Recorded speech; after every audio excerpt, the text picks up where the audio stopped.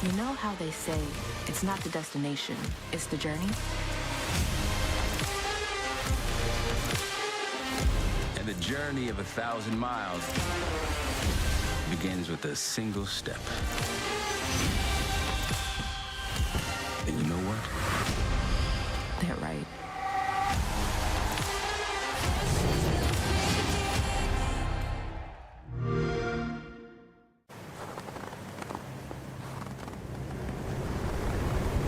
Keep an eye out for contacts.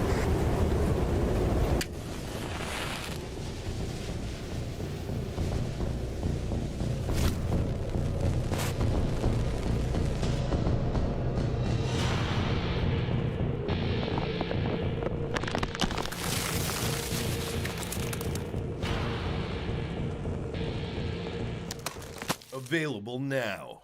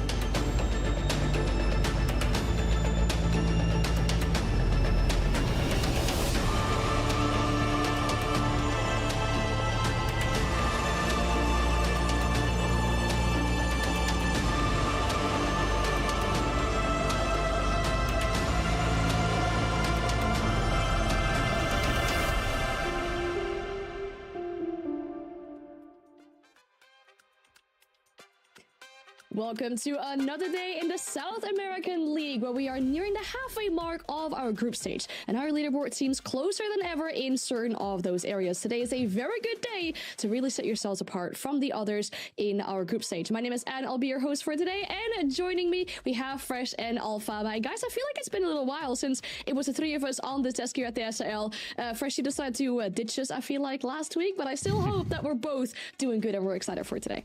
Yeah, definitely had a little trip away. Got nice and recovered. I actually only it's been 2 weeks since play day 1 of SAL, but I was watching it keenly. I've been keeping an eye on things, and I've been seeing some good stuff. Look at us now. We're all reunited. The former EML desk is back on track to watch the best region in the world. Is it still the best region? No, it's not. I think we should give the title to EML now. Yeah, Europe is. Yeah. I mean, I think that really comes down to who wins the most recent event, right? And especially given that was a double EML final, I don't think we can really deny that, you know, the EML right now is the strongest region. But as you say as well, Fresh, you know, vacations, making sure your recharge is super important too. It's nothing less that we expect from our players as well. Having just finished, of course, the summer period, now back in for stage 2, we can have a look at how we are doing so far in this region, in the second stage so far. When we look at the standings, as I said, this week will be that real halfway point in towards the group stage to really just set yourselves apart in that top 6. That is the goal for these teams, to make sure you get it to playoffs, to make sure you get to those goals of making it to international events. You need to get the top 6 first. So when we're looking at this, I feel like, Jack, when we look at this, there's a few teams, few odd ones out when we're looking, for example, W7M. Maybe we didn't expect Low set high, Loud as well. There's a few, Yeah, there's lots of stories that kind of start getting established in this league table. I'm actually going to start it from the very top because, you know, I am a Furia apologist and I will speak about them at any point. So the fact that they're top of the standings in best of ones in online play is really going to, I would say, ruffles, I would say. And then, I think after that, it starts making sense until you hit Lost, a team that, you know, didn't make playoffs, that can be a little bit inconsistent, Liquid being there, middle of the table. And then the surprises start coming down towards the bottom of the table. W7M, you know, sitting outside of playoff space when we know how good that they can be. And then Black Dragons, a team that showed us so much potential in stage 1, you know, dwelling down there in 9th place, really not looking too hot. Honestly, if you look at the biggest surprise here, it has to be W7M. W7M in top 7. Obviously, having had a harsh start of the stage, but also playing some of the hardest teams to beat. I think it's just a question of bouncing back. I'm sure we'll see them reach playoffs eventually, but it goes to show that SL is still very competitive right now. There will be some very determining games today as well. When we look at the schedule that is ahead of ourselves for today, we have some games at the very bottom of the league table, as we do have our first game between the 8th and the 9th team. But then when we get closer to the end of the day, look at that match. That is the 4th match, the match of the day. FaZe and Furia, teams that have been so far undefeated, a flawless run for both of them. But Leo, at some point today, that flawless run has got to end. Yeah, I mean, it's got to start, right? At some points, the two kings in Brazil have to face each other and fight for that crown again. It used to be FaZe, the winner of those wins, of that crown at least, every single stage since 2024. And since last stage, Furia really has grown into that top contender in Brazil. I think they really benefited from FaZe Clan having a drop in performance after Boston. And now we see a Furia that's been super consistent, even in BO1s, which was something that we did not even see last stage. Whatever happens, this match is going to be an absolute banger. Yeah, both in the short and the long term, these are the two best teams inside of Brazil and South America. So, you know, you can't wait to see them go head to head. You wonder how much they'll try and maybe hide and play a little bit of mind games heading into playoffs, because of course both of them will be there. A second shout for me, actually, in terms of what will be a great game to watch, will be NIP against Liquid. I think NIP are on the up and coming. You know, they're doing well. They're really establishing themselves inside of that top 4. And then Liquid, you don't know what Liquid's going to turn up on the day. So that game, you know, it's a term I've used a couple of times, Anne, but that game absolutely could be an accidental banger for me. I was hoping you would bring that one up, because indeed that is another game that's going to be really good today. Will we see another Liquid like we have seen last week, where it's really difficult to make a good gamble on what kind of Liquid you'll see and what can we really expect from NIP, right? Having really found this resurgence within the last stage, going to the international event, and then hoping to keep up that momentum for this one to solidify themselves in the top 3 as they currently find themselves. Top 2 is technically still up for grabs, especially given that FaZe and Furia play each other today, and they can all get maximum points out of that. So this is what we're dealing with for today. As we said, 5 best of ones. But in order to get to those really good matches between the top dogs in the SAL, we have to get down to some of the lower base teams in our region first. Our first game of the day, Black Dragons versus ENX. We already mentioned it. These two teams were 8th and 9th on the scoreboard coming into today. It just hasn't been easy for them at all. The good thing is, though, they both secured their first points and their first victory last week. So there's a kind of like a small positive blip on that radar. But in all reality, if they want to make top 6, the gap to that, it needs to get a lot smaller. And we look at Black Dragons, Leo, I mean, they made those playoffs last time. We need to see improvement from this team if they want to make sure they replicate that. Yeah, absolutely. Honestly, if we look at Black Dragon's evolution so far, we're looking at a team that obviously they made playoffs when no one expected them to make the playoffs. And then they make this roster change. One was that was a little bit scary, I think, at first, because they were dropping some of the most important players, at least long-lasting players. If you look at Musi being dropped, if you look at Flash3 was doing well. And then you look at the stats here and you see Miracle, a long-term support that is being brought on the team. You look at Makina, who was supposed to be the main fragger of the team, that struggles really hard right now. And you're asking questions because the roster change enable us to go as a flex player to play better than he was on Team Liquid, not stuck on that hard bridge anymore. But overall, we're lacking a bit of firepower, and that makes this team, who was supposed to be a playoffs contender, right now trying to avoid relegations, trying to focus really much on trying to gain that last spot in playoffs, and that's just not a guarantee at all anymore. I think I said it in play day 1 actually, that when you make the roster changes, and I agree with you, Leo, the composition of these roster changes on paper it doesn't make sense. It feels like they need another frontline player. And they put a roster together that looks like this. They're placing a very large bet on Makina to realize that talent, and we saw him really start stage 1 well and then drop off, and he's continued to that decline continued to stagnate in terms of the way that he's playing on an individual level. So when you're kind of I suppose your high potential entry, not realizing that potential, who else is then stepping up? When if it's a team full of backline players, you're going to really struggle when you're going up against some of Brazil's finest, and I think that's what we've seen from Black Dragons.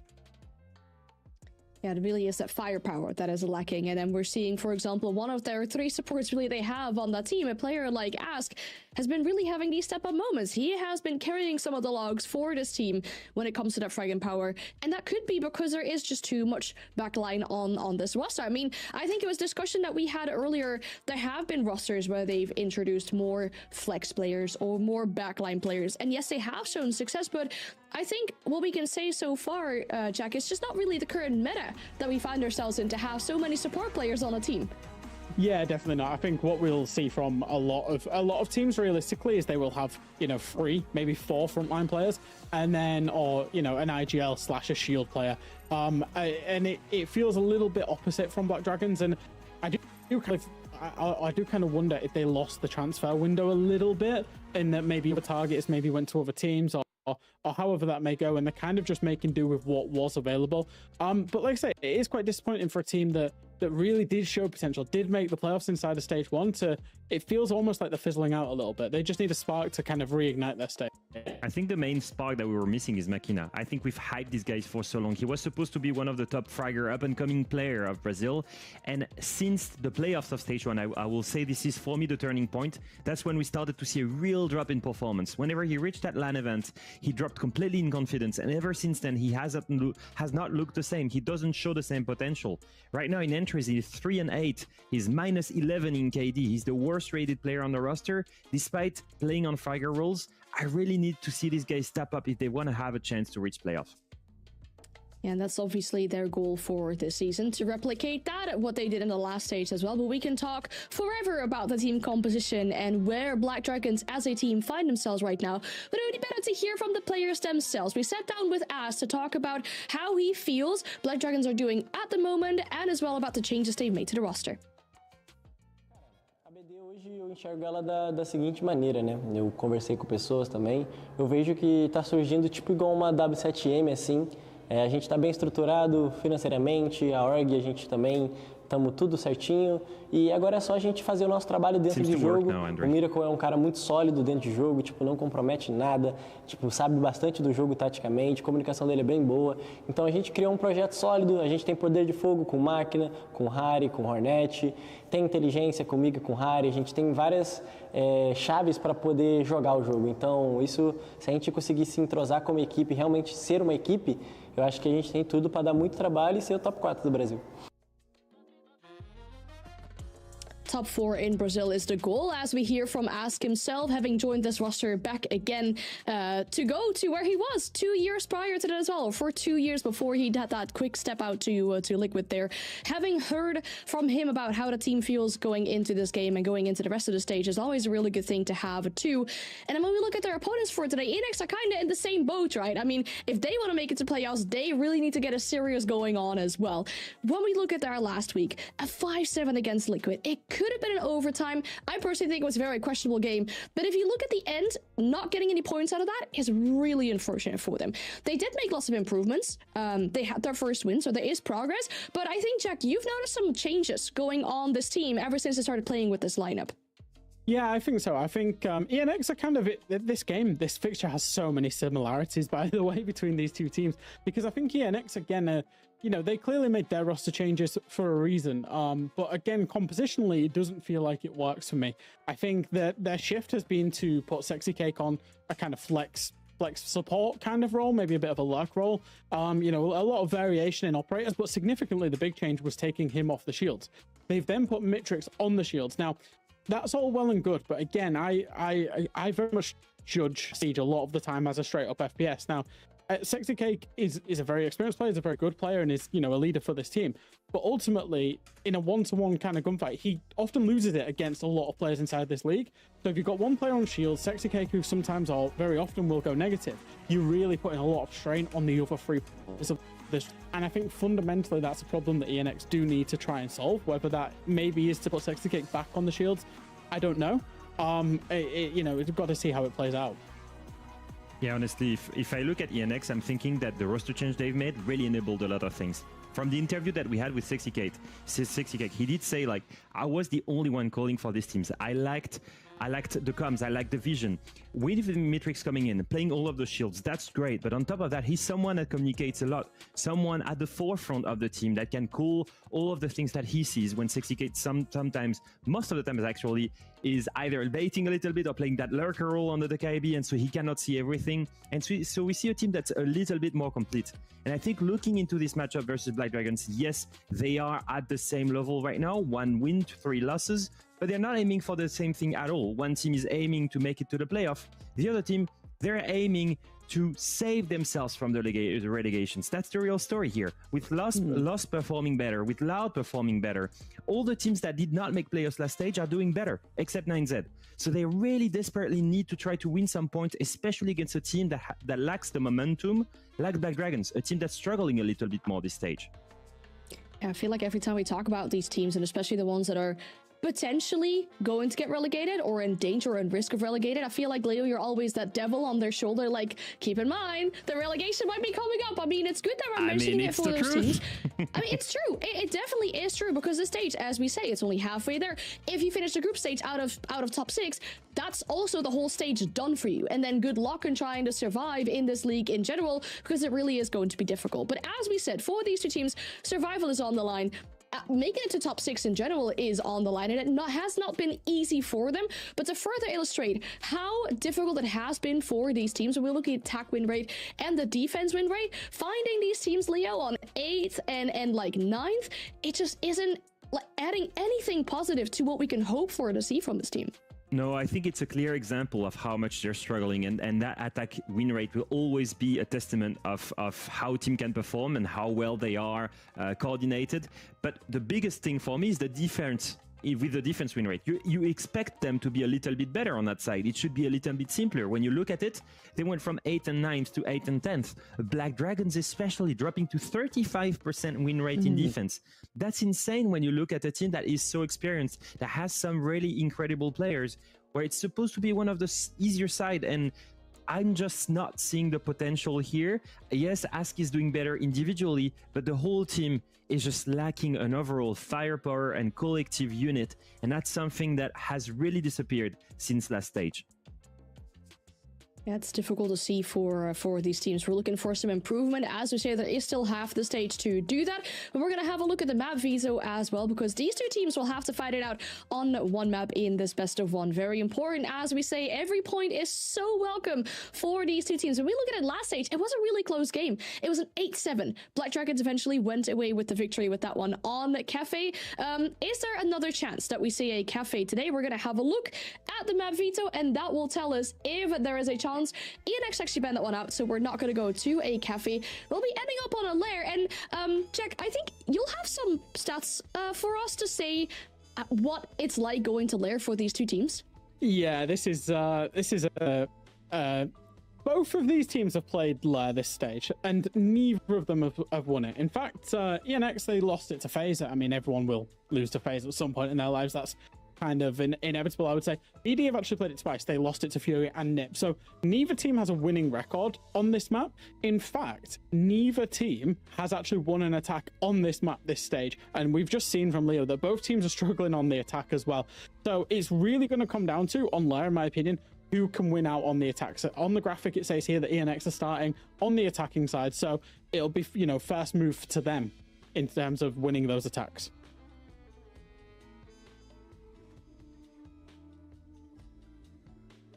I was the most surprised when I saw Black Dragons pick that map, I have to say, because that was a team that literally had a 4 loss streak on it. And then when you look at the actual loss streak, it was a 7-3 versus NIP. It was a 7-1 versus Furia. It's not that it was even close. And yet then I looked at what the recent results were on this map. They actually played this map 4 days ago in Tier 2 against Team BPI and actually beat them 7-3. I'm wondering if there is a change in dynamic on that map, if they felt like they're doing better after playing it twice already this stage.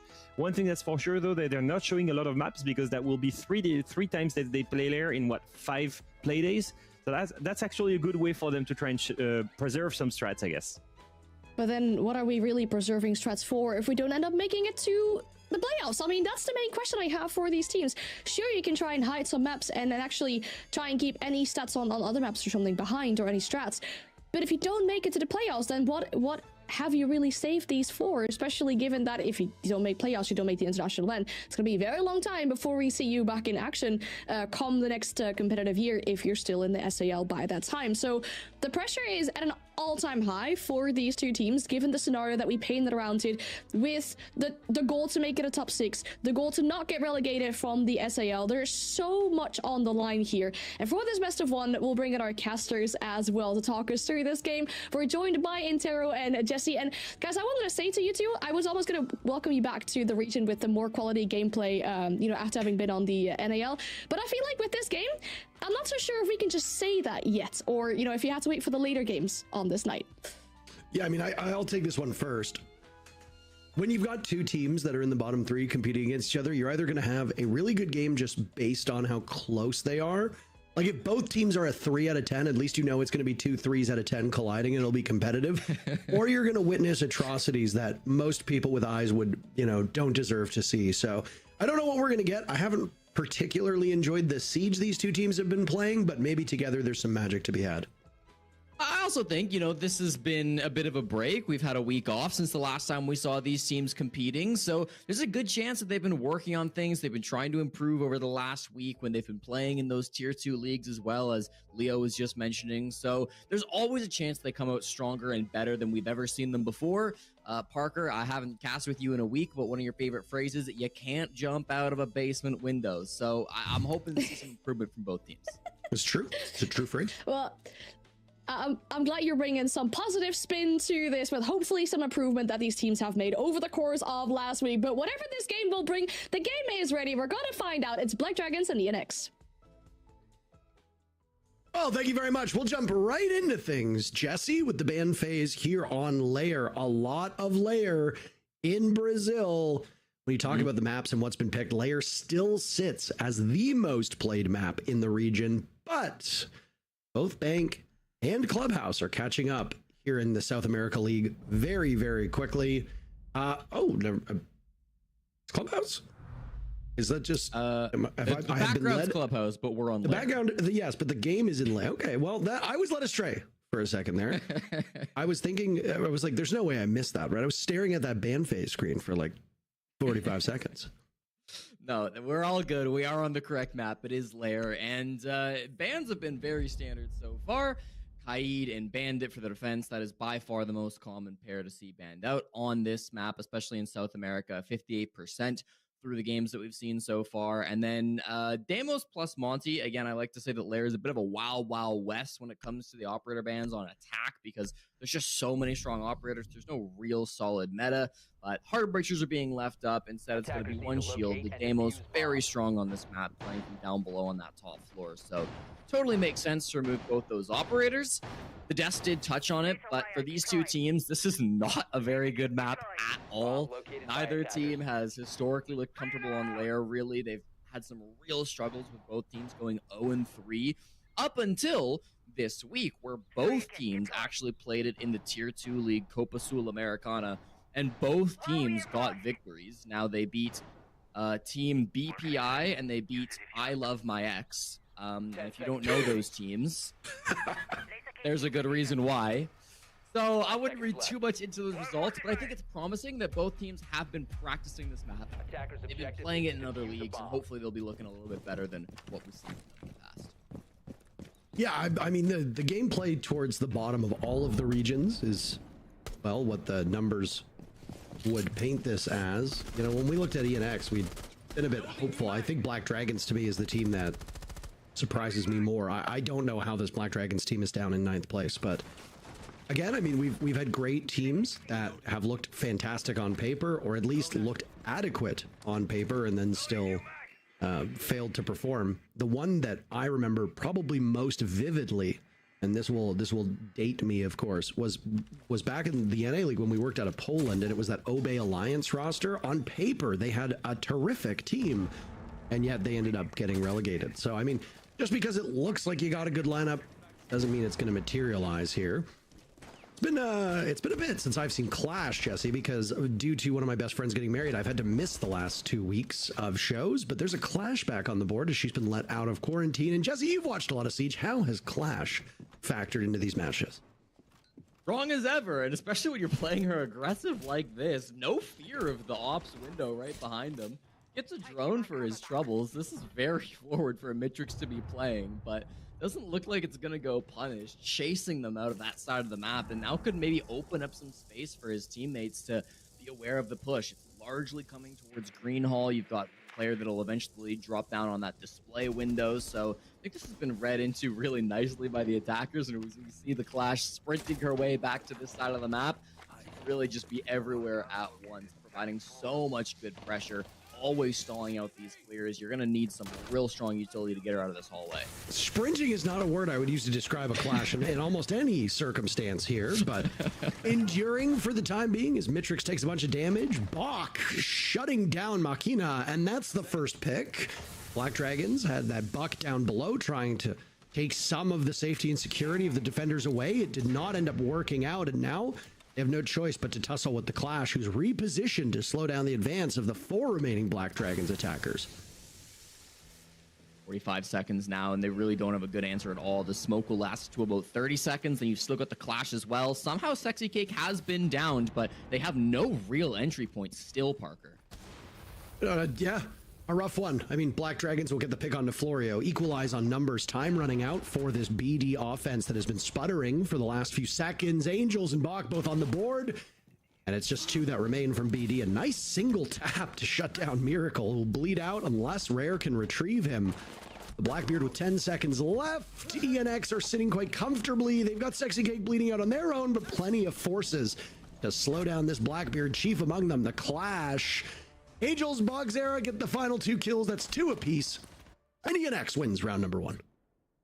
And a tough push to start us off, frankly. I mean, really getting stalled out hard by the Clash. The typical counter to that would be the Buck down below, but then you lose your gunfight to Bach. I think undoubtedly Bogzera, MVP of that round. Really strong smoke play. We've seen a lot, honestly, of great smoke play from that position here in South America. I remember last week, or maybe it was the week before. No, it was last week when we saw Vidiking have an absolute ridiculous game-winning play in that exact position. Bach not quite as crazy of a clutch in my opinion, but still getting the kills that he needed to help out his team, stalling things out. Big 3K. It was Ask who was coming in from the back that managed to get his one single kill for the team. I think he might have been the guy that got that down as well, so it could have been two if that player did end up bleeding out. But that's kind of been the story of Black Dragons all stage long. You know, Ask is the one top fragging the team. Ask is the one with the most experience. Ask is the one planted the defuse kit. Ask is the MVP, the one and only win that they got over 9Z last week. Ask is the guy kind of doing everything on this squad, and nobody else has really been able to find their footing. Attacker's objective is to locate a bomb and defuse. The struggles are a big part of why they are where they are, and I mean, individual performances aside, I think when you look at these bottom tier teams, and I say that because I don't consider W7M in 7th place to be a bottom tier team, even though the standings show them that. And I mean, let's not beat up on ENX and Black Dragons too much here. They both have 3 points. If they get a victory against each other, if somebody takes all 3 points, they will vault up to tie Los, Team Liquid, and Loud in that 4th place spot. There's a 3-way tie. It's eating up 3 of the 6 playoff spots, but I mean, they're all there. Obviously, we will see some movement in the standings today because every single team will be in action after this game. 2 of those aforementioned teams, both Los and Loud, in 4th and 6th place respectively, tied with 6 points, will do battle. So we will have immediate shifting in the standings. But I mean, these teams obviously have work to do. Individual plays, but players' consistency is a big part of why teams finish towards the bottom. Black Dragons had suffered the first death in the previous round, Jesse. Now they'll lose Mitrix on the side of ENX, so both teams even when it comes to drawing first blood. Ask once again, good vert play to come from him, honestly, playing on that sledge up above, recognizing this is really not a roam strategy from ENX. They had a little bit of pressure over towards Armory, and in fact, Angels is still playing up there, but this is really just a bit of extension from the hold. You're not getting too crazy with this roam. Now, however, he is being droned out. Again, I don't love him going aggro at this point. He is all by himself. He could catch them off guard, but with the logic bomb, I have to imagine that scares him off. Really tough to go for a flank when they know you're up there. It's not a very surprising position, so he'll have to pressure late, try to get some good timing to try to kill Ask. Meanwhile, this site push is going to end up being chaos, Parker. It's going to be a 5v4 execute down here on the bottom floor. And with Angels going down, I mean, that's going to tilt the scales even more in the favor of Black Dragons. Yeah, ENX were superb at taking away Black Dragon's ability to punish from below, and then the remaining BD players struggled to get in close to the site. That's a nitro cell that goes off, does not find anything. Black Dragon's guns still working very effectively. A missed opportunity from Rare on a second kill. Sexy Cake, the only player on ENX on the board. Florio is down, so Sexy Cake will need to do it all himself. Plenty of time for him to pull this off, but his return to the bomb site, heralded by Rare, who was very patiently waiting for that final pick. Black Dragons answer back. Both of these rounds quite dominant for both of the winning teams. Yeah, surprising, I guess, not to see maybe a bit more help for Angels up on that top floor. Usually you'll see maybe a 2-man roam inside of Armory that then falls back through the hatch, or maybe you just don't hold it at all. But it seemed like it was just him trying to play up there by himself, ended up going down, cleared out by the attackers. Meanwhile, again, I think Ask really did play quite well on that sledge, had so much good value, and really faced no pressure at all. The one roamer that was up there ended up getting cleaned up by Machina. So nice to see all that come down. Obviously, Rare in the site execute too, playing really well on that Brava, making sure that he could get those kills as the distractions were coming from all angles. You had pressure coming in towards Filter. You had obviously Ask up above causing so much panic and chaos. Much better push, one that was well put together, and ENX, I feel, just not able to really find any answers. They lose some bodies, and there's no great response. Angels goes for a play, but it's too solo. It's too read into by Black Dragons, and so end up at 1-1 apiece last 2 rounds. I've come to enjoy Lair quite a lot. I know that I've said this a few times, but that's because we've also been casting a lot of Lair, Jesse. And the way that teams go about this, the way that they play the vertical presence, the way that they start on the bottom or clear from the top floor down, most of the time you're going to try to clear from that top floor down. That obviously becomes a lot harder when the bomb site is up top. But the big change that we've seen with the way that this rather this whole layer is played, again, comes back to that Reaper MK2. You end up in a situation where we saw a sledge that was running that Reaper MK2. Why? You can bring a shotgun. Deimos used to bring shotguns because of how strong his secondary was, but now we've seen Sledge doing it as defenders. You've been seeing a lot of Pulse doing that because it is a very effective sidearm. That is also going to add another layer to how Lair is played. Pulse is a very strong operator in the right circumstances. It's always been the loadout that's made him a little bit less desirable, among other things. But if you want to bring an intel op, you've got Solus that's been showing up a bit more, as you can see in the bottom right corner on the hands of Mitrix. You've got Pulse who's shown up on this map as well. And again, that all just comes down to balancing changes. Bomb site has changed, but box position has not. Still just playing inside of storage on that smoke. It is such a powerful position. Ask with the bees is trying to get a read on him, but he's not going to overstep there. He's not going to give himself up. He's going to play that position with his life. Still 3 toxic babes up on the top floor. A real problem player right now for Black Dragons, and Mitrix is there to support too, finally taking down Ask. He was the only person really pressuring up top. Rare is in Skybridge too, but every other player is still on the mid-floor pressuring this bomb site. If they don't clear out this top floor, if Rare just ends up going down, then there's going to be a almost guaranteed denial from up above. You've got a Warden up there, you've got a Solus up there. Should be incredibly easy to deny this plant with verticality, unless they completely miss Miracle sprinting to that plant spot that he's staring at now. It's going to be really tough for Black Dragons to force a plant. Like Sexy Cake's position, entrenched by this B bomb, and does not appear to have been droned out just yet. Very limited intel that remains on the side of Black Dragons. They look spend what little as well remains of their gadgetry. As you see, there's one logic bomb left with 40 seconds left on the clock. This is good patience from Maki. Now Rare shreds Bach, and we have a tied 4v4 situation. Now it's Rare on the board to take out Mitrix. Mitrix not having the success over the last 2 rounds that I'm sure he wanted. Diffuser's gone down, and now ENX are in a bind. Sexy Cake, who spent most of the round tucked into that corner, will be no more. And you've got top floor control, but that's not where the bomb site is.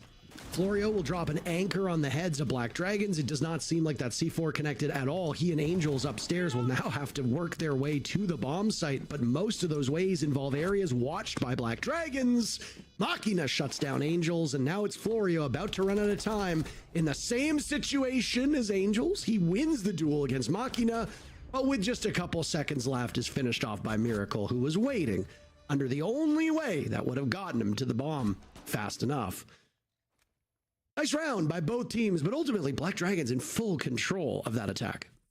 And Black Dragons is really a two-headed monster, this team, because you've got Rare that was IGLing and the captain from stage 1, who's very capable captain in his own right. And then you add on to him Ask, who has been the IGL of this team in the past, was of course IGLing Liquid back in stage 1. You put the two of them together in a round like this, and you start to see really strong results. Yes, Ask might go down really early in the round. Maybe he dies. But unlike, I think, some of the other games we've seen from Black Dragons, there is a second player behind him. There's a response even still. Rare is still top floor, pressuring these players, getting those kills late round, so that there can't be a denial from up above. They're too distracted with Rare. They got the one pick onto Ask, and they thought, great, we just need to focus on the site.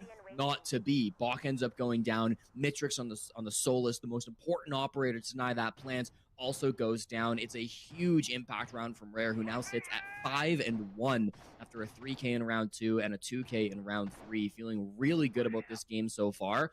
High impact kills to enable his team to go hit that site, plant the defuse kit, clear out the one anchor that was down there. Really well pushed by Black Dragons. That's such a tricky bomb site, Bunks and Briefing. We've seen a lot of teams approach it many different ways, because clearing top floor is really tough. Getting the site without clearing top floor is really tough, but that seems to be the strategy that's working best for teams. Is you don't have to full clear top. You just got to go for that sends plants, get the smokes in, find that plant spot, and then make sure you're pressuring up above so that that plant cannot get denied. Well put together, honestly, by BD. Now Black Dragons will bring some new tricks to the table. Glass being brought is an operator that you don't see every day, and really does revolve around smokes on the attacking side, not Smoke the defender, as he's also on the board in the hands of Bach at the moment. But you want that glass to paralyze the defenders. Lion's Gadget does the same thing. It paralyzes you. It keeps you in place. Glass functions very similarly because if you don't know that there's a glass on the board, it is a devastating and very bad surprise. Should there be some smoke, you try to run past it. And well, you're bright yellow on Glass's scope, and it's very easy for him to see through it. As you can see on the side of ENX, they don't really have that much to answer the smoke of Glass. There is a bulletproof camera that was brought by Florio's Goyo, but there's no Warden, who's often the best tool to answer back. I wouldn't be surprised if ENX attempt to stay far enough back and not give any engagement to errant smokes, and that appears to be the case with the first one tossed out. Nobody's giving Ask anything. I think he saw Mitrix for a split second there, but he couldn't hit the shots. He actually took a bit of damage from the Melusi instead, so that'll be Glass revealed if they didn't know it before. The Blackbeard a big problem too. Bach in his favorite position on the map inside of servers, trying to do his best to lock things down, but finally the Glass rings out, finds Mitrix on that trade, eventually clearing up the Melusi. Now it's really on Bach and these other players to step up and trade. And they are just crushing them. Bach the only kill so far for ENX. Ask is on low HP. Rare is also below the halfway point, so very winnable for this ENX squad. Miracle and Machina still unharmed at the moment. These three remaining ENX defenders in good position, but they will have to toil with the Blackbeard of Rare, who, as you said, 5-1, encroaching upon this bomb site. Machina walks in, down goes Florio. Rare traded out by Angels. That was an impact used, and now the Glass will tear some trips through Bach's era. Machina with the kill, gets ENX down to a single player, and it's finished off by Miracle. Black Dragon streaking, Jesse. 3 in a row. Yeah. I honestly think the Clash ban is what really helped them on this round. You can imagine if they hadn't done that, the Clash was played so well back in round number 1. It's really tough to use a Glass up against Clash because that information will be easily given to the defenders. But this time it gets banned out. You can start holding those angles. I think maybe ENX a little over-eager on some of those swings. Mitrix knew there was a Glass. He got away with his life very luckily the first time he got peeked by the Glass. Gives him a second swing, even though there's still Toxic Babes being used by Bach. They still had good time waste with the Azami as well, but ended up just losing too many bodies, I think, in the midst of that. And that might be what this tack timeout is all about for ENX, just reining things in a little bit. Feels like maybe things are getting out of control for this team. They're going for swings when they don't have to. They are getting a little over-eager in some of these fights. Coach Thai and Coach Pandex will be hopefully talking with the team at this point, getting them back on track. Of course, you got Sexy Cake as well, the veteran. Hopefully try to bring this team back under reins because I feel like they had a really good first round, and then since then it's just been a little bit lost, unfortunately. It's really just seemed like they've struggled with map control. Where they've sat, where they've positioned themselves, where they've hoped to engage from has not been the way that Black Dragons has entered this building, and ENX have not been able to pivot from that. I think the good example would be Sexy Cake. Sitting downstairs in this bomb site, holding a tight angle in a rat position, patiently waiting for the diffuser to just be dropped on his lap. And Black Dragons go to a completely different bomb site. Sexy Cake is a non-factor. He spent most of the round in a corner doing very little. Obviously, he was playing on that Wamai as he is now, so the magnets will do some work, and he did set up work with the Super Shorty, as you see him doing yet again.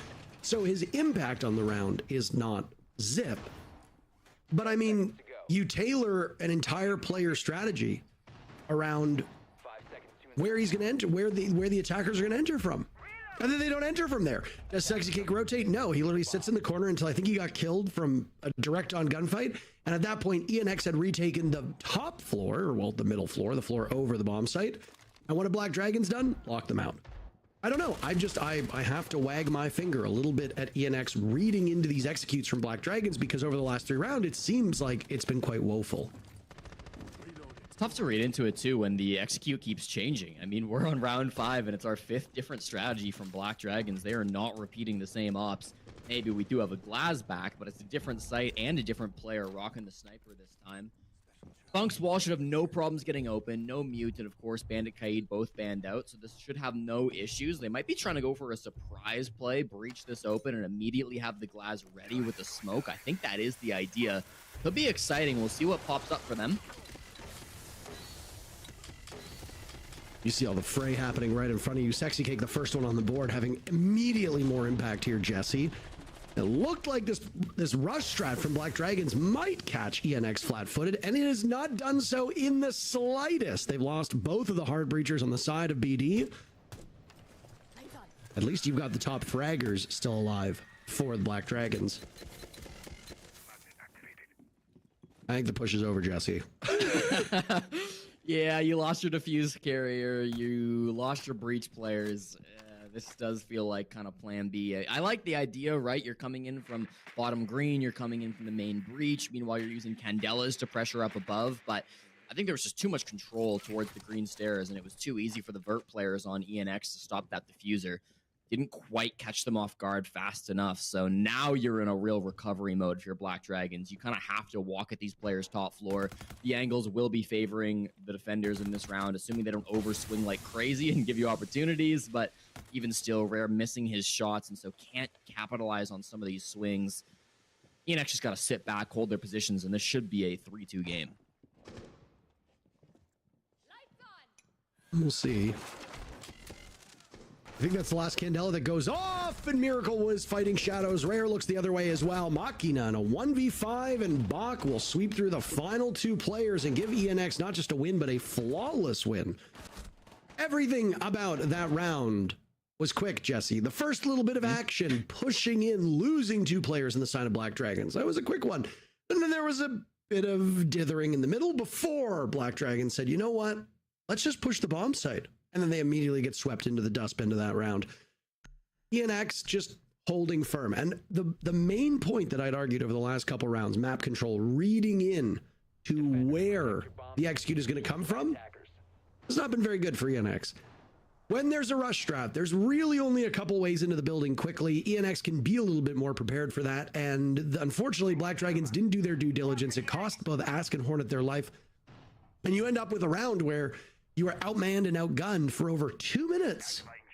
I know Layer's a big map, but it's very easy for the defenders to just double up on certain entry points. And, well, there's not much that the attackers can do if they're starved for utility and they have no hard breach.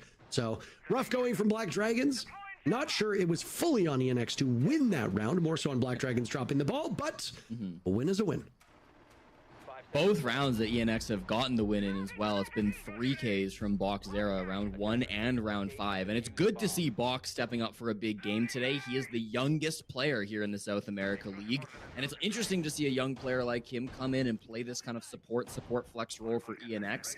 Hasn't had the best of stages. He's been the worst player on this team, minus 17 coming into this game, but now stepping up big time, 8-3. You can see when you put him in a power position and you give him the tools that he likes the most, put him on this SMG-11, give him the smoke shotgun, you know, he can absolutely thrive.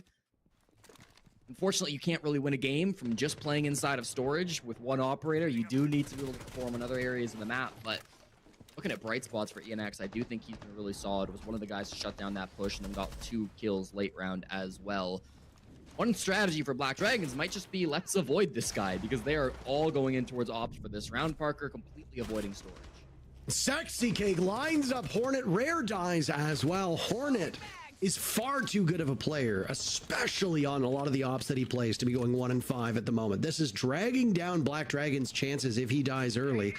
They've still won 3 rounds on the side of BD, with Hornet not having a ton of influence in the kills department, but suffering not just 1, but 2 opening deaths yet again. Gives me some pause here. A 3-3 first half is looking extremely likely, Jesse, which on a map like Lair isn't particularly normal. This is a slightly defender-sided map. ENX should have better numbers, but 3 rounds for them as defenders, that's a big win in my books. Yeah, I mean, it'll be a relatively average game. I mean, it's going to depend on how the Black Dragons defense goes. I'll remind the viewers the Black Dragons are the worst defending team in South America, so that's kind of where the question marks were at the very start of this game and will continue to be in the second half. Trying to reposition now for this push. Ops did not go their way, so they just leave Ask here and they rotate the rest of the players around the map. It's going to be 1 going down lobby, 1 in towards bathroom. They are all isolated, so it's absolutely critical they win these fights. And the engagements will not break in their favor. Machina with a single kill, but traded out swiftly by ENX. Miracle's in hot pursuit, and he loses it again to Sexy Cake. That Ella at close range with the Scorpion is just oh so formidable. Machina swatted away as it's a 4K for Sexy Cake. to empower ENX to tie that first half. Neither team closer to the end, but if you're a fan of Black Dragons, you need to be doing a little bit of celebrating here, as now they should be going to the better side, and ENX will be the ones struggling to keep up. Certainly better than the last time we saw Black Dragons here on Lair. They did not win a single attacking round previously when they played this map in Stage 2, so already beating what we've seen from them in the past. Now they'll have to defend. Again, 35% defensive win rate, the worst in the league. Still better than ENX's attacking win rate, I suppose, at 33% over there. The desk did kind of bring up that comparison and show that a lot of the stats are on the lower side for these two teams. So you've got to imagine this will be an opportunity to improve those statistics. Operator bans do not look too different from the first half. Bandit and Kaid, always a standard on Lair, especially in South America. We will drop the Deimos ban in favor of a Blitz ban, so be interested to see if ENX want to take advantage of that, run a little bit of the Deimos, but in any case, I mean, it should be a good opportunity for them to start racking up those points. Once again, Angels has kind of been the big Deimos player for ENX, so keep an eye on him. He does love that operator. Attackers need to locate and defuse as many bombs as they can. It's a tremendously strong operator, and also fits into that position that we talked about earlier with the flexibility of soft destruction and the need of having a shotgun on attack. You never really need a shotgun on attack. But on a map like Lair, when you see, and we have seen through the first 6 rounds, but we've also seen it over other teams and how they approach this map, playing really tight angles around doorways. That Rainbow Six room, for example, is a great example of that. You often have to take very close quarters engagements when fighting defenders there. So if an attacker has a shotgun, as long as you can make it to the point where you're not risking a longer engagement, shotguns can do some serious work. Doesn't look like there will be any shotguns on attack this time, though, for ENX, as they're deciding to bring a fuse. All right, and that's Fuse LMG, by the way. Not Fuse Shield, not the AK. No. Fuse LMG. Sexy Cake is obviously feeling pretty good after that 4K last round. It was a last-second repick, too, so he wouldn't, I would guess, have time to have changed his guns.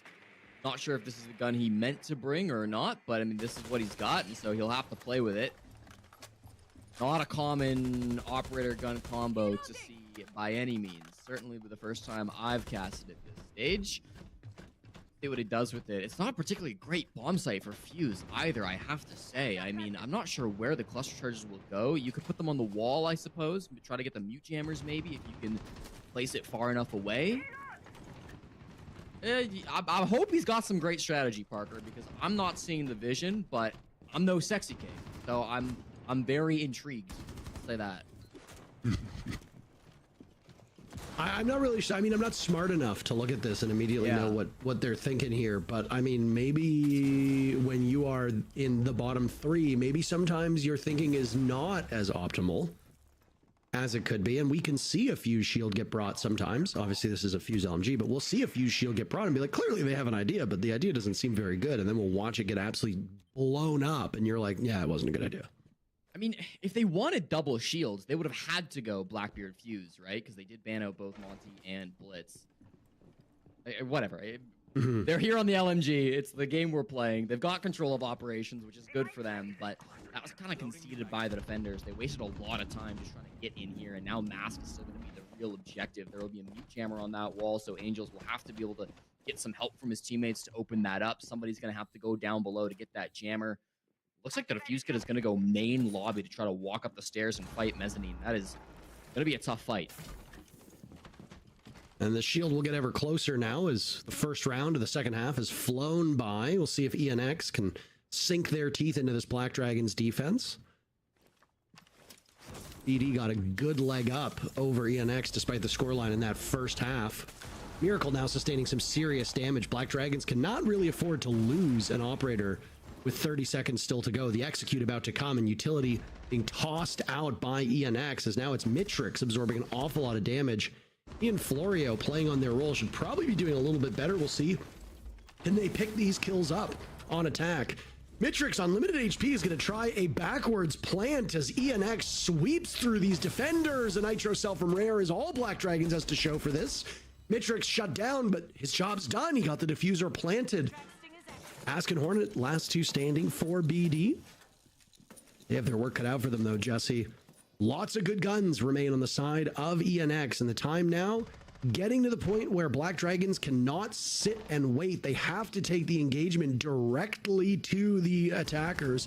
ENX have their operators lined up. Sexy Cake gets one, but then in a moment of vulnerability, shut down by Ass before Florio sends the round into the win column for the attackers. All right, well, we are bucking the trend so far here on Lair.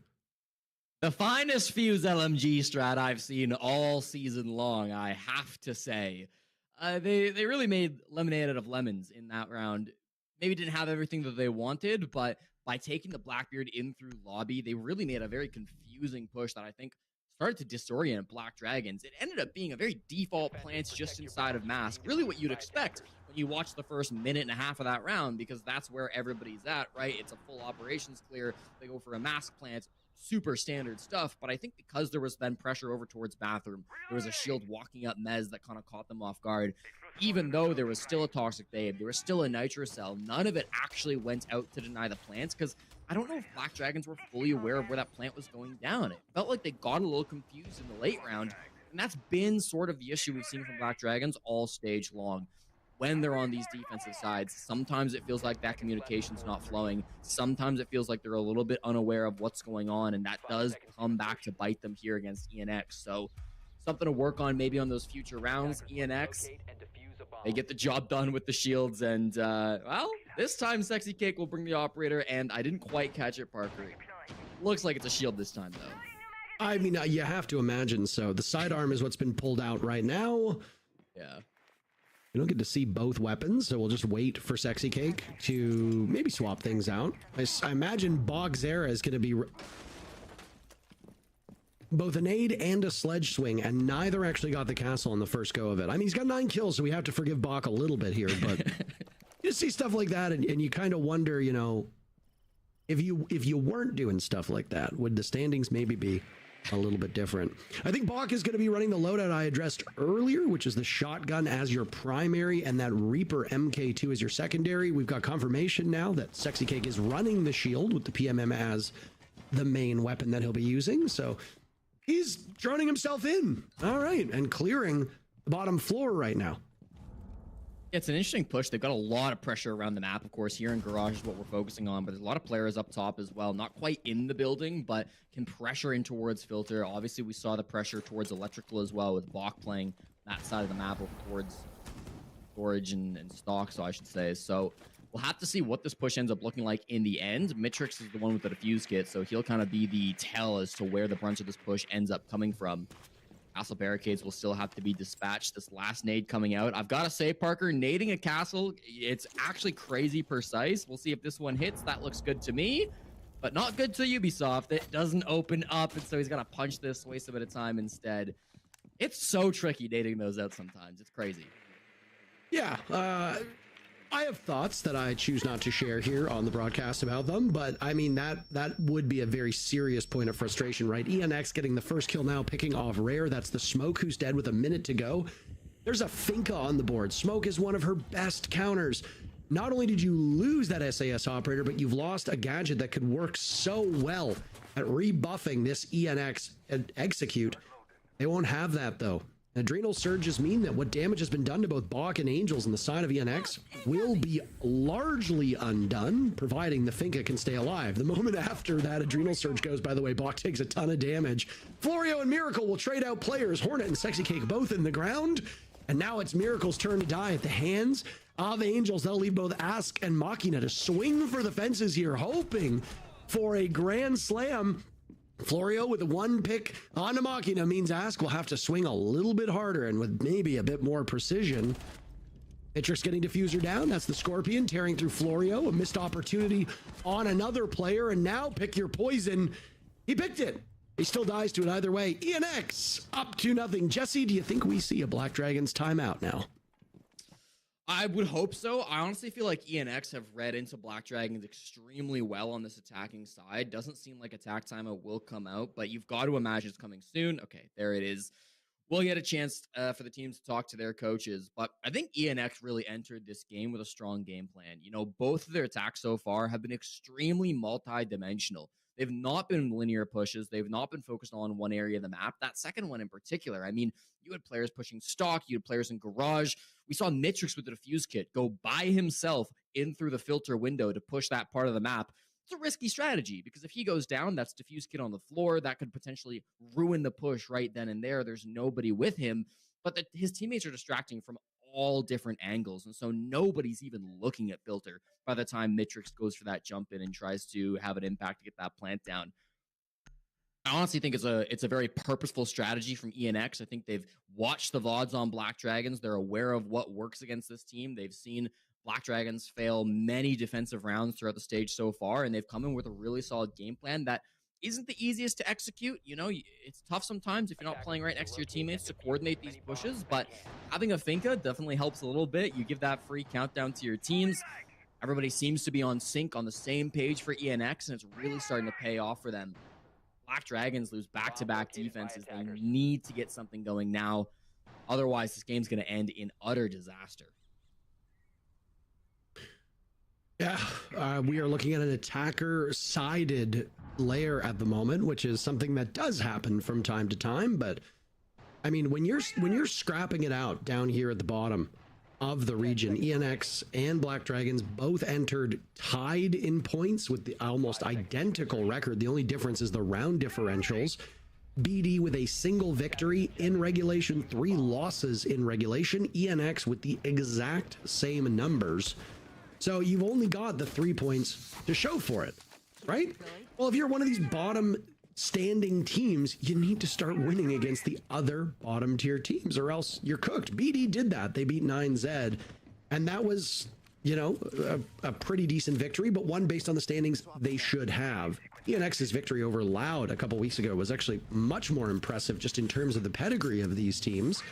If ENX is able to topple Black Dragons here, then beating both BD and Loud, it's not terrible. I mean, you're going to need to start winning against the higher ranked teams if you want to climb. ENX obviously are hoping to climb, but a win here in regulation, as I said earlier, will get you tied with Los, Liquid, and Loud in what would be that final playoff spot, but we'll have to see how round differential plays out. And then, of course, the matches later today. 1 minute into the discovery phase, ENX still droning. They've largely been droning for themselves. There hasn't been a ton of immediate teamwork, Jesse. It's a bit odd to see, and they've already found themselves in harm's way, inches from the bomb site. Buck and Sexy Kate getting in, doing some damage. Angels has been downed, but it's the guns of the defenders right now ringing true. A 4v3 that benefits Black Dragons. All Adrenal Surges still in pocket for Bach, so if any damage is done, you can get them back up. He's not going to hit the Adrenal Surge to get Mitrix back off of the ground. Bach, why not? Mitrix dies because of it, and now ENX reduced to 2. Black Dragons down to 3. Jesse, what is going on? Chaos push. They honestly should be kind of lucky they even got these 2 frags really stuffed in that display window.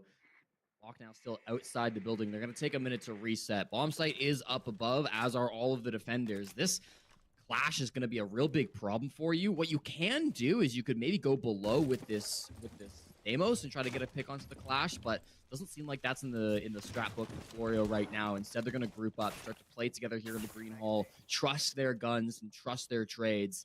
Still 3 Adrenal Surges as well to get their health up and help with this push when they come on in. 45 seconds to make this happen.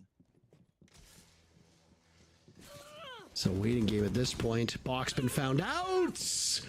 Ask with his shield still down, completely vulnerable, and a nice shot onto Miracle for Bach to collect his 3rd of the round. The advantage for Black Dragons is now evaporated, and Machina holds a great angle, but there will be 2 players for him to chew through.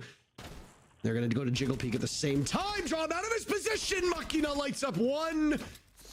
Running out of time now, looking for the second. Florio will have to recover. He got him under death mark, so it will be a battle of the 2 Titans. As a continued follow away, Machina botching the shots, and he pays for it. ENX wins a round that should have gone BD's way. My goodness. you know he's going to want that one back, and it's match point for ENX. Oh, Machina, that is not what we wanted to see. I know Alfama was talking about it before this game started, how good he was at the start of Stage 1, then fell off a little bit in the Stage 1 playoffs, has not looked like the same player since. That's a tough one for him to lose for his team. Puts ENX up on match point. It's not all on him, of course. I mean, they had to lose a couple bodies to get to that position, and a lot of that came off the back of Bach, who has had an absolutely ridiculous game here today. Again, the 19-year-old support player for ENX, the youngest guy here in the South America League, has been really showing up today in a way that I honestly have never seen from him before. He should be very proud of this performance, but fallen apart, unfortunately, for Black Dragons. By far their best-looking round. They stuffed the push on display. They really stopped that push as it's trying to come in through bathroom. They get all the denials of the entry into the building. ENX, the push completely falls flat. Again, I was shocked they even got the 2 kills that they got in the early part of that round. I think that very easily could have been a 5v2 going into the last 60 seconds, but they fish out 2 kills anyways. They regroup. They honestly play so well together at the end there, both Bach and Florio, I believe it was, in that 2v3 clutch. They take their time in that situation and really do give themselves the best odds of clutching it out. A massive comeback to be able to win that round after how it started, and it has rewarded them with a 6-3 lead. Black Dragons, you've got to imagine the mental after losing a round like that is in the gutter. Yeah, I mean, you've used your timeout. You don't really have much going for you. You've obviously had some pronounced struggles that look like you fixed a lot of them, frankly. Things were going so well, and then you get kind of toppled and you got one guy left, and it really just does come down to sloppy gunplay. That is it. There is no reason why that should have been a lost engagement for Black Dragons, but pressure affects all of us, nerves affect all of us, and a lot of the guys on both of these teams are still quite inexperienced. There will be, oh my, there will be some nerves, especially now as Rare and Hornet die, but Miracle finds a 2-piece. I'm kind of dumbfounded at the pacing of this round so far. 4 people dead, and we're only 50 seconds into the round? My goodness. Almost a 5th as Ask narrowly survives that one, Jesse. What comes next? Down goes Machina. Ask on very limited HP. This one might be over in just a matter of seconds. The hero could be Miracle. Emperor's third could go for the full ace as well. Ask only on 1 HP, so not left. They'll know exactly where Miracle is at. Have Diffuse Kid has been dropped in this chaos. Grabbing it is Boxzera. They can get into a plant spot. Black Dragons, it's all about timing. There's a nade that'll go out, and it grabs the attention as Miracle gets the ace and saves the game for Black Dragons. Oh my goodness, out of nowhere. They wanted to dislodge him with that explosive, but he was as cool as a cucumber, and the push from ENX was good. But the play from Black Dragons, Miracle in particular, a little bit better. Really living up to his namesake there, because in order to win that round, BD desperately needed a Miracle. They just so happen to have one on their roster. Thank God for that. And a game full of rookies and inexperienced players, it's the veteran who steps up big time and makes things happen for Black Dragons. Miracle, he's new to this BD team, obviously joining in the offseason, coming in just for this second stage, but has had a long career in the South America League, playing on that old Furia roster way back in the day. Spent 9 months in Europe on Team Secret, including attending the Manchester Major with them, where they got top 8 last season. He's had a really successful career so far, and now coming onto this struggling Black Dragons team, you had to imagine he'd be lighting a spark. 11-6 after that massive ace, the only player to be able to stand up against that aggressive, fast-paced push from ENX. My question now, Parker, is does the pace continue? Since the TAC timeout, ENX have put the pedal to the metal. They've gone rush strats every single time, not using that clock until they absolutely have to. Will it be a same situation now that Black Dragons have started to win a couple of rounds? Have they gotten themselves back on their feet, or will they start to change the strategy a little? It's a tough question to answer, frankly, and one that I don't really think would do well for us to say one way or another. But I mean, an individual performance from a player who, with those 5 kills, has now broken double digits. 11 kills for Miracle means it was just 6 kills spread out over the rest of the rounds. It's obviously not sustainable, but you know that Miracle, from all of his history and every region that he's played in, is capable of competing with the best. They will have their hands full with this ENX lineup. You got the Sens walls, you've got the smokes, as well as the flame bolts from the Capitao, and then the Dokkaebi just as added measure. Thatcher Thermite are going to be great for opening up some of these exterior walls and getting in closer to the bomb site, but I like what ENX is bringing to the table here. It's a bit more of a conventional lineup, not as utility heavy. At the same time, ENX, in my eyes, have been the superior fragging team. They've been much better in engagements for the most part. So bring some pugilism. Bring some operators with good guns. I guess technically they don't really have that at the moment, but hey, they seem to be quite comfortable with them. Well, Box having a hell of a game, so they say, why not just let him enter the building by himself? Might be a support player, but that doesn't mean he can't take space. And this top floor has been the real focus for ENX, right? They've got players coming in from all around. They've called their first logic bomb. Will start to make their move in through Master. Some players over towards Display as well, up on Mezzanine. Push is not actually coming off of that first logic bomb. They get a little bit of free space for it. They know where these defenders are at. They will take their time to breach in through server. And as soon as this pops, you've got to imagine that the pressure will be on. Oh my. Lots of damage done to Mitrix now, who's preoccupied with an engagement while he still has full utility in back pocket. That is not ideal. The man of the hour last time, Miracle, an ace. He'll get nothing this round. He's the first one to be buried with 50 seconds remaining in the round. Looked almost certain that would be Mitrix, but I mean, you're the Capitao. You've got both your can openers. You've got all 4 arrows remaining. You need to use these at some point or your team's execute will be so much weaker. You cannot die with a pocket full of utility. The rest of the team seemingly getting this memo. Thatcher and Thermite expending theirs.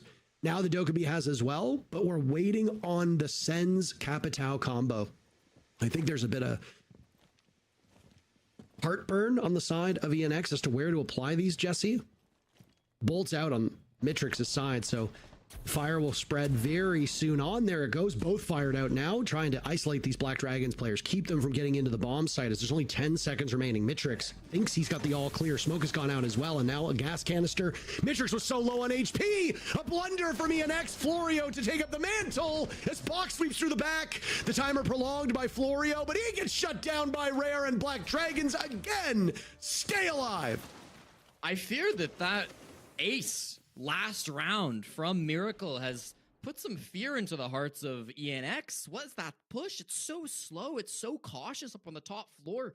They pop their logic bomb and nothing comes from it. Their hard support Mitrix, who was supposed to be one with the fuse kit, almost goes down to an early engagement. They get one singular kill up on the top floor, but then they let everybody else on Black Dragons escape. Some go back to the bomb site to play in the site. Some go back to the green hall. I mean, they had all the map control they really needed. The only control that ENX that were actually able to take in that round was our 6 room, and that's a really important part of the map if you're trying to deny the plant from above. But ENX aren't trying to do that. They're just trying to stop Black Dragons from doing that. So they don't get Green Hall, they don't get Skybridge, they don't get the site. They don't really have any good way to get in other than the main breach. And I mean, you saw all the denial coming that direction, right? There were Toxic Babes, there was the DMR, there was even a Soulless down below who wasn't necessary, but could have done some good work to help deny that plant, feed information at the very least to his teammates. So Black Dragon's just fully ready for that push. Very obvious where it had to come in from in that round. And ENX now, they've lost a round where they've gone very quickly 2 rounds ago. They lost the last round where it ended up being very slow and a stalled out round. The pacing has kind of gotten away from them, and Black Dragons feel right back in this game. It's only a matter of time until they woke up, right? And I mean, again, a defender-sided map, even narrowly, means you gotta take a round or two. These teams are way too evenly matched for ENX to just bulldoze one side of the map, especially the worst statistical side. I will also say, though, one little caveat. That was an ace from Miracle 2 rounds ago. Is something that you cannot predict. And I think ENX had them dead to rights in that particular round. Miracle just made the comeback possible. But I don't know about the sustainability of this Black Dragons defense. They'll have to win 3 in a row to send us to overtime. I honestly think overtime is a huge loss for both of these teams. Obviously, if you're Black Dragons, it's the only way for you to get a win. ENX can still win in regulation, but with where these teams sit in the standings, both of them coming in knew they needed all 3 points to stay competitive. ENX still have that possibility. Black Dragons have let it slip by. So a desperate attempt for them to get, full 2 points at this point in time is a bit of a loss. And it's something that I'm sure they will reflect upon because they've missed an opportunity to close the gap with those teams above them in the standings. Yeah, especially because we're here at the midpoint way through the season. So it's definitely important to be staring at those standings and considering where you're going to get the points at this point. Open for a swing. The first one comes out from Machina, but it doesn't get capitalized on. This push, still kind of figuring out where it wants to come from. Mitrix with the Fuse Kit is still outside the building. They're getting lots of opportunities as players are giving themselves up on these angles, but they're not able to hit the shots just yet. They're getting good information on the side of ENX, but at some point the push has to come through. We saw what happened last round when it doesn't.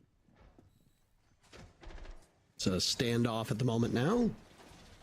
I don't like the shotgun at this angle, so I think Miracle loses it and he takes a bit of damage in the process. At least he gains some information, which is that, yep, there's an attacker there waiting ever so patiently for you.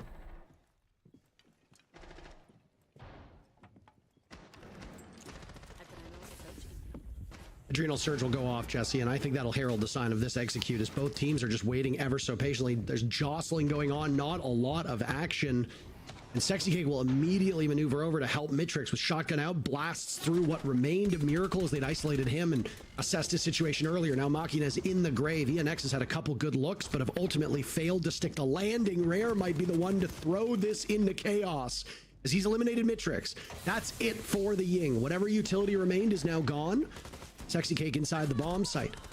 He and Florio being softened up right as an Adrenal Surge goes. Black Dragons cut right through them, and they are about to run out of time.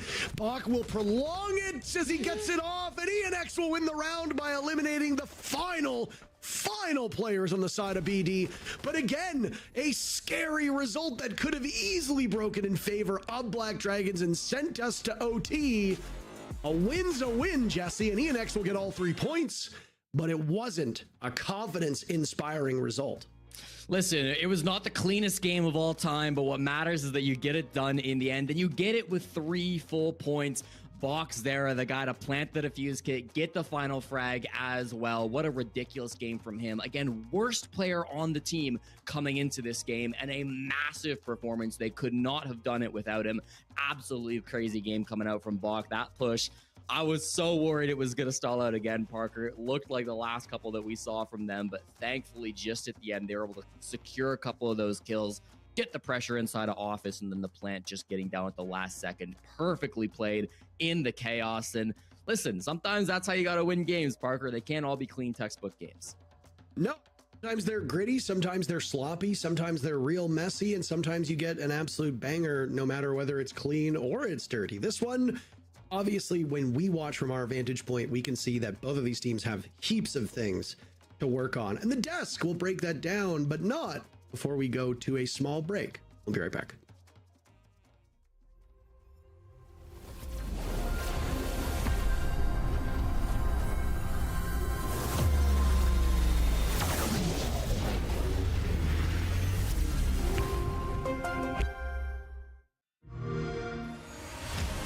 You know how they say, it's not the destination, it's the journey?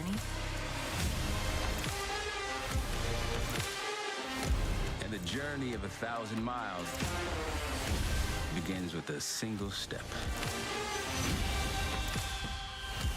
And you know what? They're right.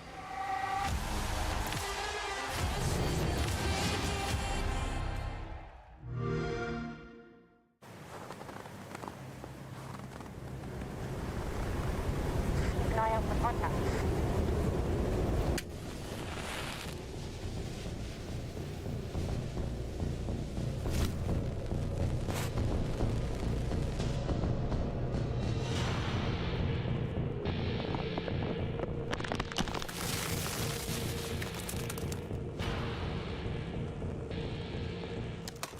Available now.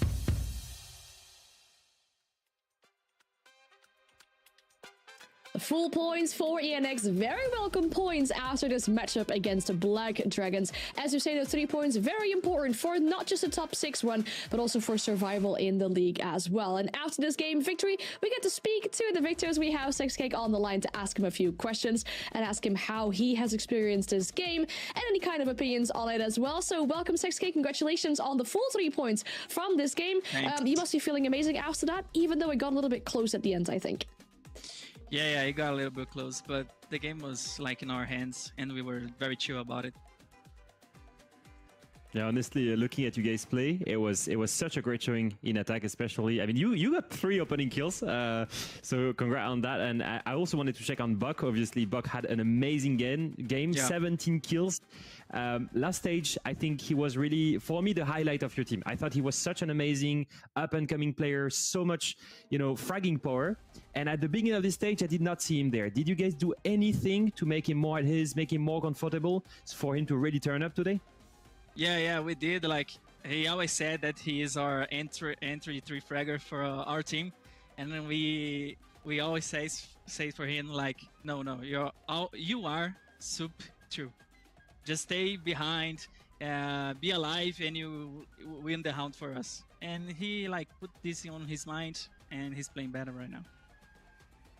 Nice.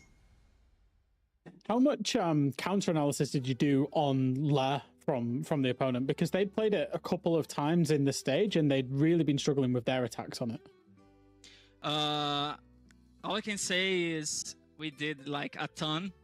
Everything that they did, we knew and we had a play to counter. The only thing that I guess it was like well played for them, it was their attack. We played a little better on defense.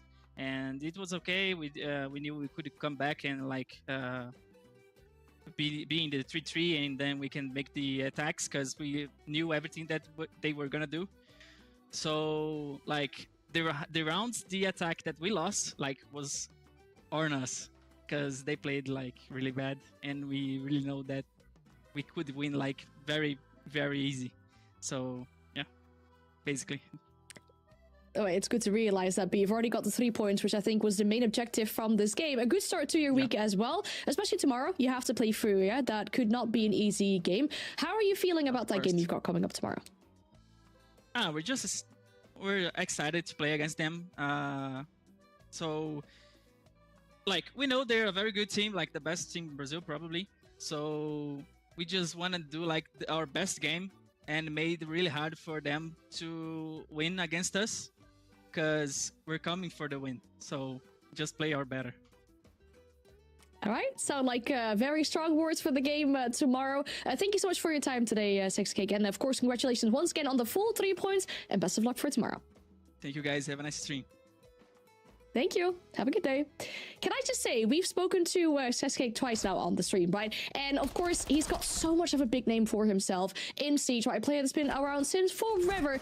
But I still think he is being so positive about his teammates the entire time. The last time we had him on, he spoke about Mitrix, about how great of an addition he's been to this team. This time around, he spoke about how, with a smile on his face, about Bach and how he's been stepping up today, which he really did. But I think, Jack, I just love to see that from a player like this, to be so positive about his teammates as well, that really help him in this process to pick up the points. Yeah, I agree. I think, he's the one that has the experience of this team, and he's the one that's got to inspire that confidence. And when you've got young players and when you've got rookie players that are maybe going through a little bit of a hard time or anything like that, they will look to somebody to bring them up, and Sexcake has to be that for this team. And I did like what he said in the interview as well about the fact that they'd done lots of counter analysis and that they were prepped and that they were ready, because those are the types of things that is the difference, as we can see today, between 3 points and, maybe going to an overtime or maybe even a loss. And when it comes down to it, ENX, they really, really need as many points on the board as possible. Yeah, honestly, looking at this roster, I knew it was going to be a close game. I think that we've seen the evolution from ENX, and they like to make it difficult for any team. I think that's the bottom line for them. They are this dark horse that maybe don't have the same quality and consistency to make playoffs because Brazil is super stacked. But it's not easy to go against them and beat them every single time. They will make that hard for you because they've had the talent. They've got Boxia for the fragging style. They've got Mitrix for the operators, the Hungry of Brazil that plays the Blitz, that plays the Ying, that will play these weird and shady operators that are annoying to play with, or against rather. And you see this team slowly but surely actually, become an actual team that can upset big teams. And I think that basically it cost Black Dragons there, especially in the entry engagement. ENX won 10 out of 12 of them. They really had the right one. And if it wasn't for a couple of defenses where they clearly did not understand the right win condition, except for that was a pretty controlled game. I know it's a close score, 7-5, and that very last round is literally 1v1. But except for that, I felt like ENX was in control of the game most of the time. They definitely were, and I feel like you mentioned the entry engagements. I felt like oftentimes when I was watching these rounds, it wasn't just one kill they were getting. No, it seemed like it was a double kill they were getting to really create a big advantage for themselves. And someone who was really being beneficial towards that for the team was Bach. We already mentioned, of course, especially round 9, in my opinion, turning around that 2vx with a major win for ENX to go on to match point. MVP, in my opinion, very much deserved, even if it's just for that round, Leo. Yeah, he's playing that flex support role to the perfection. I think what SexyCat really mentioned there, he's not naturally an entry fire that will get in like Dark maybe, or like JV for Furia or Hertz. He's got a play style that's a little bit more passive. I guess closer to what Blaz is doing, I think, or Stompen is doing for G2. Playing that smoke role, playing close in crossfires, using his teammates to bait them a little bit, to backstab certain players and get the kills. Passive play style, I guess closer to what KZ is doing as well. And it works so well for him, honestly. And I'm really glad actually to see him bounce back. He had such a rough start. He's right back on the same I guess trajectory as he had in phase 1, and that's all we could wish for him. Yeah, I'd agree. I think it came with some very important kills, like you said, that round 9, but also the very, very first round where he got a huge kill onto a buck when he was playing on the smoke below. And all those types of important kills, it's not just the quantity. And of course, as we see the leaderboard, we see in ENX now, they get themselves level on points with Lost, Liquid, and Loud on there on 6 points. Of course, all of those 3 teams to play. But like I said, it's important for themselves to keep chugging on. They do have Furia tomorrow. So, this game's going to start running out thick and fast. So you can't, you have to quantify how important that win is to at least stay level with some of these teams. The main thing for me here, Jack, is that Black Dragons now is in that top 2 spots, or bottom 2 spots rather. And if it is like in EML where we expect 2 teams to get relegated, ENX has just escaped that. If they can keep this lead that they've built by beating Black Dragons, this will be a huge one. Obviously, it's the addition of all those points that will eventually mean who's getting relegated. But they really need to try and avoid these bottom positions as much as possible. Now, and if it was written in the stars, as you said, ENX go and joined Loud and Los on the same amount of points, well, Los and Loud go play the next game against each other. So even for that one, there is, in a way, less points to divide between these 2 teams, right? Only one can get away with the full 3 of them, making an even easier situation for ENX to really smell the top 6 coming in there. But for Los and Loud, as we say, the most important thing is to really solidify that top 6 for them as well. The main objective for this stage, to make sure they make it to an international event. And when we look at these 2 teams, right, I think the story for them, if we have one collaborative story for both these teams, is that they both want their momentum back. Their flow at the beginning of the stage seemed like things were going a lot better, and then at the last week, it just didn't really feel like Loud had a really tough time. Low still had the better week. They had one victory, but in general, these 2 teams really want that momentum back for them. When we look at Los as a team in general, inconsistency, once again, is the name of the game. You have that loss against Furia. Then you have a victory against 9Z. You beat Liquid, and then you lose against NIP. So will they get their momentum back? And I think my main question is as well, having made a change to their player lineup, Leo, are you convinced by the pickup of this team yet? Yeah, absolutely. I was the first doubter of that change. I will say this because I really thought that Outlaw was doing well. He was the best performer on the team, and I know Lost did not reach the expectations that they wanted, obviously, by missing a playoff. Same thing as for Loud, by the way. These 2 teams really want to prove to their big organizations that they can make it. And I think that the change from Outlaw to Dark actually has convinced me now. Dark is such a good pickup. He's, for me, right now, one of the most anticipated up-and-comer from Brazil. He's incredible right now in KD, +9 for his team, best EPS score, first really good stage as a rookie in a team that collectively maybe hasn't had the best success. And for me, that is even more impressive. So I'm looking at a loss that is feeling rejuvenated. I think around Dark, other players are stepping up as well. I think that Furia's paired up with Dark as a real entry is really thriving on having a player that can really create some zone control for him, create some space, some distraction. So Furious has also leveled up at the same time. And so we're seeing an overall team that performs better, that is able to have some great victories, one against Liquid, for example. And that for me is the final point. That's it. We're looking at a loss that finally can break the ceiling that they had. It used to be a team that always beat the lower tier teams but struggled against the top. Well, they beat Liquid last week. Yes, they struggled against NIP, but I'm seeing a team now that has the potential to upset big teams. Yeah, it feels like positive signs, doesn't it, Leo? I think certainly with that addition of Dark, like you said, it feels very much to me like round pegs in round holes. And when people trust that their teammates are in the right positions, doing the right things, they can play their own game with a little bit more confidence and a little bit more, I don't know what the word is. Just more confidence. And I think that's what we're seeing from Lost. Like, obviously there will be times where they are inconsistent because they're, I would say, still on the youthful side of the experience and even skilled team play and chemistry. But the fact that they've come into this, they've got 2 wins. They are on a trajectory where they can get themselves into playoffs and they can start, making waves inside of that playoffs mixture. Yeah, but this is a great start for them to hopefully come back from what happened last week. Like you said, of course, still the victory. But then again, we're looking at this kind of bounce back if they really want to make sure they lock in the top 6 there. Now, when we look at their opponents for the side of Loud, I think the main question I have for them is what really went wrong for them, because we complimented this roster so much at the beginning of the stage. Paris was joining us on the interview, speaking happily about, this being the best stage start they've had in a very long time. And then they lost both their games last week. I mean, I think, Jack, the main concern I have with that is that after this game, they still had to play some of the big teams. I mean, they still have to go W7M, Furia, NIP. It doesn't get easier from here on.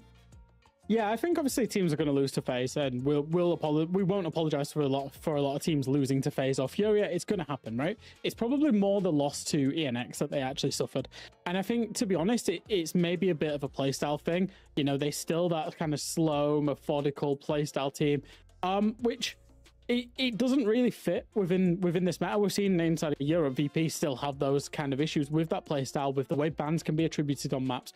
With the new operator Denari, like all of it comes into it. And I think maybe Loud are kind of succumbing to that a little bit, that teams know exactly what's coming from them. Yeah, honestly, it's exactly what I had prepared for Loud as well. I thought the exact same thing. I thought that their playstyle that is a little bit too slow and predictable is getting hard punished in the meta. I also added that Denari being another trap operator is also something that's been abused against them. And I think that's why we're looking at a week last week that is a week to forget for them. Because just as a small flashback, but Loud had the potential and effectively beat FaZe last stage. It was the only upset. It was the only time, by the way, that we did see FaZe drop in that group stage in a very long time. They used to be flawless all the time. And so for me, Loud had that potential before and they've kind of dropped that. And that's weird because in week 1, we saw Flash 3 coming back in this roster, a roster that he knew well. And Flash 3 boosted on the confidence that he had gained on Black Dragons, play much better. And you can see here, he's the top 2 rated in the roster. But besides that, the whole team is feeling a little bit flat right now because everyone knows how they're playing. I would love to see it every single time, but yes, they're the VP of Brazil. They play slow, methodical, and so predictable as well. And so for me, if you analyze them the right way, if you know on which map you're going to get, you have a boulevard in front of you to counter-strike the right way. And I think that's why they're getting punished quite hard in this group stage. I am, however, going to need you two to maybe agree a little bit less with each other, because it seems like you two sometimes just share the brain with how you two have opinions about these teams and the players and everything. But at least it makes sense, right? I mean, we're agreeing on certain things that we're seeing from these players, and especially when we know that these teams are so close to each other. On the scoreboard, when we're looking at the head-to-head between them, the EPS, the KD going in favor of Lows, the plants and the entry were going in the favor of Loud.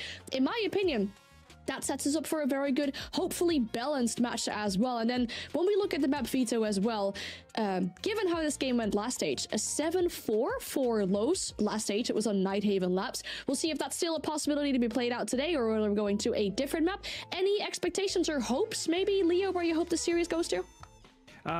Not to the map itself, but I guess expectations for the results of it. I think for both Loss and Loud, that was two teams that kind of expected or were expected to make playoffs, at least try and breach that top 6, especially Loud. And there was two teams that basically let down their organizations last stage by not making it. So right now, I view this match as a potential 6-pointer in the sense that both of these teams have stepped up their game. They both missed on playoffs, and they are both looking much better than they did in stage 1. And so they're in direct competition to be one of these only teams that will be able to breach that top 6, especially now that Black Dragons is struggling, and they can basically steal their spot. And so that's my expectation for these guys, is that they can finally maybe do it. Now, going on to Clubhouse, I will say this fits exactly the type of playstyle that Loud loves to play, slow, methodical, step by step, but also, and I will say this, it's one of the maps where it's easy to predict who's going to do what. And so for us especially, it's one map where we saw them play during stage 1 and beat ENX 7-1. It was a great game for them. But on the other hand, it's also the map that they lost to 9Z, if I remember well, last stage. And that's, I think, a big show of weakness when we lose against the only team that is clearly the dead last of your region. Leo mentioned counter-strats there, in terms of that might be a great opportunity for Loss, because it's a good, like, you can counter-strat Loud because you know with certainty what they're going to do. That's not going to work too much on Clubhouse, because Loud, they don't really play it. I have this down as their permaban. They don't want to go to it very, very often. In fact, I have them banning it in the last 13 map vetoes before this one, 12 times. So they don't want to play the map. It might be a map that they've maybe reworked, that, you know, they've brought back into their operator pool since CGX, or their map pool since CGX, with the new bans, with, you know, maybe some of the new operators coming out. But, like, I do agree, it should be a map that should be good for their playstyle. So certainly for Loud, navigating themselves to a new map where they can't be predicted, I do like that for them. This is looking good for both these teams to really have some opportunities, I guess, on this map. What we're saying with the playstyle that we have, but the counter-strutting opportunities there are as well for these two teams to go up against each other. So we'll bring in our casters as well, because I made the comment to Intero and Jesse earlier that I was happy to welcome them back to the more competitive region, but it started with a more difficult game, or more difficult game to view, I guess, saying from that one. But once they come back, I would like to hear their opinions on this game as well, and maybe the predictions of what this game would be. And I know, Jesse, you probably have so much to say about the map as well, so I'll let you start. Yeah, I mean, this is an interesting game to predict, right? Because I think Loud should be the favorites, but we've seen some struggles for them for sure. And I mean, Jack hit the nail on the head. They do not play Clubhouse. Last time they played this map was November last year. That was back under the E1 banner. Still the same 5 players, of course, even if they've made a couple of swaps, getting Flashery out and then back in. Last year, it wasn't a great map for them. It's been permabanned all year long. So we really have no idea what they're going to look like on this map. Assuming they've been practicing it, assuming they didn't massively fumble this map veto, I'm really excited to see what they've got. And I think they'll have the edge because they've got the element of surprise. They've got that history and experience. And they should have the ability to kind of bring some new stuff to this map that should catch Los off guard. But you never know with Los. I mean, this is a team we've always enjoyed watching in North America and now in South America too. And, you know, they're always a treat. Yeah, I mean, to that point, there's a reason why this is getting through a best of one map phase, right? Like when we see things historically, at least, in either a best of 3 or a best of 1, and a map comes in that a team doesn't play, you think, oh, they're obviously ready for this, especially when you're a team that is frankly as experienced as these players are. But just because something is working in scrims doesn't mean it's going to work in real games. And we've heard like winner interviews and you've heard loser interviews where a team will suddenly just go to a map that they haven't played in a year, they haven't played in 2 years, they've never really played, and then they just get smoked. And they said, well, you know, our scrims were looking really promising, and we figured that this was the best way for us to match up against them, and it didn't work. So, oh well, you go back to the drawing board. Could this be why we're here on Clubhouse? I don't know, but I do expect that this will be a competitive match. These teams are evenly matched, just on paper, but also in the server. So I'm looking at probably 10 rounds, 11 rounds. I'd be shocked if it goes faster than that. Yeah, I hope it's a competitive match. I mean, the good thing is that the game is almost ready as well. So we'll throw it to you two for Clubhouse. Loud and Los, take it away. Thank you so very much, Jesse. I gotta stand back I got to do my best, Jesse, just so that I'm. No, you're not supposed to bat. You're supposed to move forward. Stop.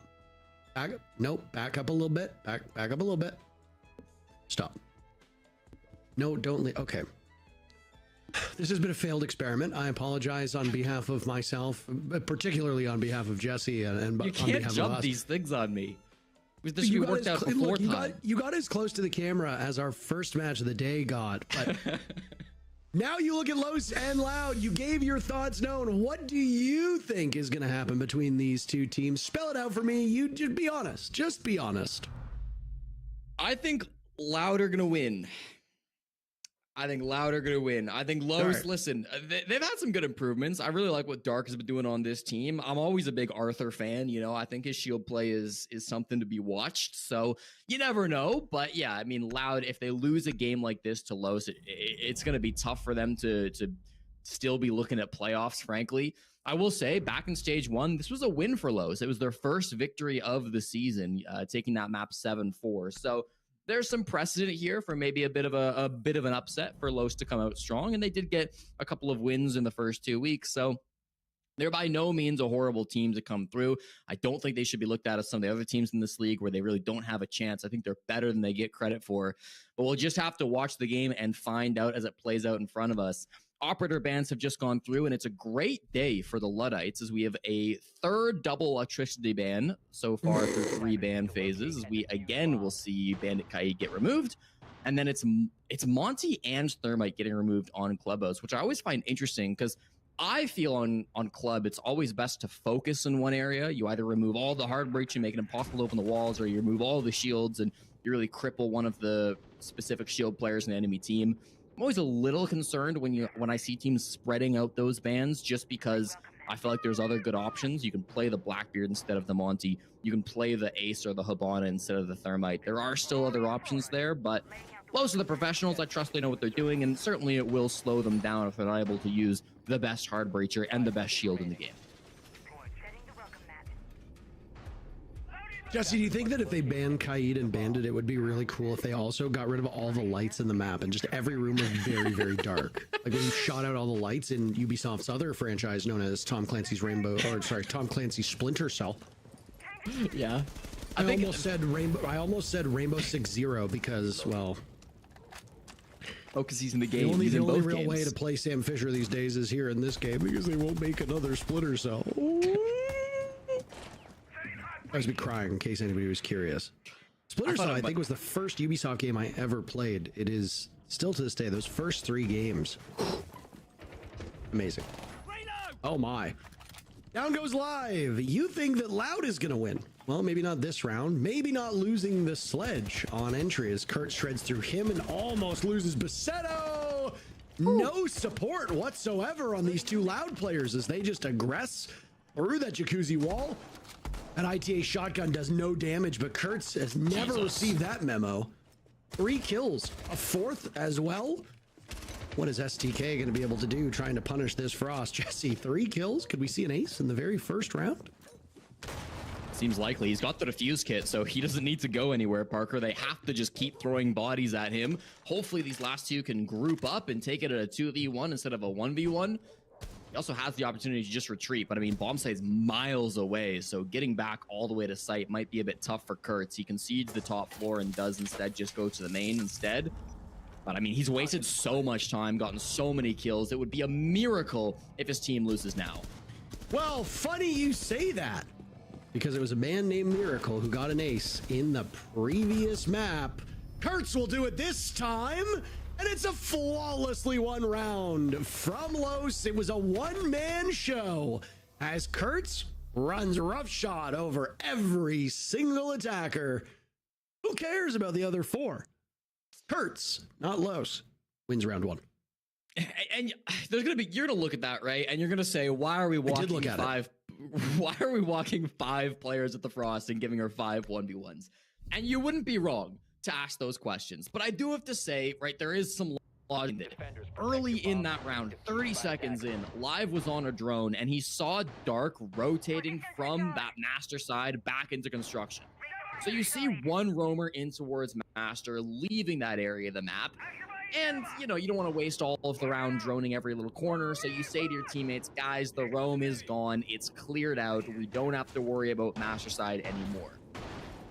And then you do actually have to worry about Master Side because Kurtz is actually still stuck around. He gets the first kill on the live, who just dropped down through the hatch, then he rotates to kill the Blackbeard, and the second he kills Blackbeard, which... rough gunfight for Basetto to take on the BB. Didn't have any support with him, of course. Now you've got Diffuse Kit. Now you've got the game in the palm of your hand, and Kurtz absolutely runs with it.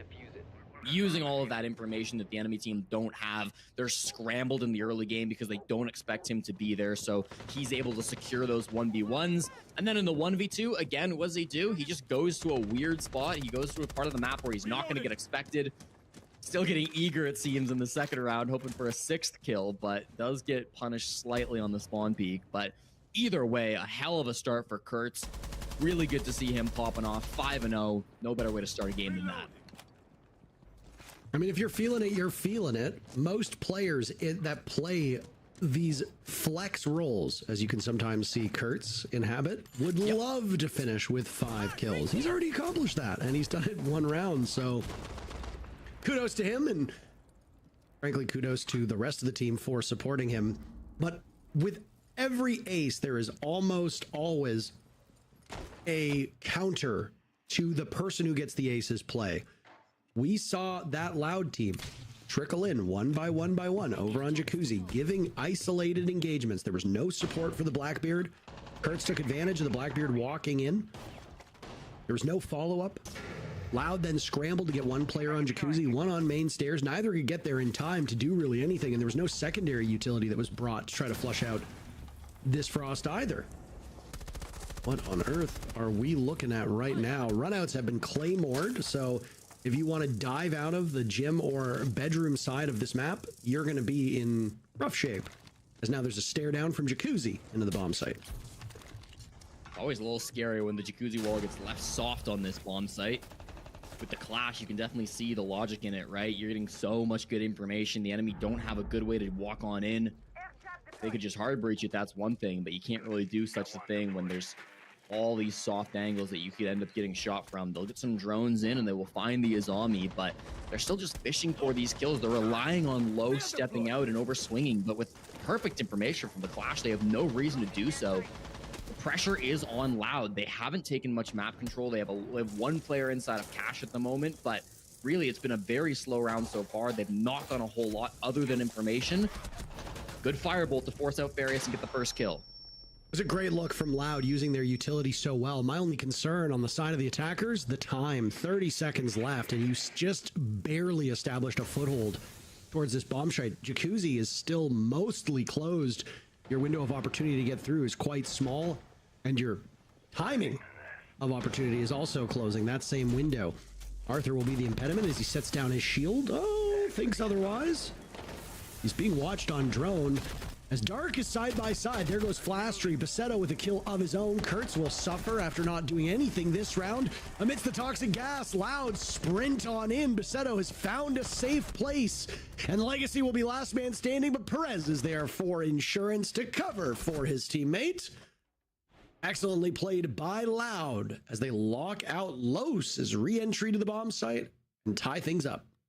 It's not pretty, but the util use was actually quite good in that round. Again, I was so worried about the clock, Parker, with time getting so low. There was 2 seconds on the clock and 6 people alive. You don't see that very often.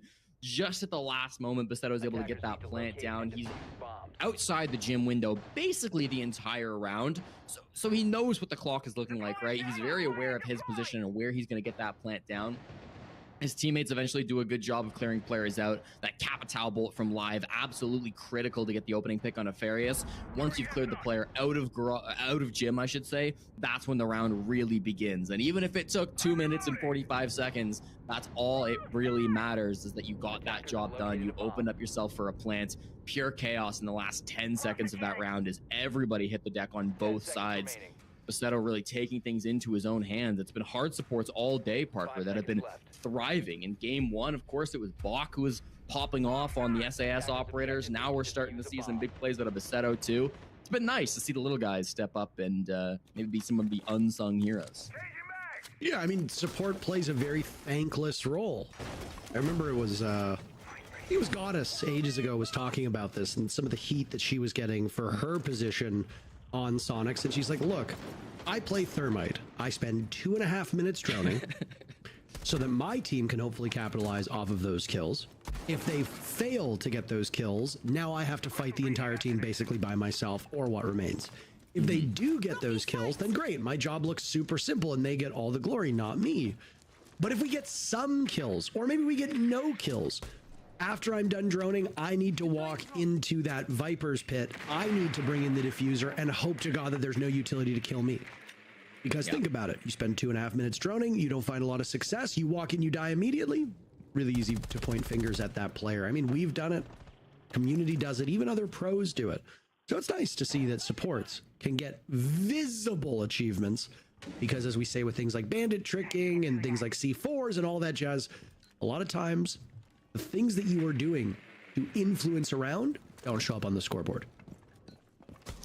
We head back to the same bomb site as round one. This time, hopefully the master side clear can go a little bit better. We won't give up 5 full frags to Kurtz this time around, and it does look like they've managed to accomplish that. Taking this space inside of Master, inside of Gym, now on the construction windows as well. Doesn't mean it's fully cleared out. Kurtz is still roaming towards Logi, and it'll be Live who actually strikes first onto the... No way, thank God. If he gets that kill, there's a world he gets a second nation in the same position, but he's shut down. Yeah, Kurtz will find nothing on that Logi rotate that's now been opened up by the Selmas, tossed out by Flastry. A Nitro Cell from Dark aimed towards construction. At this point, Los will take anything to keep those numbers close. Loud have pulverized the first 2 defenders they've seen. Nitro Cell goes out and it connects beautifully. Flastry dies. There was somebody watching on the side of Loud from that construction window, but I think there was a bit of a blind spot. These 2 remaining Los defenders, Jesse, bogged down over in construction by Cash. Top red, look at that. Legacy can continue to plug these holes. This is not a gym bedroom take. So Loud now needs to focus on the real bomb site, and they are stumbling. They lose yet another player as Perez bites the dust. 25 seconds, you're walking into shotguns. Good luck. This is really not where they want to be. Dark cannot be removed from this position. They've got a vert angle, but they aren't even hitting the shots. They can't find the shot to kill him. You gotta go. It was a 5v3 and now it's a 2v3. Make that a 2v2. Bassetto's the last man standing. He's in a 1v1 against Farius. Will Farius hide? Bassetto has diffuser. He has no chance. He tries to bait him out with the sound of the case, but Farius sits back and waits patiently, knowing at that point you just gotta hide. If the Nomad wanted to carry through with it, it would have taken 7 seconds, at which point Farius was more than close enough to get the kill or at least force them off of the plant. Well played by Los to counter the aggression of Loud. Jesse, Loud got those first 2 kills sweeping the offsite players, but then the rest, entrenched in the bomb site, just stood and waited. Why? Because so much of Loud's focus had been on the exterior and not the interior of the site. It was a bit of a struggle and did not set themselves up very well to tackle those remaining defenders of Los. I mean, it all comes down to the push itself. Like, it was so one-dimensional with every single player trying to push from the construction side of the map. I'm not even 100% sure if they got the CC wall. It was jammed at the very start of the round, and Flastry was having some troubles with it. I don't think we got to see. He might have been able to use one Selma to open up the wall about halfway through that round, but then nobody was playing on it. At the end of the day, Perez rotated over at one point, but then dies to Legacy, and as soon as he goes down, you got to deal with 4 guys coming in from construction. They don't do a great job of breaching the con wall either, and so it's just a complete disaster. Shotgun close range is going to beat you every day of the week. The vert play doesn't come through for you either, as it's just missing its mark on the player in the corner. I mean, from all fronts, that really did fall to pieces for Loud. And I think that's kind of one of those pushes that you only see from a team that hasn't played Clubhouse in 10 months. The last time we saw them play this map was in November 2024. It's been a while since they've been here, and you got to imagine if they had some more reps, maybe a push like that looks a little bit better. But today here against Los, it's just not able to get put together, and well, they'll go down 2-1 in this game. Clubhouse has been steadily creeping up the play chart here in SAL. It is the 2nd most played map entering the day. won't likely have a chance to surpass the first played map, which is, or the most played map, which is Lair. Lair was ahead by a full game, and, well, the first map of the day was just played on Lair, so the Clubhouse is quite defender-sided. It's not the most defender-sided, but with its play rate, you're expecting the defenders to win 4 rounds. Anything less than 4, and either something has gone wrong with the bans, or you have a mismatch of teams' potential, so Los is half the way there. I expect, just based on the numbers we see, this will probably duplicate, and we'll see a 4-2 scoreline for that first half. Really does depend on how Loud plays this out. Round number 1 could have just been lightning in a bottle for Los that was captured. Can't catch it twice. Kurt's beating everybody. Okay, well, that wins you a round. Is that sustainable? No. Is that still a 1 round? Absolutely. Los are the better team for it. Halfway point now of the round, and Loud setting themselves up on the main floor of Clubhouse before moving to the bottom floor bomb site. Yeah, it'll be a slow round here where you're probably going to look for a 5v5 execute in the last 45 seconds or so. They've got plenty of soft reach up above thanks to Live rocking that sledge. Hatches shouldn't be any problem, of course, with this Hibana as well. A little surprising. It took us 4 rounds to get to the basement, but Los deciding it was more important to secure a win on CCTV cash for the first quarter so they could repeat it back in round number 6. That's a tactical decision that they've made. It means that this will likely be the only time we see the bottom floor from Los, unless we get all the way over to overtime. Chance they lose it and run it back, but I would say that's pretty low. Church wall gets opened up more or less from STK now, as I think he got some good angles on it with the Hibana. The push has got to start coming at some point, Parker. 40 seconds. Basetto is likely to drop in Logi with the defuse kit, so that'll be the main brunt of the push, but plenty of dimensions to this one. Farius in such a tough spot now in blue as those bees circle around him, giving information. Legacy also being tracked as well. 2 players of Los on the radar for Loud. They have to capitalize, though. And still, Farius is in this spot. He's entrenched as well, just as we saw from the defenders last time. Los not giving an inch. Farius was spotted. He takes 1 down, but Loud answers back with 2 of their own. Everybody falling by the wayside on both sides of the coin, but it's Los coming out ahead in these blows. Defenders will win the round based on time. Wait, no!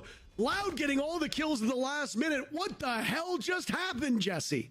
Flashtree happened, Parker. Flashtree happened. What a ridiculous end round coming out from the re-picked up player on Loud to come back to his old team. He was playing around blue that whole time, right? Trying to work in with the Grim, get some good information. The bees didn't go his way in the end, so he said, screw it. Let me just walk down these secret stairs. Found Darius first, found Legacy next. They all started lining up for him as then he just hit some brilliant shots in towards the site. Basetto was also planting at that same time in through Church. We were so focused on blue with the diffuse, with the observing, as were all of the defenders. I mean, that's where the action was. It was chaos in towards blue, and Los threw all their bodies there. I don't think they even realized Basetto had simply walked in through Moto, killed Kurtz, and started the plant all by himself.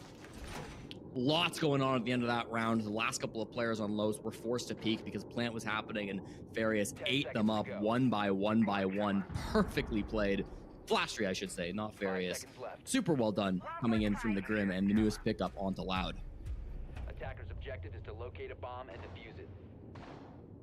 This has been a thrilling matchup. We did agree that while one team might have the upper hand, we expected it to be balanced based on their results. Just as in our very first match of the day, where ENX and Black Dragons entered with the exact same scoreline, Loud and Los have the same on their standings as well. 2 regulation victories, 2 regulation losses. Good enough for 6 points.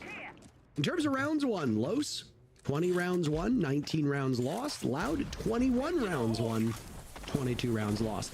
Very, very close in terms of the standings. Obviously, this doesn't take into account the strength of the schedule, the people they played, because Loud's victories are literally over Black Dragons and 9Z, the teams in 9th and 10th place. So Loud's picked up 6 points by beating the 2 bottom teams in the region. Okay, fair enough. What about on the side of Los? Los also beat 9Z, but then beat Liquid 7-3. So just simply based on caliber of opponent, Los should be a little bit ahead. We are still early in the stage, so plenty of time for these teams to show up against the better teams in the standings. Nice first pick by Loud, as Kurtz was looking to be about as successful as he was in that first round. Jesse, he went 5-0 in round 1 and has been 0-4 since. Yeah, playing solo down below the site, it's honestly a really good clear by STK. He had the death mark, he could have gone for the track, but that would have just given away his position, and he already had pings on Kurt, so he said, why don't I just wall bang him instead? At about 90 HP, and then easily catches him on the cutoff too. So really good clear, I think, from STK down on the Deimos. Doesn't get banned in this matchup, and so instead it'll be the second hard breach of the ace. Now with a man disadvantage, you gotta wonder, are Los gonna be forced into making a play? Is somebody gonna retake down below? Is somebody gonna have to swing into construction and play off those lodging mirrors? Or do you just trust in your ability to sit 4v5 inside the bomb site? These Kivas and the mirror windows too, I honestly don't hate that strategy either, but they need to make a decision at some point. This push from Loud will be very telegraphed coming in through construction.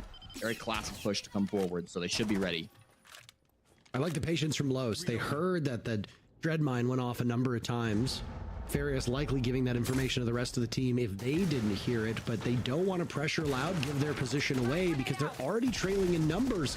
They'll use what utility they have as it's a hit from the back, Live and Besetto sweeping through the defending lines. Dark, the only player from Los on the board, and he's miles away from the bomb site. All of his bullets deflecting off of that Blackbeard is now his work being done in construction will be quite damaging. Followed by STK, who manages to get him with the death mark, and then with the sidearm as well, giving Loud the lead. Again, Jesse, these two teams so evenly matched, they will go back and forth, with a team never getting more than a single point ahead of the other.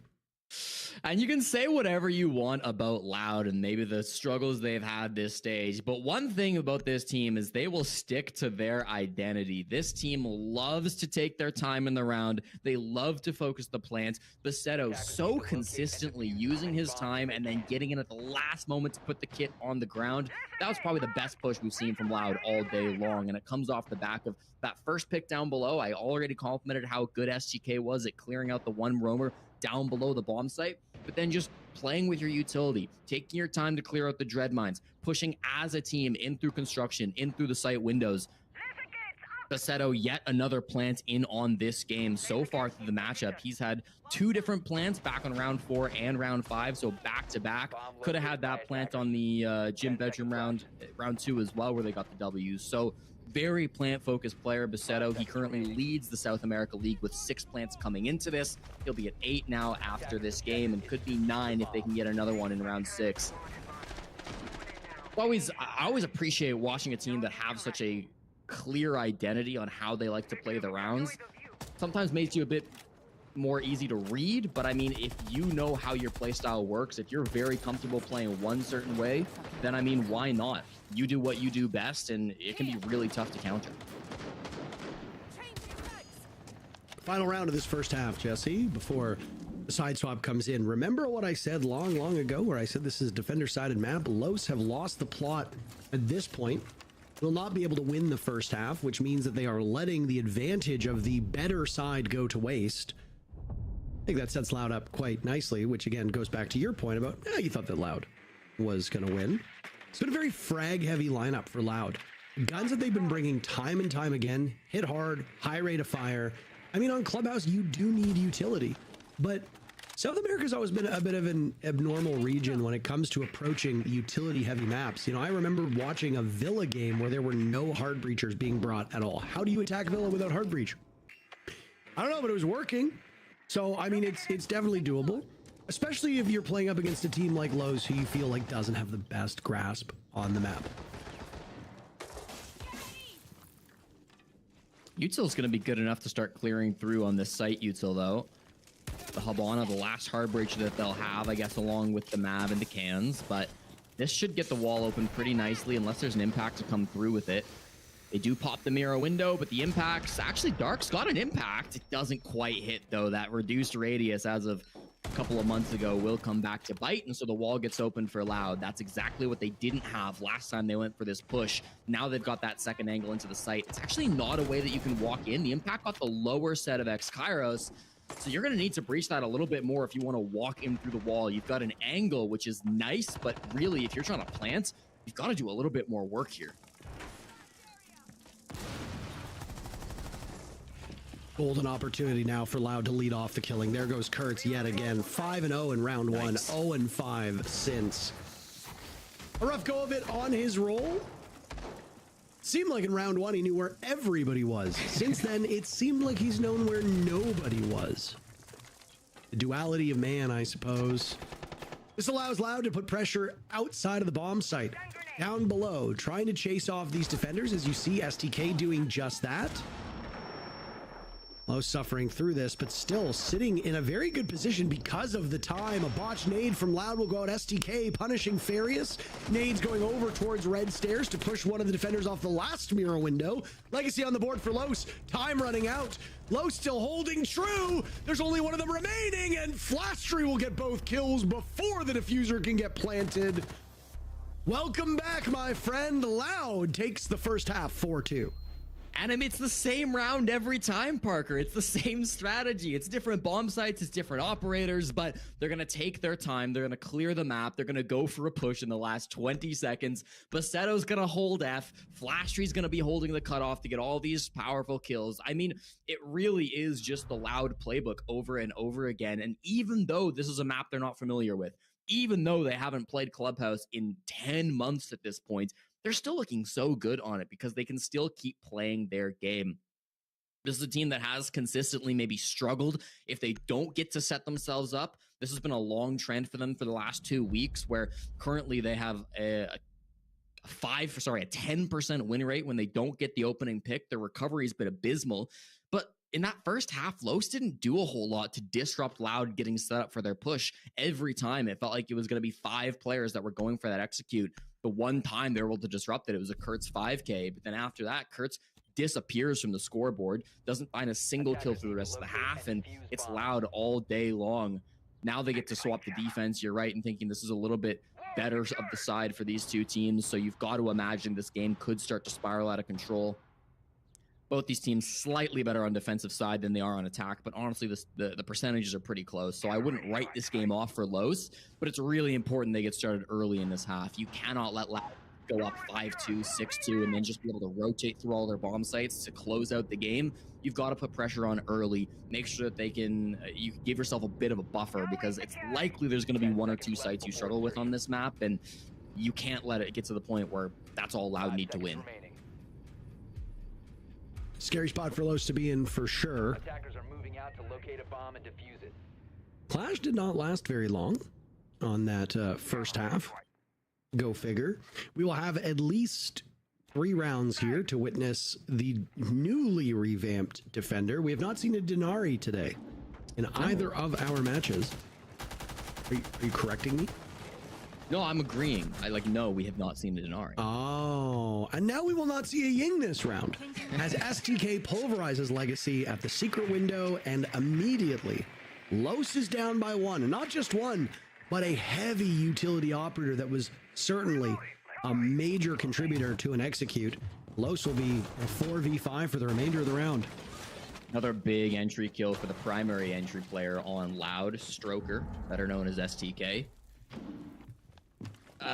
What do you do without a Ying on this push, man? I mean, you still got the Grim for Farius. You still got the Monty on Arthur. Again, I think Arthur is a very proficient shield player. I've really liked his shield play back in the old E1 days. He's kept up the shield play since joining as the team captain of Los, but he hasn't had the same level of success.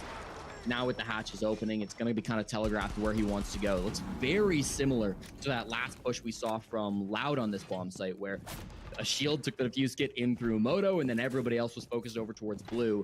Get a bit of a change of pace. It looks like they're starting to open up Dirt Tunnel, and Kitchen Hatch might be an objective for them as well, but broadly, this should be a push that Loud know how to stop, because, well, it's the same push they went for. Sen's walls might change things up a little bit, and might give them a bit more of an opportunity if they want to drop in through Kitchen Hatch, but we'll have to see what the strat actually ends up being. I guess Arthur at this point could still go anywhere. It's up to Los to keep this guessing. You buy yourself so much time with that very first pick. It's one thing if it's a defender. If you pick off a defender pretty early, yeah, you might want to stay the course. But as an attacker, down one of the linchpins of a successful execute, It's going to be much harder for them to pull off. They will rely quite a bit on Sens, using the wall to keep information away from these defenders. Arthur will attempt the plant as they watch for a nitro cell down by main door. Los looks like they're going to be able to get away with this. Arthur lit up by Flastry, but still survives the onslaught as Dark from above punishes live. Loud losing one. This will be mighty tough for the defenders to regain their footing. The attackers on the side of Los have full control of the main floor. And it's a tie game in terms of numbers. Down goes the Monty, so now you will rely entirely on that hold above. Farius on the board as Basetto guns one down, joins a second. Farius gets two, and it's a 2v2 with very limited time remaining. An excellent look from Los, as Kurt's now taking some serious damage. His first kill from round number one, make it a double. The timer's past the point of no return. Basetto will pat his stats as Farius kills just about everybody. Los wins the round off of a mad scramble. What an impressive bounce back. You lose the Ying. You lose the ability to overwhelm those defenders near the hatches. You lose the ability to paralyze them. You buy yourself some much needed time. You pull it off with a single smoke and the Sens wall. Loud is none the wiser, and Los are perfect in their coverage on that middle floor. A fantastic execute from Los that looked like it wouldn't be possible when we were 20 seconds into the round, but looked mighty good when there was less than 20 seconds remaining. You got to be kicking yourself if you're Flastry in that round. He had the perfect denial. Sens walls are great if you're going up against a Warden, which they were, but they're less great when the enemy has 4 impact nades in their pockets. And Flastry had the perfect counter to the Sens. He had the angle to shoot Arthur's feet. He emptied his entire clip into Arthur, but it just wasn't enough to stop him before the plant went down. Left him with 1 HP. If one more of those bullets had landed into Arthur's feet, that would have made an entirely different round. It probably would have been Loud going up 5-2. This game would have been looking really dire for Los, but you miss a couple of shots, the kit goes down. Farius and Kurtz play really well in the post plant to lock that down as well. That's the reason why you plant with the Monty, of course. That's the reason why this operator is being brought, because it's so tough to stop a plant with Monty. It gives you such a small angle to shoot those feet, but just slipping away from Loud now on that one. We'll have a couple more opportunities, but Los are still very much in this matchup.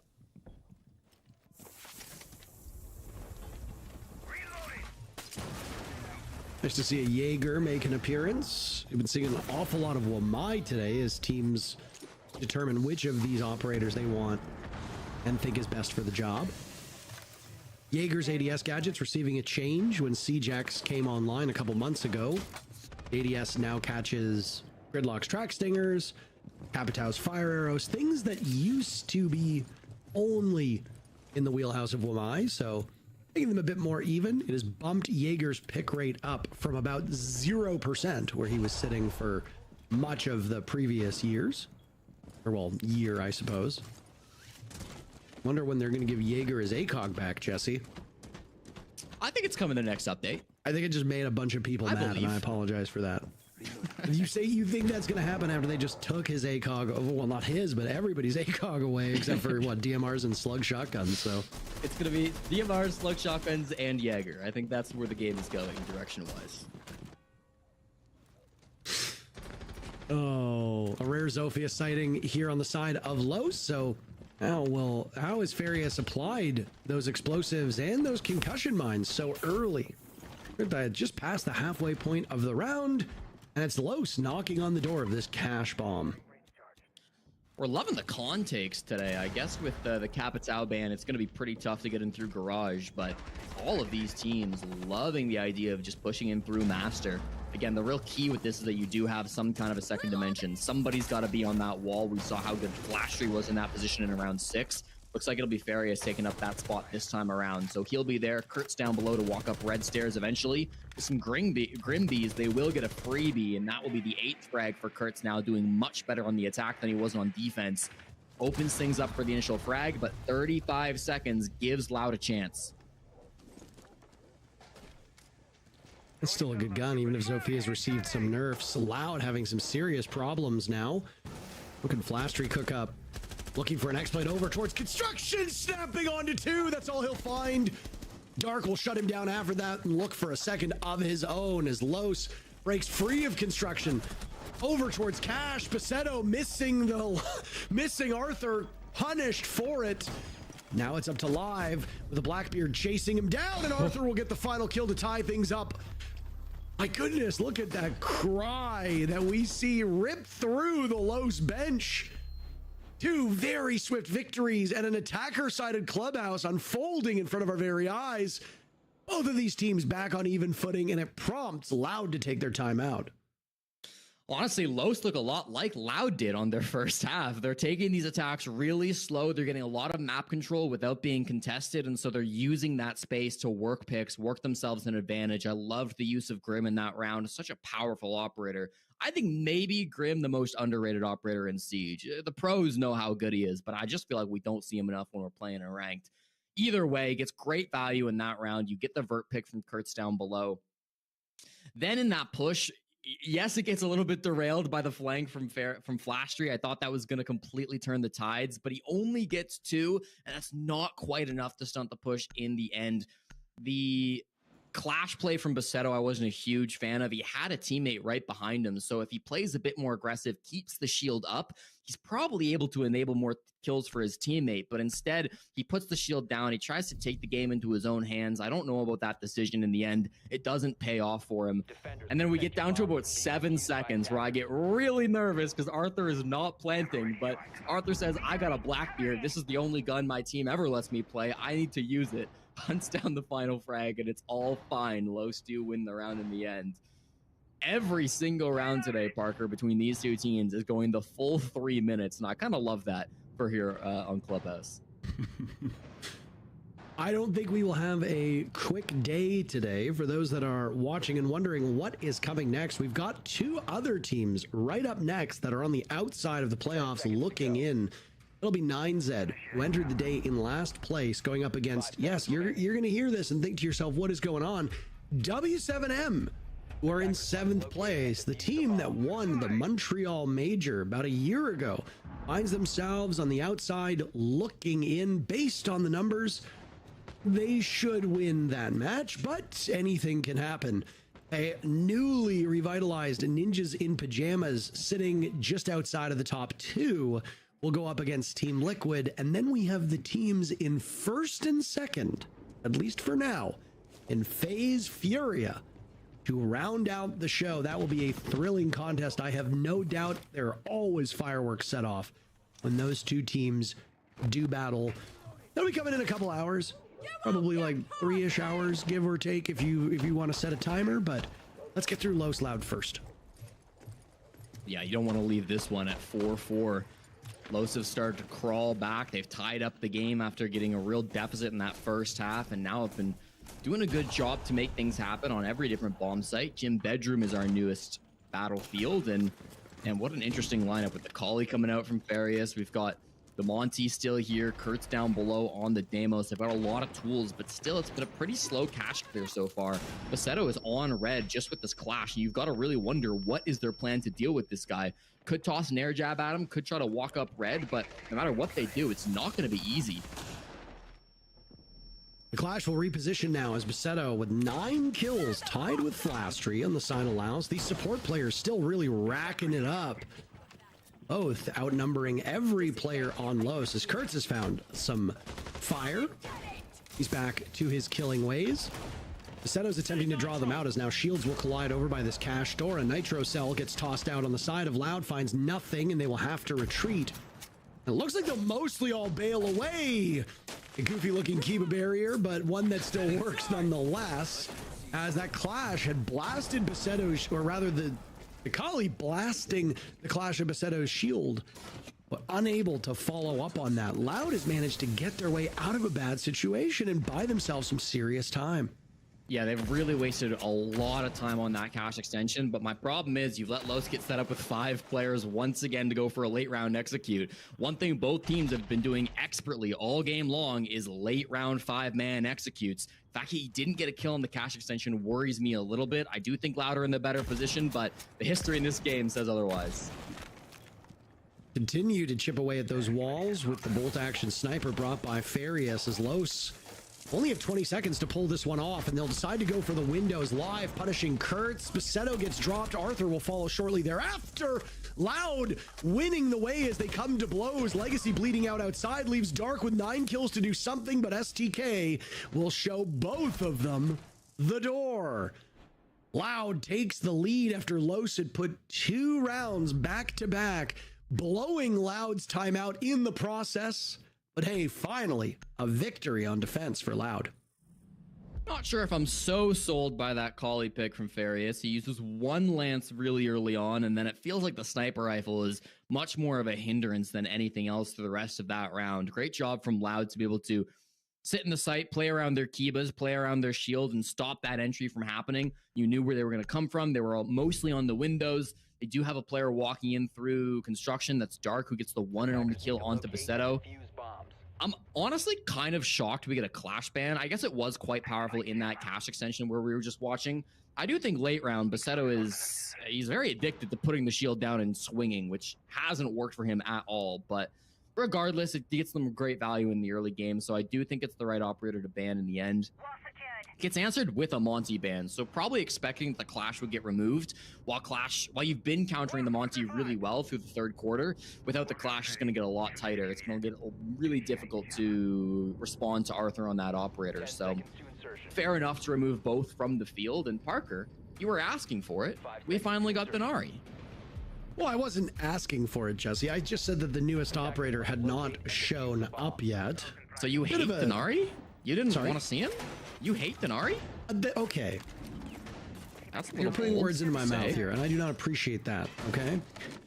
Denari is the newest operator to join Siege. If you have not followed any of the R6 Siege X esports or any content, you will be surprised at what this new operator does. A real jack of all trades. A really good lineup in terms of gadgetry, good guns, soft destruction, deployable shield, and then these trip mines that you throw down, and if you can see 1 or 2 of them connect to each other, then you end up with these like laser grid that comes out that slows down attackers and does damage in the process. The one tricky thing about an operator like Denari, you can put those little trip mines in areas where they cannot be shot. And unless you have utility burn, there's no way you can deal with it other than just walking right through. First Candela does get tossed out, but it is stopped by that Kiba barrier, so you're not going to get much off of it from that. Nice early round play coming out from Basetto. Still just playing up pretty aggressively on these secret stairs. Could get punished with the second Kiba, or with the Candela, I should say, but the Kibas continue to come out, and he is just fine. It's really a 1v1. The rest of the players are still quite far away. Basetto does not want to leave, and he is rewarded because he doesn't leave. Gets the frag onto Legacy, spends his whole round outside of blue window, and ends up going down. Not what Lowe's wants. After putting together an impressive comeback, they will get on the board this time, though, as STK dies. STK has been sensational the last little while, and his 10 kills will now match Basetto and Flashtree's total. Perez is looking to start racking them up too on Denari. His gadget might not be a huge point of contention, but his gun will be. He finds 2, Flashtree finds 2, the round is over. And just like that, Loud have won 2 back-to-back rounds themselves and sit on match point. And for the first time, it feels like all game, we get an actually fast round. They're in the bomb site before the last 60 seconds, which I can't say we've seen so far on Clubhouse, which doesn't really pay off for them. They maybe try to take a different look at that basement bomb site, but unfortunately Loud are very much ready for it. And I think at the same time that gets prompted by the fact that Loud are playing a bit more aggressive.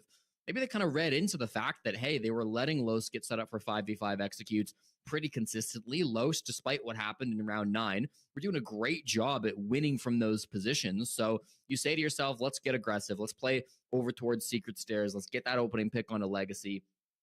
And after that happens, right, the rest of the players on Los decide, let's go hit the site. We're Damos tracking a guy up above, so we know where he's at. There's another player over towards secret, so he's not going to be the bomb site. Let's just go in through Moto, see what happens. And what happens is they got met hard by the defending players on Loud. Big plays coming out from Paris to stop that initial rush, and the last couple of kills from Flashtreet as well. Solid anchor play coming out from those last guys on Loud. And despite the fact that I really still liked the push coming out from Los, I still think in the second half they played a pretty good game. they were at such a disadvantage coming into this half that they're really still on the ropes, and they will need to be even better than Loud were if they want to be able to win this game and force that OT. Both teams have now used their timeouts, so we are just simply going with it for the remainder of this matchup. I thought we're not going to see fewer than 10 rounds. I feel vindicated, as that's what we've hit. But with how close all of the teams are today in the standings, barring a single game, I suspect that we're going to have deep matches for all of today. For people that are looking to get out of here early, I suppose that's bad news. For those of you that want competitive matches, which, as Dan joked about, was not something that we saw in the NA League this week at all. Jesse, you in particular, had a very lopsided day on Thursday.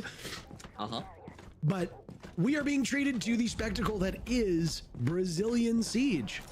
Doesn't matter if it's the regions called Brazil or the South America League. These teams will never let things go quietly or quickly. 30 seconds in, it's a do or die round for Los. Loud sit on match point. They would love to jump up the standings. They are in a three-way tie. Loud guns down Kurtz, who gets boxed out of a tough spot, and now the Blackbeard of Arthur is in tow at bottom of red. But Loud will fall away, continuing to chip at that door. They're tempting Los in, hoping that Los will make yet another mistake that can be punished by Loud. If I can steal a quote from the greatest to ever do it, why are you sprinting, Kurtz? Interesting entry in to try to take down Perez. Doesn't go his way. That's going to leave Los in a massive disadvantage in the most important round that they've had to play all day. Now with 4, they start to reposition a little bit. They're going to move themselves over towards Jacuzzi, start to work their way in through these master side of the map again. And a single CCTV cache attack today has gone through construction, so this one looks to be no different. Capital Band making that really tough. Flashy's playing pretty aggressive over on this side of the map, and he's got a couple of players with him, Besetto most notably, so we'll see what they can do. Very strong positions will have to be droned out and cleared. You don't want another Kurtz 5K type situation.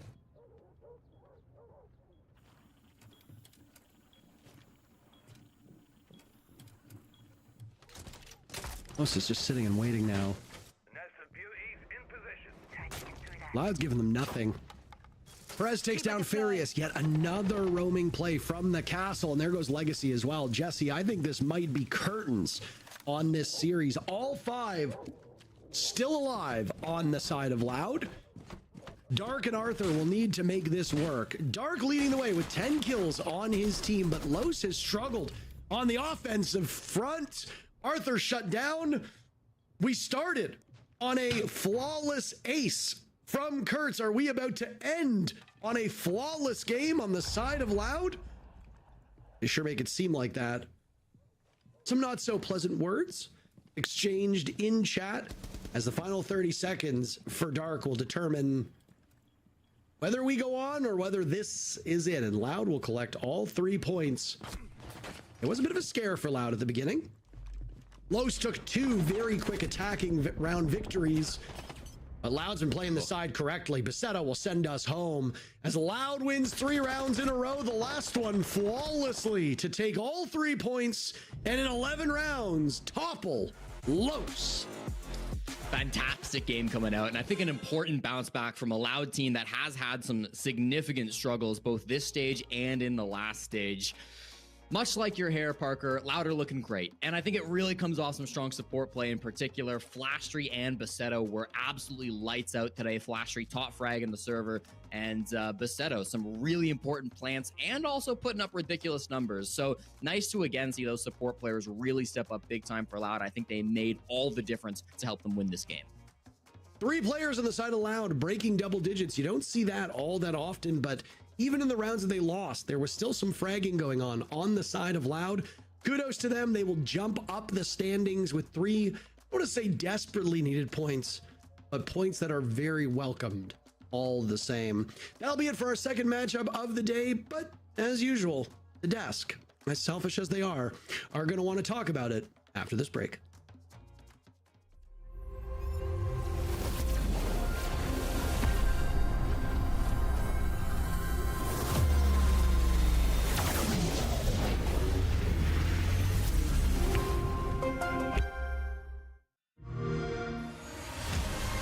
know how they say it's not the destination, it's the journey?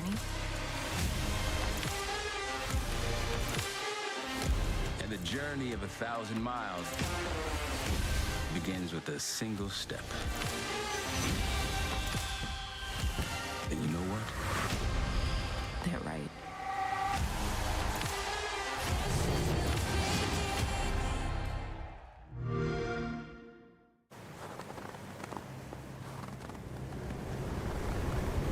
Keep an eye out for contact.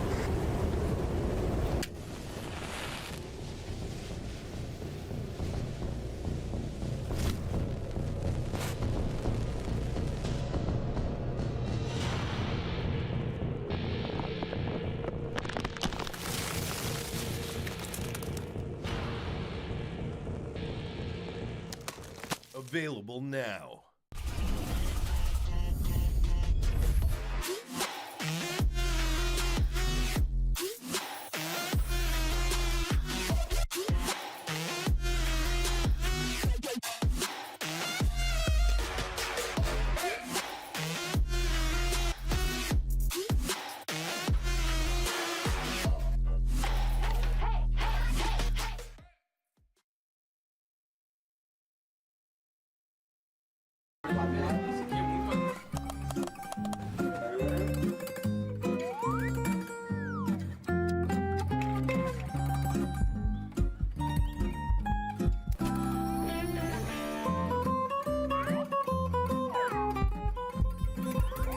Yes!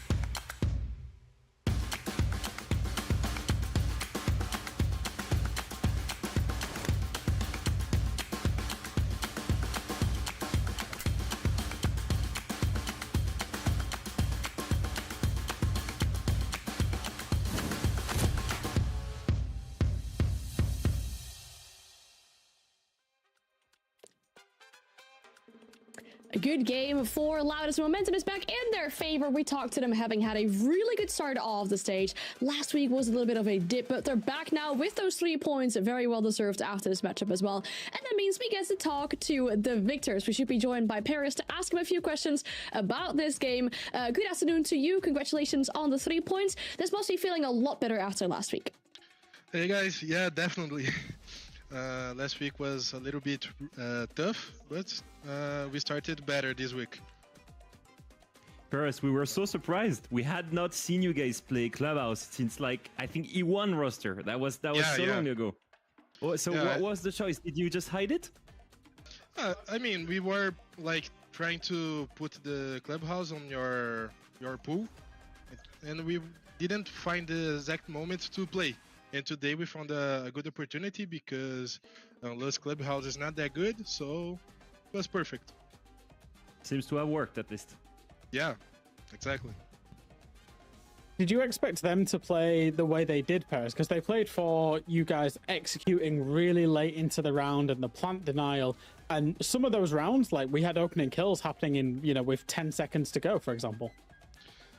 Yeah, like in the defense, some plays I think it's the way that the map is supposed to play. So we knew, but in some attacks we knew that they like to play like really fast and just do things like randomly, not exactly this word. So we knew that could be a game with like both ways to play. It worked out well for you today, Paris. You already mentioned, last week wasn't the easiest of weeks for you. Was there anything in specific that you did to win the match today, then, or to make that improvement, or was it just, we faced FaZe, for example, like it was a difficult week? I mean, the match against FaZe, like we didn't have any chance. They played so much better, so that's it. And against ENX, I think we have like 3 players like they were not feeling well to the game on the week, One day we cannot practice because of some guys not being so well. So I mean, it is an excuse, but for us it's like just like that. I think in a normal day we would win. Okay, that's definitely not a good thing to hear. Are they doing better now though? Yeah. Right now we are 100%. Okay, that's good. Well, it shows today. I mean, you got the 3 points. You got everything that you could get from this game. So, hey, congratulations for that one. And then good luck tomorrow against Liquid. Maybe we'll see you then. Thank you, guys. Hope to see you again. And guys, buy the book from Loud, okay?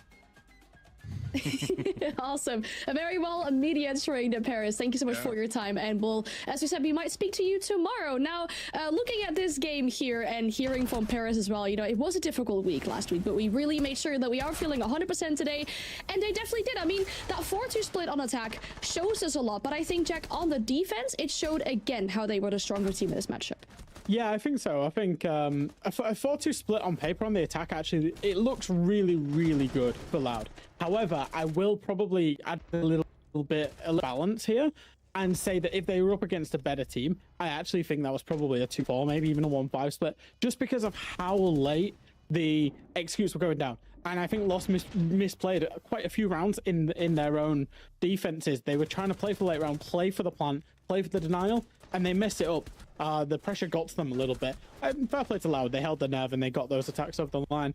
But then, yeah, when Loud got onto their defenses, they were strong, they were dominant, they were not letting Lost have any space, and really there was only going to be one winner after the half. And when Jack speaks about how slow this was and how the executions came to the last moment, only 3 rounds out of the entire match came down with an opening kill in the first minute. For the rest, so many of these opening kills arrived in the last 30 seconds, last 12 seconds, for example, for round 4. It just kept on happening that Loud was playing for the very, very last moment execute. Lost was not giving them anything and hoped they would deny in the last few seconds.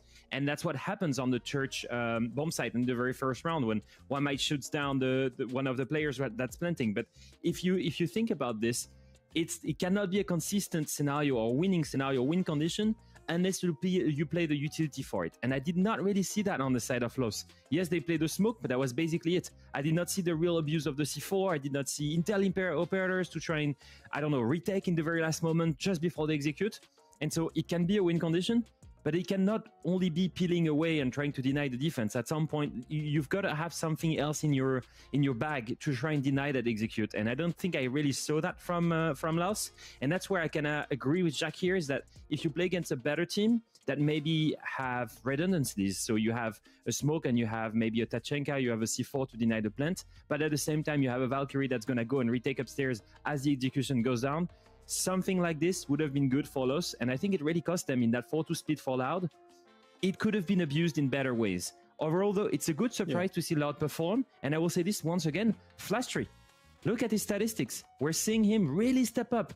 I really think that his stint in Black Dragons stepped up massively his confidence. When he left Raza H Company, when he was kicked from that roster, he was the worst rated player at SI. After his stint at Black Dragons, after helping that team make playoffs, when Loud didn't, by the way, he gained a lot of confidence. He was one of the best players on Black Dragons, and he came back in that former roster, full-fledged, well-played. He was top second player in that roster. He might now just be the player with the best DPS after this match. Honestly, it's just amazing to see this player really blossom in that roster.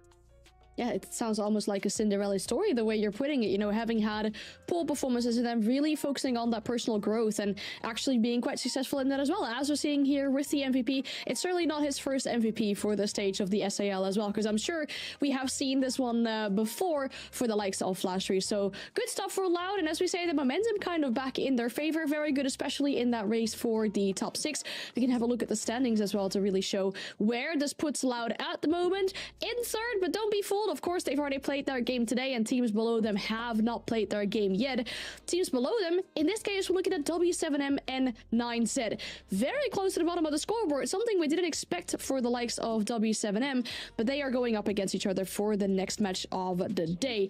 To further reiterate this, it's last stage's first after the group stage against the last stage's last after the group stage. This time around, as you can see on the scoreboard, they seem a little bit closer to each other. W7M find themselves in a slump, and 9Z Mindset, I mean, as you can see, they don't even have a point or a victory yet. So they don't really give us anything to cheer for so far.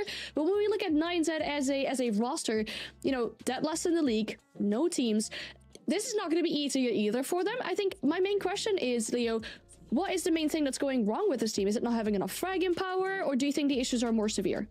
I think it's deep down issues at almost every level. I think there are some critical mistakes that we still see from these guys. Yeah. Some critical flank watch that's not set up. The right wing condition is not always defined. The execution is missing one key cover, and then there's the opening engagements that they lose most of the time, or they always overcompensate and will give back away that man advantage whenever they get it. So it's many different variables, and keep in mind they're playing in some of the most stacked region in the world. It's really tough for these guys. And I think the last biggest reason for me, that guy on the screen, Vincente, I expected a lot from this player, because when he played in tier 2 in La Liga Start, for example, he dropped 165 kills. He was plus 72 in kills, by the way, in KD. He had plus 15 in entries in tier 2. He was regarded as one of the best up-and-comer in Brazil. And when he arrived here, what do we see? 18 kills, 36 deaths. He's got a 0.5 KD in tier 1. 0 opening kills, 6 opening deaths for that player. And so that's my problem with them. They replaced Nigel, and they're trying to bring on some better players that is supposed to bring comms, supposed to bring firepower, and we're not seeing that so far. Yeah, I would agree. I think it comes down to one word for me. Leo, and you've already mentioned it, fundamentals. I think you've got to do the basic things well, and we can see other teams where they do the basic things well, but maybe they're a little bit behind on individual firepower, but at least they've got that fundamentals down, got that consistency, which means if their opponent is off their game, then they can produce a result. For 9Z, it doesn't feel like we see the fundamentals as you've alluded to, you know, the flank drones, letting big plays happen, just not controlling anything inside of the round. And then when you've brought in that, you know, a new player that you expect to bring the kills and he doesn't, that's just the cherry on the top for this team. So what I want to see from them, and I suppose it's what I've been asking for a stage and a half now, is just come into a game and show us that you've got that fundamentals on lock and build a base to then play off of. And when I think about those fundamentals for this team, I think about something as synergy as well, right? That's so important to have that synergy between your team. But then when we look at their opponents for today, and we speak particularly about synergy, there's definitely something with 2 players on that team on the side of W7M where there's absolutely no lack of. I mean, we're talking about Palu, we're talking about Wolves. These 2 players have been on a team together for over 2 years. So there's definitely no synergy lack in there. We sat down with Palu to talk about what it's like and the synergy with Wolves. Foram momentos diferentes, né? Eu e o Volps jogamos na Liquid junto, mas ali foi um momento que a gente tava numa vibe diferente, tava acontecendo diversas coisas que eu acho que fizeram as coisas não funcionarem direito. E tanto que ele mesmo quem foi que deu a ideia de me trazer pro time depois agora. Aí eu conversei com ele depois ali do Invi e tudo. E, pô, tá sendo absurdo, tipo, eu mudei algumas coisas já que eu pensava, como eu falei, tipo, acho que a principal coisa é você aprender com o tempo e evoluir em diversos aspectos. E ele também, assim, já mudou muito, né? Eu acho que conforme você vai passando, você vai evoluindo como jogador, você vai com mentalidade, né? Você tem que o tempo todo estar crescendo para se tornar um jogador melhor. Especially after having already had such a long career, you can still grow so much as a player to really grow towards each other as well when you have different opinions or different views about the game and you find yourself on the same team again here for the likes of W7M. But when we look at them as a team, you know, last week was just really unlucky for them. Big mental game, but another loss versus Furia. And then the beginning of the week was better with the full overtime against NIP, but only getting 2 points out of that doesn't put them in a comfortable spot when it comes to those playoffs. So I think, you know, Jack, I'm not sure about you, but I can't imagine this team missing out on playoffs. Yeah, and I don't think it will happen, if I'm being blatantly honest. There's way too much quality on this team. They play to the meta well. They've got individuals that can just win games out of thin air. You've just talked about 2 of them there, Palu and Volps, but also Lobin is on that roster as well. These big game players that can turn up at any point. Just to contextualize last week a little bit, you know, the 5-7 against Furia, couple of rounds go a different way. That's a 7-5. It's a full 3 points victory. The same thing with the game against NIP. A round or 2 swings differently, it's another full 3 points victory. So we could be sat here talking about W7M that are up the top of the table, that are really fighting it out for the top 2. As it is, a couple of rounds have gone the wrong way, and they're currently outside of that playoffs fixture, but I'm not too worried, Leo. I definitely agree with you here. I think that if you take away that one BO1 that they lost to Liquid at the very beginning of this stage, which was obviously not something we would expect, but again, that's just a BO1. If you take that away, yes, they lost to Furia. That's always been them nemesis. They always struggle to beat them. Except for that, they beat NIP, who was top 3 in the league just the last stage, and they destroyed ENX. For me, it's more a matter of who did they face in those first 4 fixtures rather than how poor they perform. For me, they will be completely fine beating the teams that are the weakest one, and it starts today against 9Z. I mean, what better opponent to face than that team to really regain that momentum and that confidence? If you look at their statistics, almost everyone is in positives, only 2 are in negative. And if you look overall at the quality of the roster, once again, you're looking at one of the best teams in the world with some of the best individuals in the world and playing in the right meta, playing that aggressive game. Hearing Palu and Volps talk about their stint in Liquid together, it was a very different time, very different play style, and very different IGL style. It was way more structured. They had a frame. They could not go out of their way how they want. Here in W7M, it's much more free-flowing. They can play however they want. They can get as aggressive as they want, and the team will back them. And I think it's really helping them perform. The only thing I'm waiting for, and I don't think it will be proven in that matchup, is what is happening for them when they have somewhat of a ceiling when they play against some top international teams. For Furia, they're never able to beat them. In top international events lately, they've not been able to perform. But obviously in the game against 9Z, the team that is struggling hard to win a single round, I think they should be okay. That's my pick.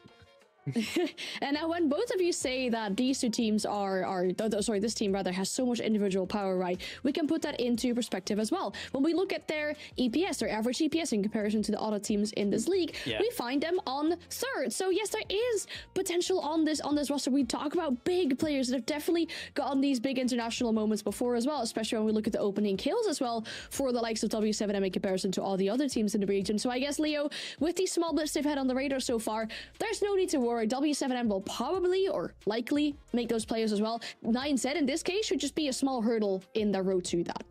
Yeah, I think like I said, I think it's just more a question of who did they play first in this league.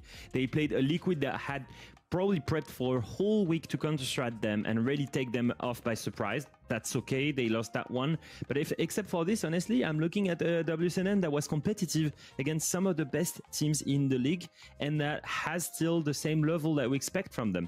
So for me, it's really important to start this week off and really change the trajectory of their stage. And there's no more excuse at this moment. Whenever they face an ENX, a 9Z, a loss, to really put in the same level of work and same domination that they showed against ENX. That 7-2 for me was a statement of, hey, we're still top of Brazil. Yes, we dropped a couple of points, but we can still have that level against any other team, and it starts today against 9Z.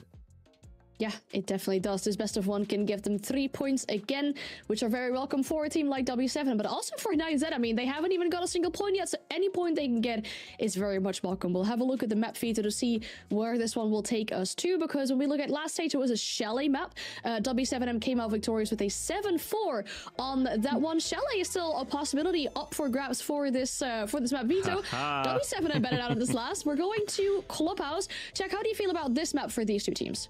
Yeah, so for W7M, they play this map a lot, and I think it kind of makes sense. It's a fundamental map. It's a best of 1 map. You would play it a lot inside of the regular league stage. We've seen them do okay on it. I think they've got a 3-2 record inside of stage 1 and 2 combined in terms of SAL.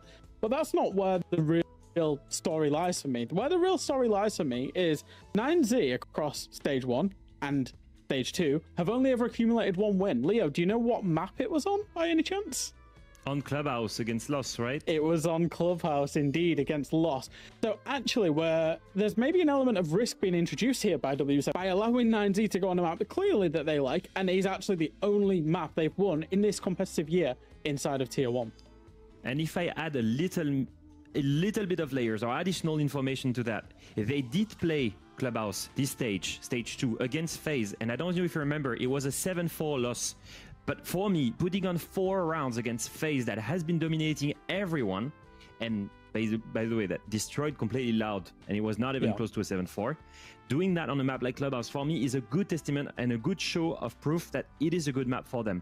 And not only did they do that, they then went ahead only 3 days ago to play it in Copa Sul-Americana against a tier 2 team in Brazil and destroyed them on it. So we're looking at one of the only maps where clearly they have a deeper understanding of the game. And it's not surprising. Once again, we've said it multiple times, Clubhouse has a clear frame. It has a clear ceiling as well. And it reduces the gap between teams that are heavily different in terms of understanding of the game, because everyone knows how to play it. It's just a matter of how much do you rehearse it and how do you play well as a team. But everything has a frame and a clear reading. So for me, it's a great way to try and at least have some kind of chance against W7M. But maybe the step is a little bit too high still. Well, who knows? There's definitely risks on the side of W7M, but opportunities for the sides of 9Z. But the game is ready, so we're going back to Clubhouse, and we're going back to Intero and Jesse. Thank you so very much. Greatly appreciated. And we will get back-to-back Clubhouses, as there was, for a period of time in that second match, Jesse, that it looked like they had forgotten it was a defender-sided map, and then they remembered at the last moment. Do you think it's going to take 9Z and W7M a little bit longer to figure that out, or do you think they're going to hit the ground running? I think we're going to get that trend started pretty early in this one. 9Z starting on the attack here up against W7M. 9Z also statistically the worst attacking team in the South America League. So you put a team like that onto Clubhouse, starting on attack. You know, I appreciate the copium being given by Jack on the desk there. This is probably the best map for 9Z. They are in some sense the kings of Clubhouse, but I don't know if it's going to mean much to W7M. They clearly aren't afraid, playing this for the 4th time this stage. We'll have to wait and see. I'm definitely looking to see a little bit more from 9Z today. Haven't had the best season so far. Absolutely in serious danger of relegations at the moment. So every game is critical. W7M, former major champions, will not be an easy test, but it doesn't matter. You need every win you can get. Even every round you can get if you're 9Z, because it might come down to that round count that makes the difference between getting relegated or staying alive. Horrible day for fans of Nikolai Tesla as we get double electricity bans for the 5th time today. So far, not a single round has been played without Bandit and Kaid banned out. Womp womp. Oh well. Out of the 6 regions that we see, and I suppose technically there's 4 because APAC is divided into 3 sub-regions, APAC has actually escaped this little factoid, but EML, NAL, and SAL have not. And it's that there is a team at the very bottom with no wins whatsoever. In EML, it's Mako Esports sitting at 0-4. In NA, there's actually 2 of them, which is Team Cruelty and Standby LFO, and now over here in SAL, we've got 9Z. And what all 4 of those teams share in common is that they have yet to do anything than lose in regulation. 0 points across the board. So at least you're in good company. You've got other teams that are playing exactly the same level of Siege, which admittedly leaves something to be desired of. 9Z made a big change in the offseason, which was picking up another Brazilian to make them no longer majority Argentinian, but majority Brazilian like the other 9 squads. It has not really made a huge difference. Only 14 attacking round win, or 14 round wins through 4 rounds. You're getting 3 rounds, 3.5 rounds a match, and that's all you can muster. That's really not ideal. And unfortunately, when it comes to strength of schedule, 9Z, it's not going to get much easier. They're in last place. There is no bottom feeder team for them to beat up on.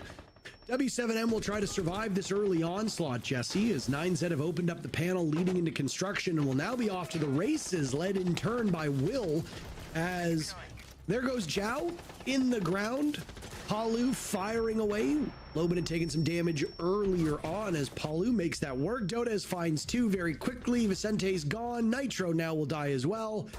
And it's all up to Will who dies as well. A flawless round by W7M done in less than a minute. Jesse, this could end up being a quick matchup. I love the contrast that we're getting on Clubhouse today, Parker. Loud versus low saw nearly every round go down to the last 10 seconds, right? Two extremely careful and cautious teams that would use all the time to get set up, go for a 5v5 execute late in the round. The defenders weren't doing much to force early engagements. The attackers were happy to use that clock and go for really late round plays. 9Z have a different idea. They're going to just sprint straight in through the con single wall. The Blitz player tries to make some space, doesn't get a whole lot for his value, ends up dropping the hatch to go down to stage, but by the time Blitz can rotate back up to the bomb site, his entire team has died already. So, yeah, not the first attack that I think 9Z were hoping for. I don't mind them trying to get a little cheeky on the very first round of the game, maybe catch W7M off guard if they've just woken up for this game, but you go to a team like W7M, you expect them to be ready for that, and it's a really strong anchored play coming out from Dodes to rack up those 3 kills and lock down that site. I anticipate we'll see some more standard pushes from 9Z coming out through the rest of this game. Again, first round, get it out of the way, give it a try, doesn't work. Not that big of a deal. Well, it's only up from here, right? Can't jump out of a basement window. You can't do worse than a flawless loss, which is what happened to this 9Z team. Nobody really showing any promise on their side of things. I mean, Palu was on the run for so long. They also had Loban on the run early. They wanted to go for a quick execute, did not work. So back to the drawing board they go. Same floor that they will have to attack, but a little bit different where the fighting will come. Starting to pick apart that black mirror that's set up on Jacuzzi, and it's being watched by Dots, who himself is quite a ways back, rocking one of the remaining ACOGs on defense. Potentially could be used to catch 9Z off guard. The Kali was pretty bad, if I do say so myself. The one time we saw it in our last BO1, didn't really find much value. Did its best to open up the CC wall and then just kind of played on the windows. Didn't really get any good value. Can be a good counter to the Clash for sure, so I'm really interested to see if they can bring that over to deal with Volps. We know how powerful Clash can be on this extension over towards Cash side. This is a really good answer to it as well. Go down below with the Deimos, get that vertical pick. That could make all the difference. Hasn't happened just yet. Instead, Loban takes the bunch of the damage, and that will be a response. The Deimos goes down to Dodes. Not a great start for 9Z. First blood drawn by W7M yet again. This is what we expect out of a clubhouse. Very stereotypical that the defenders will have the advantage, whether it be on an early pick or otherwise. I believe 9Z a little bit empty-handed. As about a minute remains, they will tussle with the forces being used over towards the bomb site. I think 9Z have got some control over on Cash side, or so we think. Dots lies in wait at DMR, ready to chew through them. 9Z realizing the clock is not on their side. They will maneuver their forces over to that Jacuzzi wall. They cannot stall out. They managed to tear through the first wall. Next line of defense for the defenders at W7M is that bathroom wall with the black mirror set up. Will with the fuse kit is still just staring into Cash. He's got to come with his team. I don't think you're going to get this ground at any point. W7M consistently just holding on to it. Volp's backed off construction now, so a little bit of ground ceded, but 25 seconds. You've got to get to the bomb site, and you've got to get here quick. Not a single pick so far for 9Z. A nearly impossible task to make this execute. And Vicente's getting some damage done on his side of things. Down he goes, finished off by Paulu, who's been quite good. First kill for 9Z is going to be Tuku as he pulls out that secondary sidearm. Now he and Nitro dusted off. Volps and Dodes getting on the board, and Dodes will find a second as W7M are making this look so easy. A single kill on the side of 9Z through 2 rounds. And I mean, the responses on the cams at W7M are quite muted. This is a team that can erupt with emotion when they win. I think they understand the expectations on them and the expectations of this matchup. There's been very little, frankly, for W7M to get excited about. Yeah, I think especially with the pacing of that round. I mean, we have no kills for the first 2.5 minutes. Eventually, I guess other than Zhao going down, eventually the push comes and starts getting a little bit exciting. But yeah, 1 frag through 2 rounds is not going to do you much good if you're 9Z. It really all started with that struggle of the cash clear. You know, that clash that was playing there, Volps playing alongside Loban inside construction, had a lot of players with him, Dodez too. Felt like they had the right tools for it. I really liked seeing Zhao go down below on the Demos. It felt like that was going to be the key that maybe got a frag onto Volps, or at least forced him to move into a unideal position so that you could start to take that space. But in the end, Zhao just ended up, I think he walked up red to try to take that fight. He was quite aggressive inside of Lounge when he died to the guy playing top red stairs. So didn't end up even going for the clash like I thought he was going to. I imagine we'll see the clash banned out after round 3, after we get done with this one, because it has been such a problem so far. But as of now, they're gonna have to just do what they can to get past it, not being brought for the basement defense. So that might be a little bit of relief for 9Z.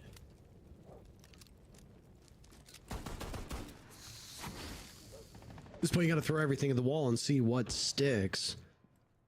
Amidst that fury, Tuku got the only kill. Dodez has 6 kills. I mean, at this point, it's a baby could do the math here. Paulu has more kills than all of 9Z. Loban has 1 kill. He's tied with the whole team. It's not really worth talking about at this current point in time. Nitro Cell misses Zhao, but almost kills Will. That could have been a 2K, and that would have blown up the chances of a 9Z resurgence here. Is now, instead of attacking the top floor, they will turn their sights below. Loban is still up above, so they can't completely ignore that top floor. They got to be really careful of him. Currently up in gym. I hope that they've got some flank watch ready for that. Not 100% sure if they have the information or not. Of course, that nitro had to come from somewhere, so I'll imagine that they're aware of this. Still, though, that doesn't mean they could ignore the bottom floor either. Lots of soft breach being done by Zhao. Tuku there on the ram as well to do some good work with this. The hatch starting to being opened by the can opener. Should have no problems. They did bring a lot of impacts inside of W7M, but it's really tough to get close enough when the floorboards have been so ripped apart. Here comes the flank. Nice read by Loban. Vincent in the ground. It's not far off of the ram at Tuku too. If you suspect that there's somebody over towards billiards, you want to make your presence known. That's exactly what Tuku will do, and good patience being shown from Loban at the moment, but Tuku has no intel to play off of. A shotgun pointed right at the chest is what awaits him, and now he hears Tuku go onto drone. Loban has not vacated the premises and finds a third onto Nitro as he's just playing with his food at this point. Next one up is over in kitchen, but it's Loban who's been doing all the cooking so far.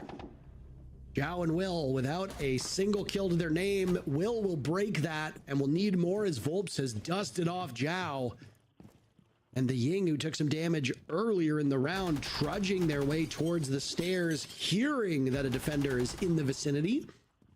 Out will go a Panic Candela, another in pocket for Will if need be. 56 bullets in the mag, so start firing and you'll hear that pitter-patter sound of Ying's LMG going off. A missed opportunity as Dodez will clean up on that. Nicely done by W7M to pinch the remaining attacker. One player going through stock, the other main stairs. W7M looking dominable at this point. A perfect 3-0 start.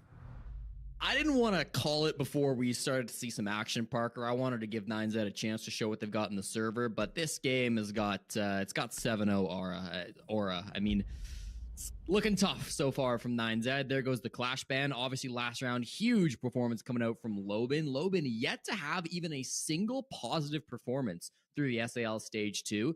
Definitely feels like this game against 9Z could be his chance to go positive. Certainly 4-2 start will bode well for him and his team. You do have to question some of the decisions from 9Z in that previous round. You know, they should have known Loban was up above. That nitro cell on the main stairs, it goes off, and instead of clearing that position, you kind of assume that everybody rotates back to the bomb site. That's not what happens. Loban left as the one roamer ratting up on the top floor. They seemingly had no clue where he was at. I think they very much believed he had rotated back to the site. So times his flank really well, gets a brilliant pick. And then in the 4v5 too, I mean, getting on drones in the bathroom is tough when you don't know where he is. You could have had anybody else hop on drones there while Tuku just held his position. But in the end, you're going up against like Loban. You're going to miss some of those opportunities. And 9Z, again, still quite a young and inexperienced team. So they're going to make some of those mistakes. Defenders, protect your Every team will make mistakes at some point, but You're spot on. The teams that have younger players, they're less experienced. Not only are they going to make mistakes in game, but their mental game will still be in development. Right? One thing that always seems to separate the good teams from the great teams is how well they are able to shake off a bad kill, a bad death, a bad round, etc., and move on to the next. Not everybody is going to have championship level abilities when it comes to that, but usually a team will show serious growth in that regard. But with a team like 9Z, admittedly, South America has tons of competition, usually far more than a lot of other regions. But with a team like 9Z, a younger team, a team that is still trying to find their identity, still trying to communicate properly, still trying to work out their strats and their roles, they should be showing a lot of growth really quickly. I don't know how much growth you think this team's gone through over the 4 play days, now 5 play days, but I mean, they're going to have to start finding it in a hurry. Yeah, we haven't seen a whole lot from this team, unfortunately, in terms of that growth just yet. They did break a 12-game losing streak on Wednesday as they got their first victory in the Copa Sul-Americana up against a Tier 2 team. So they are winning matches, but still looking for their first real game win over a Tier 1 team in a very long time. Kills all around the map now as Loban will trade out, and it's another pick from Palu right on the Jiao. He baits him in. I don't know if Will and Loban are retrievable or not. They're both bleeding out at the exact same rate. Palu with a golden opportunity. Down goes Nitro. Now Palu's tucked into the corner as Volps and Palu credited with those 2 kills. An ejected Black Mirror will provide a window of opportunity for any of these W7M players, but Dooku can do the same, and he will do just that, losing most of his HP in the process, but still netting the kill onto Palu. The first one, for the record, as Loban was picked back up. He now sits inside a weight room. Vincent 0-4 trying to rappel in through the gas, and Dots will clean him up. It's another for Tuku, who's got 3 of 9Z's 4 kills through 4 rounds. You did hear that correctly. Loban and Dodez combined for about 35 HP, and Tuku's DMR hits like a truck. But he's going to have some luck on the side here, as Volps yet to die. 3 kills and 2 gas canisters. Volps will have plenty of opportunity to punish this last attacker. Ooh. Okay.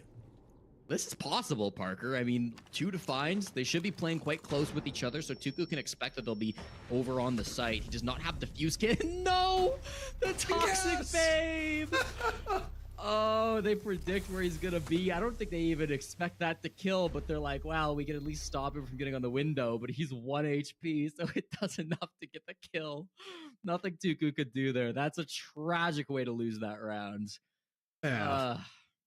Could have been great. I mean, if he clutches out the 1v2 in the end there. His team didn't really set him up, of course. It was a tough spot for him to be in. Will jumped in the gym window early. He flashed Loban, but still ended up trading. They both got downed.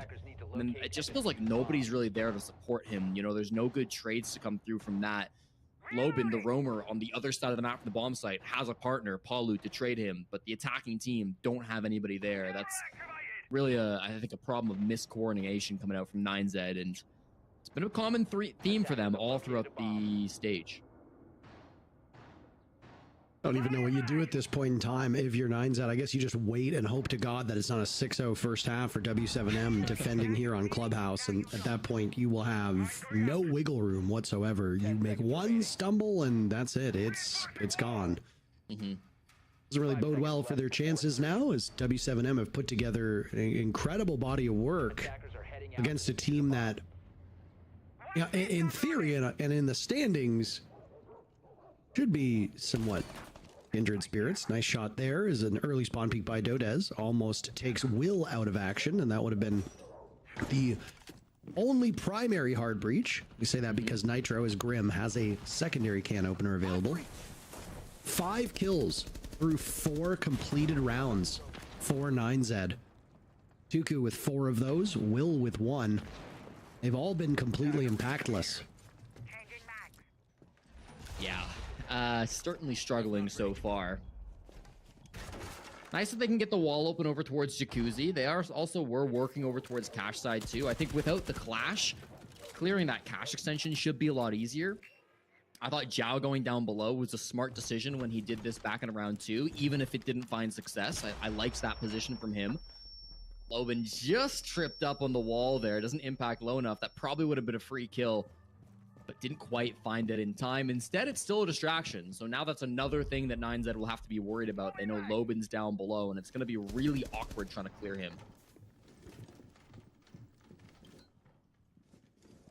I don't think they know what the next steps are here as Dodez looks for the wraparound, almost finds a golden opportunity. Is Vincent still searching for his first kill? Takes quite a bit of abuse. Damage that was done to Will was from that spawn peak earlier. Now as the Warden of Loban retreats, they've got 2 separate players at W7M eagerly awaiting the Deimos of Zhao. Instead, we've got Tuku on that collie lighting up those barricades and the wall leading between the bomb sites. 9Z risk getting stuck with about a minute to go.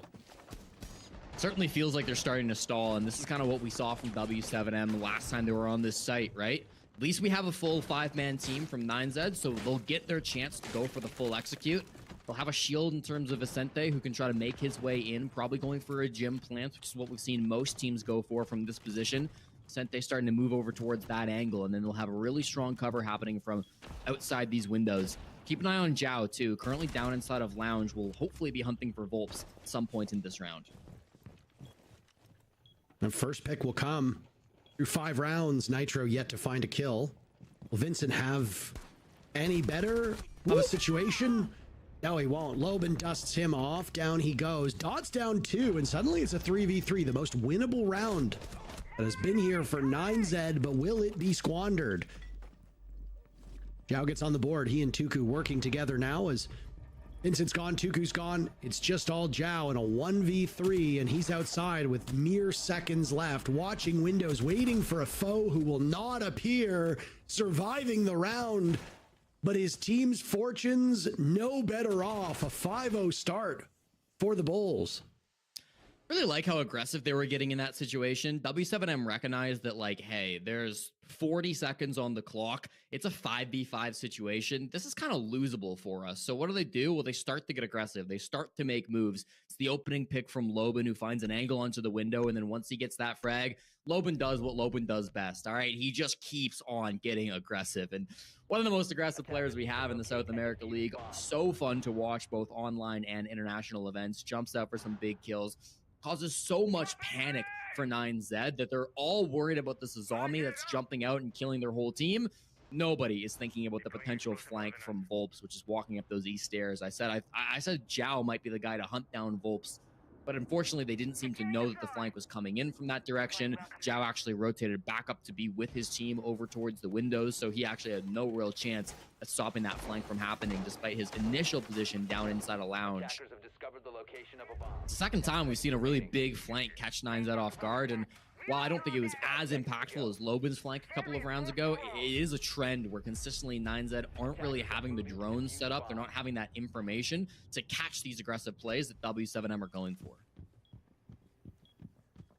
Nice to see a Scopos here on what will be the final round of the first half.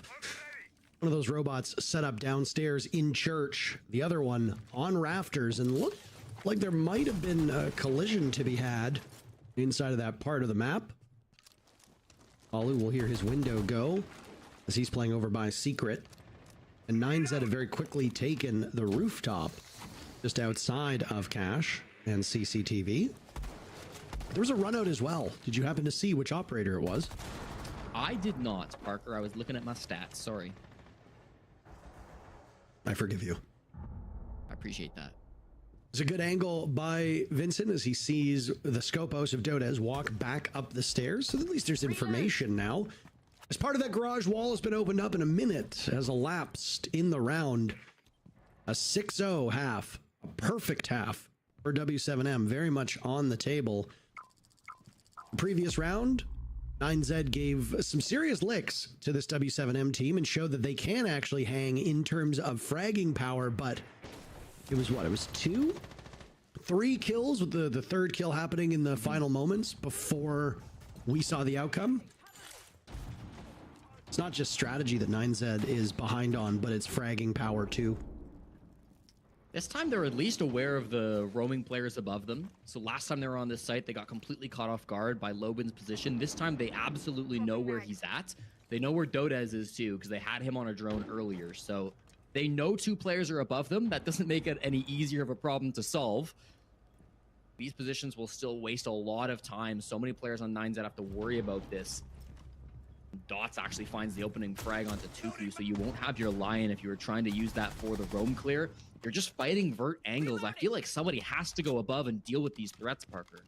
None of the Lion charges get used either, Jesse. Not that I heard, which means that Tuku might have died with full utility. This is an unfortunate reoccurrence for these bottom teams in the South America League, is that they play as if it's a death match and they don't get to use their gadgetry the way that they should. Rubber will hit the road very shortly with 30 seconds remaining. W7M's lead will grow as Will falls at the hands of Dodez, one of those Scopos robots involved in the fun you see positioned over by Church right now. Smoke will isolate some of these defenders as Nitro takes a beating from Dots and is finished off very quickly. Vincent as well will go killless along with Nitro as they're buried nearby, and Zhao doesn't even move, but Volps takes him out of the server all the same. They are running with the Bulls, except it's unfortunately one of those compilations where it's mostly people getting trampled. Womp womp. Oh, 9Z not able to muster anything in that first half. A perfect 6-0 for W7M. Gotta be feeling confident after a half like that. And for 9Z, on one hand, it should get a little bit easier, right? They move to defense. They are a better defensive team than they are on attack. They are the worst attacking team in the league. They are not the worst defensive team. And they've got, I would say, a decently respectable win rate of 40% on defense so far through the stage. But I am a little bit worried with how many players we're not seeing put up any numbers so far from 9Z. You mentioned it, both Vicente and Nitro yet to find a kill in this game. And Vicente on defense so far in stage 2 really has not been that great. He's the newest pickup on 9Z, and through 4 games in the second stage, he's only gotten 2 kills on defense. You combine that with his 17 defensive deaths, and it really does not bode well for him getting on the scoreboard at all throughout this game. Combine that also with the fact that we might only have 1 round for Vicente and Nitro to try to get on the board, so you really are hoping to see some big moves from them. Because they're in such a dire spot, I would really like to see somebody just go for broke, make a crazy play, try to get aggressive, catch somebody on W7M off guard. You need something to happen in this round to give your team momentum, because you don't just need to win this round, you need to win the next 6 in a row and OT. No room for error whatsoever. You've got 4 players on 9Z combining for 3 kills. It has been a long time since I have casted a match this lopsided. For you, it's been 2 days. But for me, it's been a long time. It's not just that it's lopsided on the score sheet above you, it's how poorly 9Z is playing in all of these rounds. They have not mustered a fight anywhere except for round number 5. And that was because they got 3 kills, one of which came towards the tail end of the round that didn't even have any impact on the actual outcome. I don't know what to say. Well, Vicente is going for one of these aggressive plays. He's ratting bottom garage to try to get a pick through the drone hole. However, he is on a drone, so unlikely that this will be fruitful for him. I don't think he realizes there's a drone up in the rafters. Some nice drone parkour from Volps, but eventually he gets spotted out and just makes it out, it seems like he will be successful in getting back. His teammate falls through the hatch at the very least, and he will run down the secret stairs and get caught anyways. So that is 007 from Vicente doing his best James Bond impression here on Clubhouse. It's the level of coordination that was on display through many of these events where W7M have prevailed. Now they'll get Tuku as well. Still got over half of the round to go, and there's been no resistance whatsoever on W7M as they are just about ready to walk into this bomb site. They'll continue to pick away at all of the soft walls leading around the bomb chassis while the hard destruction is done on the main floor. It's Zhao getting softened up now as he and Will below 100 points of HP. There's been a scratch on the paint of Loban. That's about it. When it comes to W7M, they are in full control. If I was Volps, I'd just hide. Go the entire game. Same with Dodez, without dying. 2 players on W7M yet to die. 2 players on the side of 9Z without a kill. And this matchup could be over, Jesse, in 1 minute. I'm trying to think up a win con for 9Z. Maybe a big 3K Nitro from Zhao, quadrupling his kill count could do it for him. Doesn't seem like anybody's in a position to go for a flank right now. Everything's being watched. Lobin set up his air jabs. I think that would be a disaster. It's a very heavy focus from W7M on getting into blue. Starting to open up some of these barricades now, and they've got players on the hash as well. So you can let them in, you can let them drop if you're 9Z, but you have to be able to farm them when they fall down here. And I mean, you've got such an advantage. You can have Lobin just do this. He can sit here for the next 30 seconds. Down goes Zhao. Will and Nitro, the last 2 remaining for 9Z. Will Nitro be lucky enough to break this goose egg? Some bullets will go in over towards Dirt Tunnel. A drop, Will on the board. It's all up to Nitro to break the goose egg to keep it alive. He will not succeed. W7M squelching this 9Z team en route to a 7-0 victory.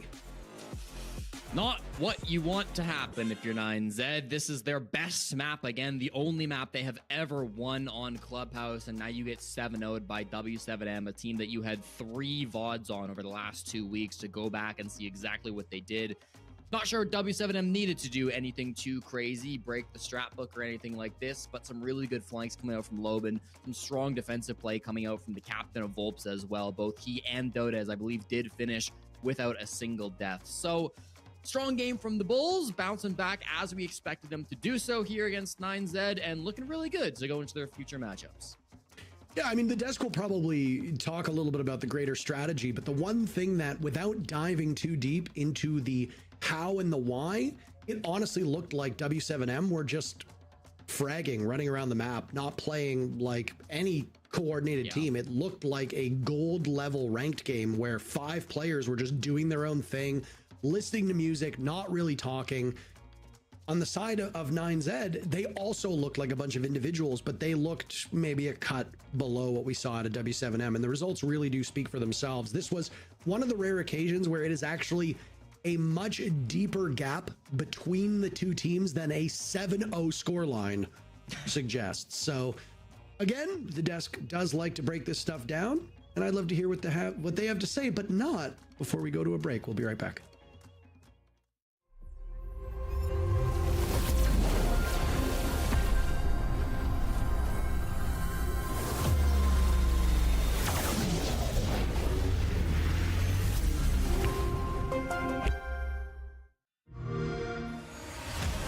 You know how they say, it's not the destination, it's the journey?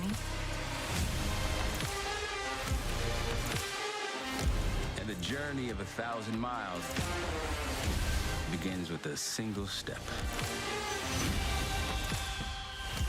And you know what? They're right.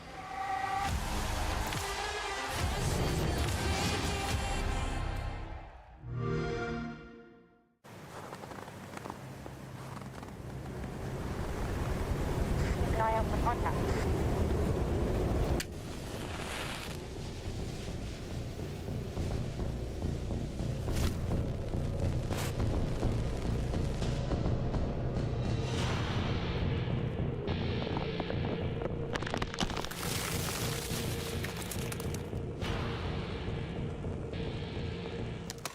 Available now.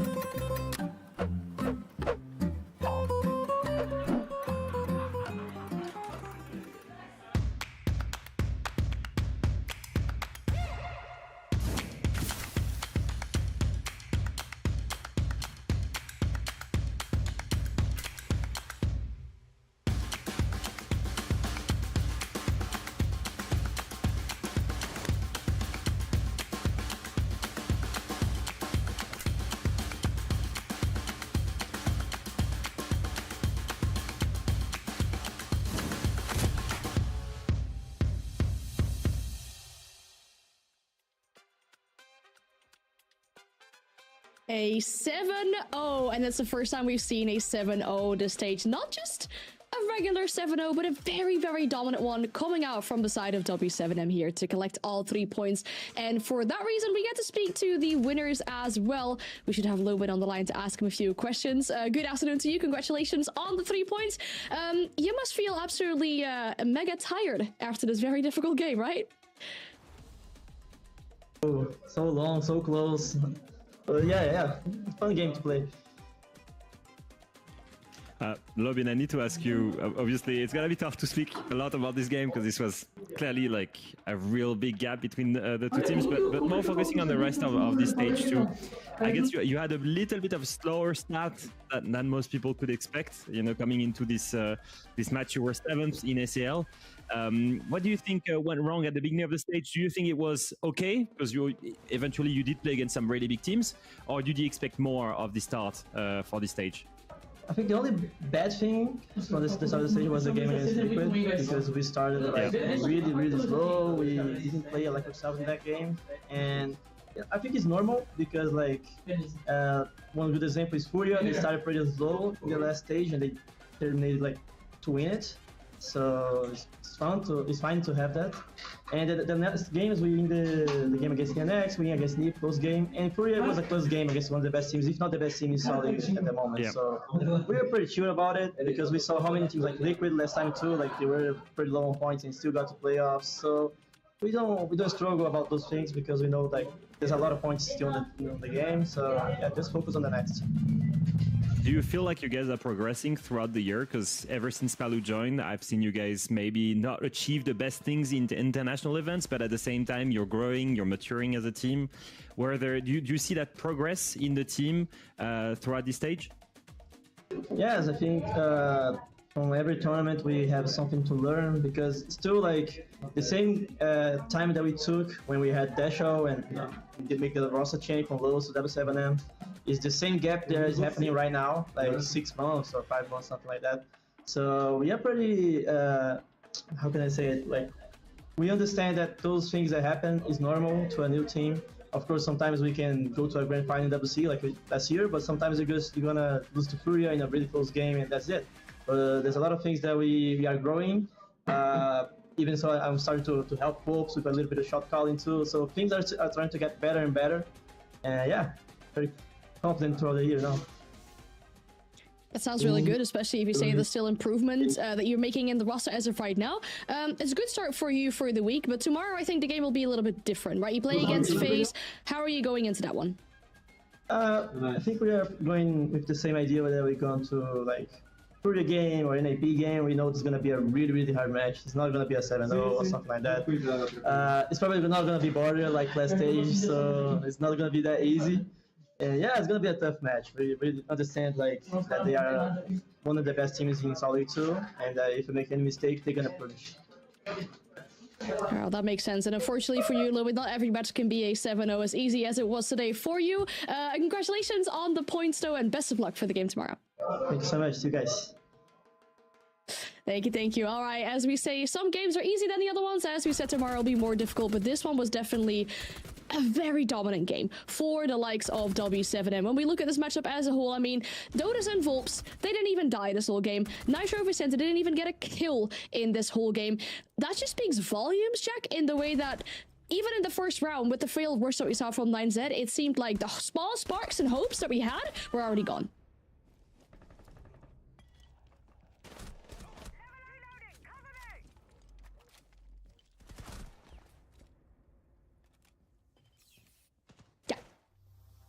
Oh, well, unfortunately, Leo, as we said earlier, right, that it shows so much at the beginning of the game, like this was just not going to be it for 9Z here today.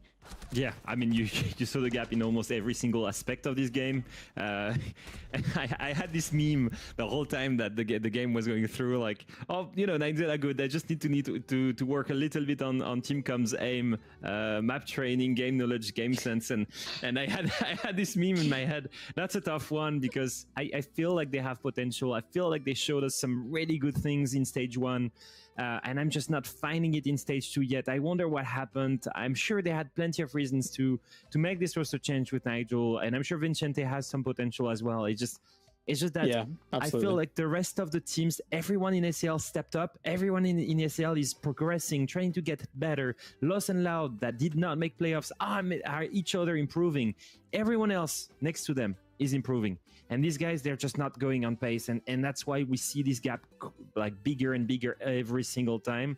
And against a team like W7M that comes in and plays like they're playing in T-Hunt, I mean, there's nothing they can do. These guys were wired in completely this game, and it was just in and for all a TDM game where W7M was winning almost every single gunfight. Like they were scared to play against W7M at times, right, Leo? Like where they, you know, there was a great example of it where it was just on their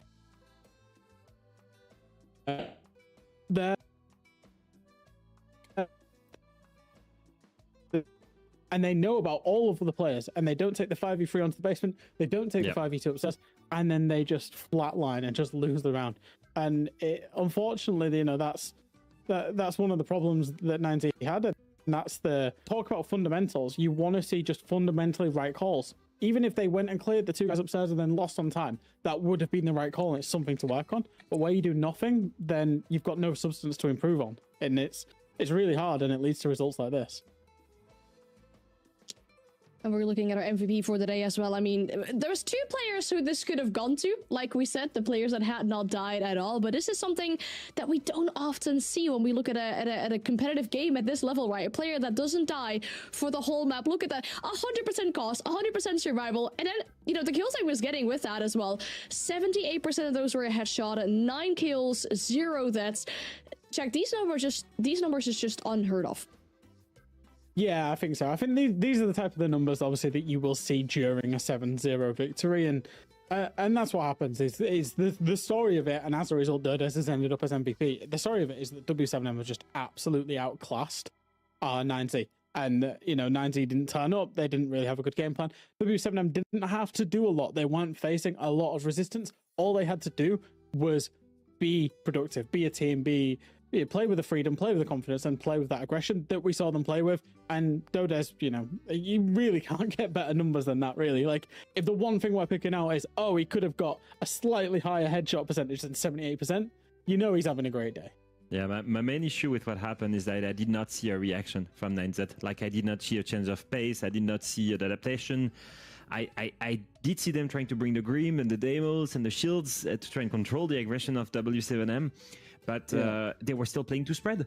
I mean, if you're facing players that take you 1 by 1 in a TDM game, why don't you all 5 go 1 by 1 and isolate those kills? You know, and so there were some issues that I was asking myself, some like very fundamental analysis and adaptation that should have arrived in the game that I just did not see there, and you cannot afford that anywhere in Tier 1 in the world, but especially not against W7M in ACL. Yeah.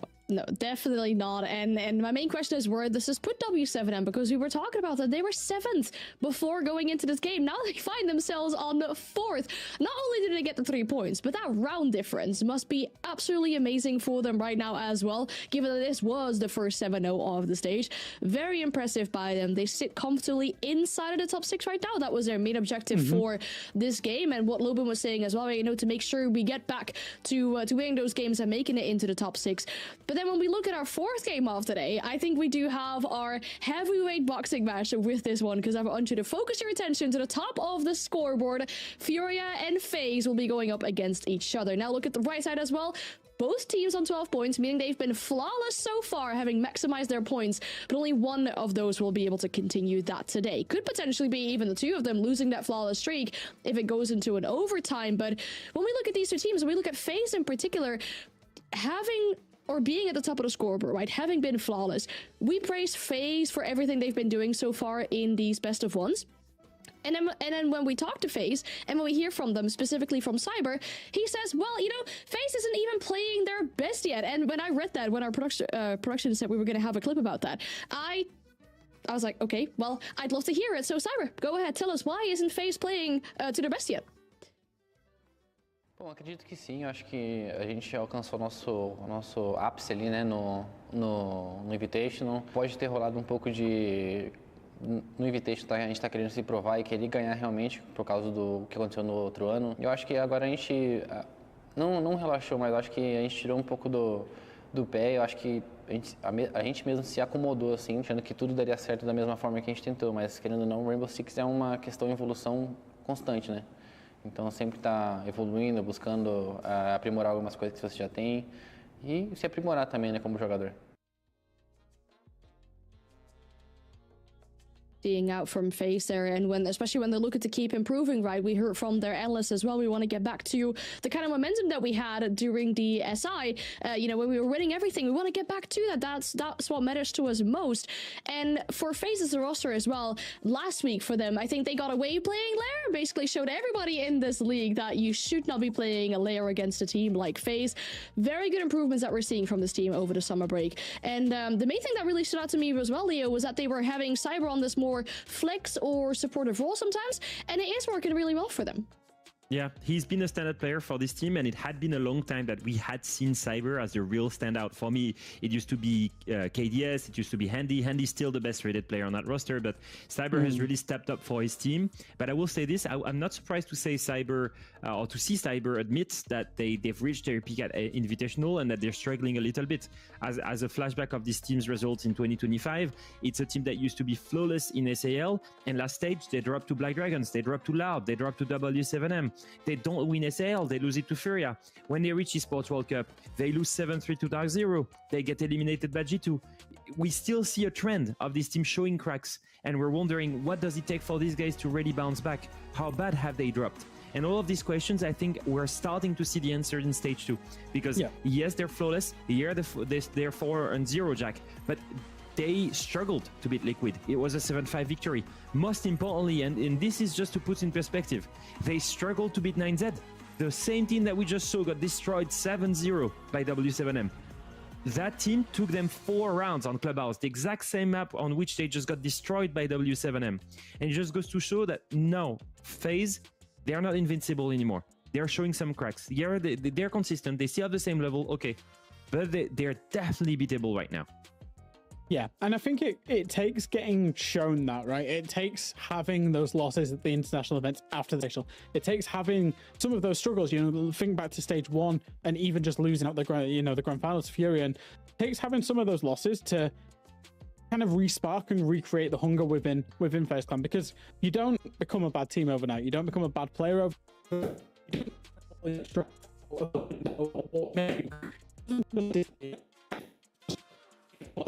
They raise their performance when they're against FaZe Clan, and also their standards slip a little bit because they are the best. They thought, maybe we can take some liberties or whatever. And to, even though we're not still in losing games, it's probably and their appetite.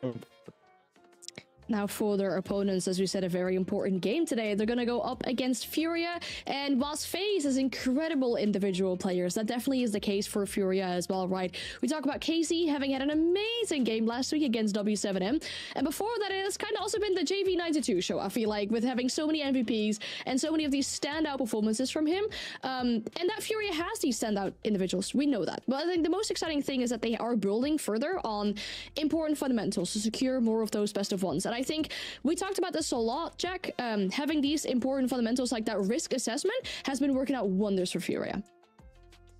I think it's a balance of risk versus reward with Furia, and basically when you start that balance right, I really don't think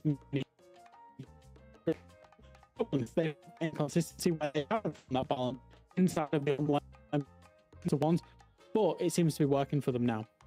Yeah, I think it was a long time process of fixing those BO1s. I think that in the last interview that we had with Felipox, he mentioned that Igor and him have really tried to somehow solve the problem of their inconsistencies in BO1s without impacting their playstyle. Yes, they play aggressive. That's a risky playstyle, and that's always going to be. But whenever you get that early advantage, whenever you've spent that risk and gotten the reward, let's stop betting, let's stop gambling on more gunfights, and let's stay a little bit safer. Let's be more disciplined, and it's worked wonders for them. And the main reason for this is the guy on the screen here, JV92, has been going crazy. He's the second best rated player worldwide for this team, absolutely going crazy the entire stage. Most importantly, a result of that is these guys being flawless and having the exact same round differential as FaZe, but facing much stronger opponents. where FaZe played 9Z on ENX, for example, two of the teams that are in the lower standings, Furia have played NIP, they've played W7M, they've played some of the biggest teams in this league. And yet, despite facing stronger opponents, they're still flawless and they still have the same round differential. And that tells me that that team is still in an upwards trajectory and still the best team in Brazil, as they've shown it at EWC, as they've shown it at Reload. And so I don't know if that's enough to take down the BO1 Kings of FaZe, but at least that will be an incredible match.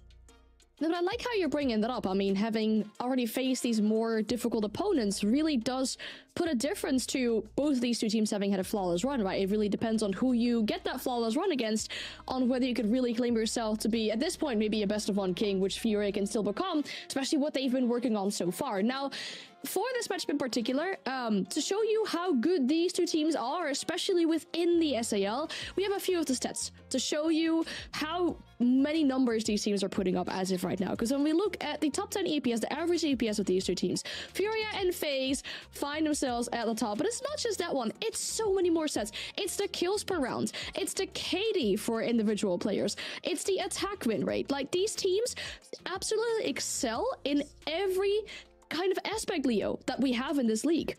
Yeah, that's what utter domination and flawless victories and 4-win streak for both of these teams means. And it's also why it's also, you know, dominating victories. It's multiple 7-2s, for example.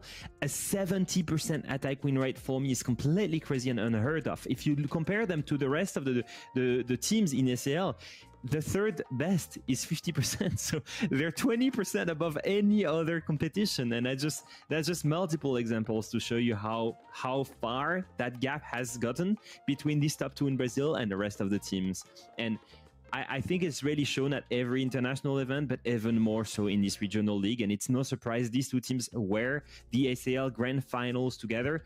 And that's what we expect from this stage as well. With the results that we've seen from both teams, we also expect that this is a grand final in the making, and we're getting a small preview today. Yeah, I mean, honestly, in my opinion, just give us a best of 5 for this one. I mean, we're kind of ahead of schedule anyway, so I guess we can fit in a best of 5 for this one here today to really see these two teams excel on everything that they've been doing so far on 5 different maps. But no, unfortunately, we only just get one, and we'll have a look at the map feed to see which of these 9 maps it'll be for our best of 1 here. The last time around, FaZe actually won this game. It was on Chalet. It was a 7-4 for them. So there's a big challenge here, really, for Furia. Chalet is still a possibility, but every single time I say that, the team finally bends it out, and we're heading to Bank, Leo. Oh, absolutely. That's going to be a banger. And you know why it's going to be a banger? Because both teams are on a 4 or 5 win streak on that map. Yep. Jack, I don't know what you think, but I think this is going to be good. Yeah, I always like it when you see the best two teams in the league on a map that they both absolutely love. Those win streaks, I think both of these teams have only lost it once since 6 Invitational, respectively. I want to say FaZe lost it at EWC, maybe Reload, and I think Fury lost it against NIP in the South American League. So they've only lost it once in close games, but the rest of the time, these teams absolutely clean up on this map. So I'm quite glad that it's a good map that we're going to for both teams. Sometimes when you get the top 2 teams, they might go to a map that's bad for them just to try and hide it and put it away. But these two, they just want to go at it. I'll see, the way that you two are hyping this game up, I already find myself at the edge of my seat. Not only is the flawless streak for these two teams going to end, for one of them at least, I guess a flawless map streak for one of them will have to end at this point as well. Bank is the battleground. We'll send it back to Intero and Jesse for FaZe and Furia. Well, thank you very, very much. Jesse, what did you do during the break? Because I'm sure you needed some downtime after that barn burner between 9Z and W7M. Well, Parker, I enjoyed a great bowl of cereal, actually, in the break. Thank you for asking. What cereal brand was it? It was Life cereal. So What's you wrong with did that? Good Life. Glad to hear. Okay, thanks, Parker. Listen, we've got an insane game coming up ahead of us. It's Furia versus FaZe Clan, and sometimes in life, you've got to get through the 9Z versus W7Ms so that you get to enjoy the FaZe Clans versus Furia. And I think this one will be worth the wait. This is the 2 best teams in South America, the only undefeated teams in South America. And it's crazy just how similar they are. They obviously both sit atop the standings, but they actually both have the exact same number of rounds won and lost. 28 and 13 so far through the stage. And if you go back in the history between these two teams all the way to the BR finals in 2024, they've played each other 7 different times, and each team have won exactly 71 rounds against each other going back to those finals. It's kind of ridiculous how close these two have been. It goes back and forth between who comes out on top. I think this is the most difficult game to predict, maybe in all of Siege, just because you never know who's going to look better on the day.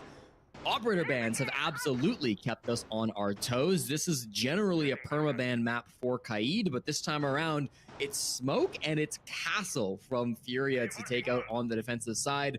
FaZe Clan go with Capitao and Ying. Also relatively unorthodox, as that double ranged hard breach of Ace and Habana is usually the choice here for defenders. So already a lot of interesting stuff going down, and we haven't even started the first round.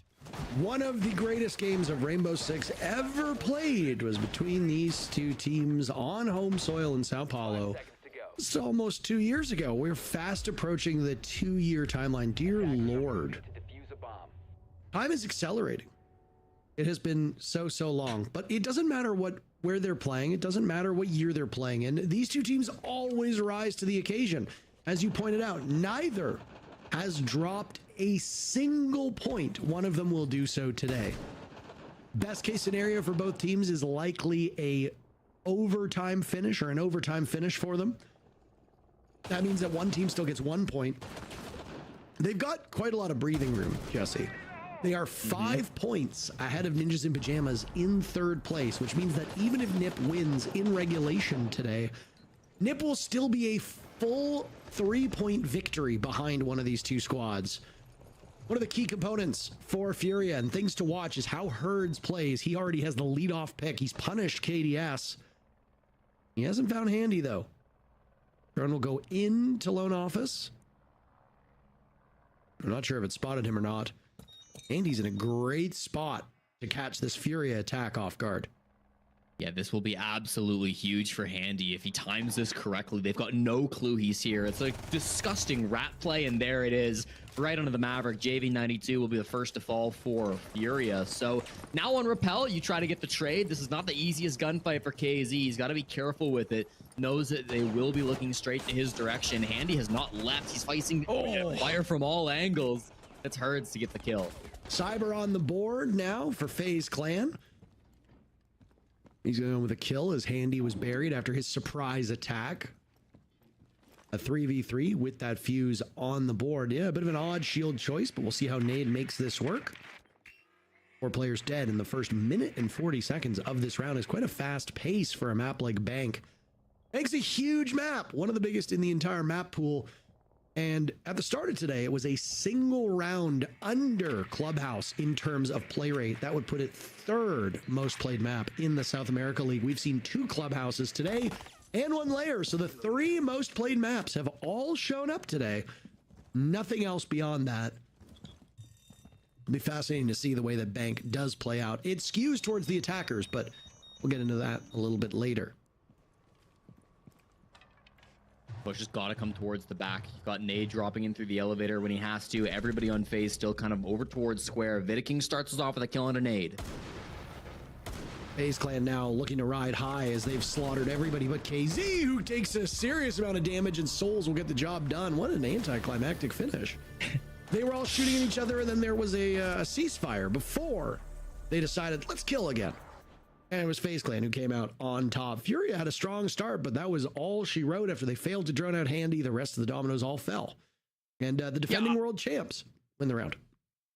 I would honestly say that despite the fact that it was a 3v3, that was a really strong round from FaZe Clan start to finish. The fact that Handy gets away with that rat spot is absolutely criminal. And yes, you lose KDS early roaming inside of open area, but that kind of just cements the idea even deeper in Furia's mind that, okay, we've crushed the early game. We've got nothing to worry about. There's not going to be a rat player in Lone Office of all places who steps up, kills JV92, opens the door as well for other players on FaZe to get aggressive. Cyber up on that top floor.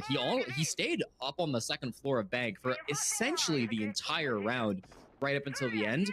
It meant that once the flanks came through, once the aggression was spotted by Furia, they didn't really have the time or the man count to re-clear the rest of the map. They were going with that push with very little map control, without a numbers advantage, and without really the key operators that they wanted for that push as well, in terms of herds specifically on that Grim. So I think a really smart round to start from FaZe Clan. You get a little cheeky, you play a little aggressive. Every time these two teams meet, it's going to be a battle of wits, so why not shake it up, show them something you've never done before.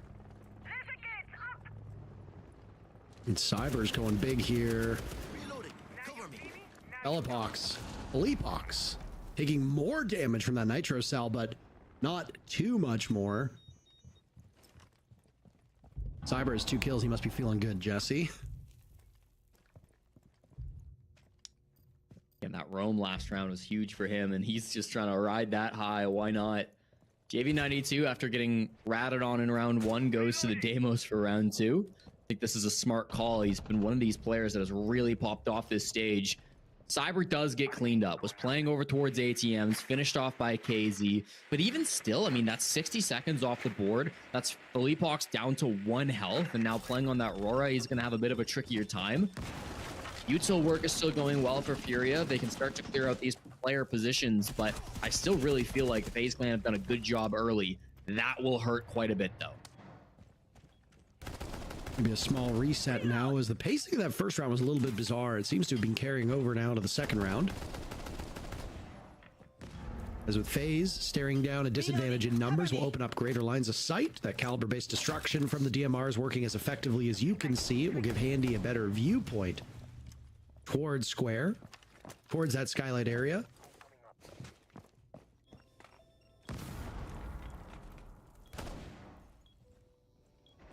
Slow from Furia, very slow as they try to figure out where these last 3 defenders are. Furia does not want to move too quickly here because they know that even at a disadvantage, FaZe can easily punish you and narrow those numbers down.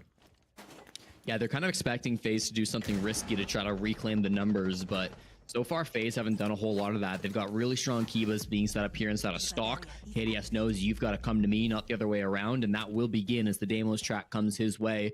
JV92 is still outside the building, so not to be walking up main. Instead, he's just outside on stock. This could give him the opportunity to jump in if he knows that that foothold angle is not being held by KDS. And KDS is going to go fishing for a kill to keep things close. If he loses this, it'll be tough for the round. Furia sweeping through souls and KDS leaving just Handy, and Handy gets 1 exit kill on Felipox right before the round ends. That really could have been a flawless round for Furia, but FaZe still gets the 1 kill, so no flawlessly done, but a good bounce back from Furia.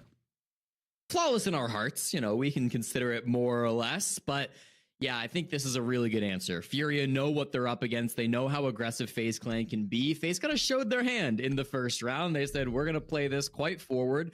Furia respond really nicely as soon as they get aware of that. Cyber had made a good rotate all the way back up to Square by the time he got taken out. But Furia were just outside the building, holding the angles, making sure they had players in the strong spots to shut that down. Really no help for Vidiking after Cyber goes down, because once you clear up the roamers, that opens up the gates for you to play down below.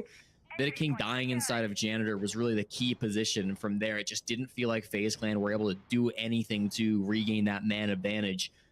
Got my eyes on Vidiking today, Parker. Of the 26 kills that he's had so far through stage 2, less than a third of them have come on Saturdays. He has consistently been popping off on Sundays. Mr. Sunday. But as today is a Saturday, I mean, the stats suggest that this should be a relatively weak game for the captain of FaZe.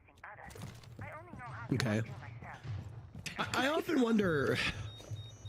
I often wonder how much time you spend digging out these goofy little stats. I love them. I think they're excellent, but some serious dedication here. That's one of my favorites. Probably the best one of the day. Mr. Sunday. Wait, it's not Sunday? It's Saturday, right? Detected a bomb.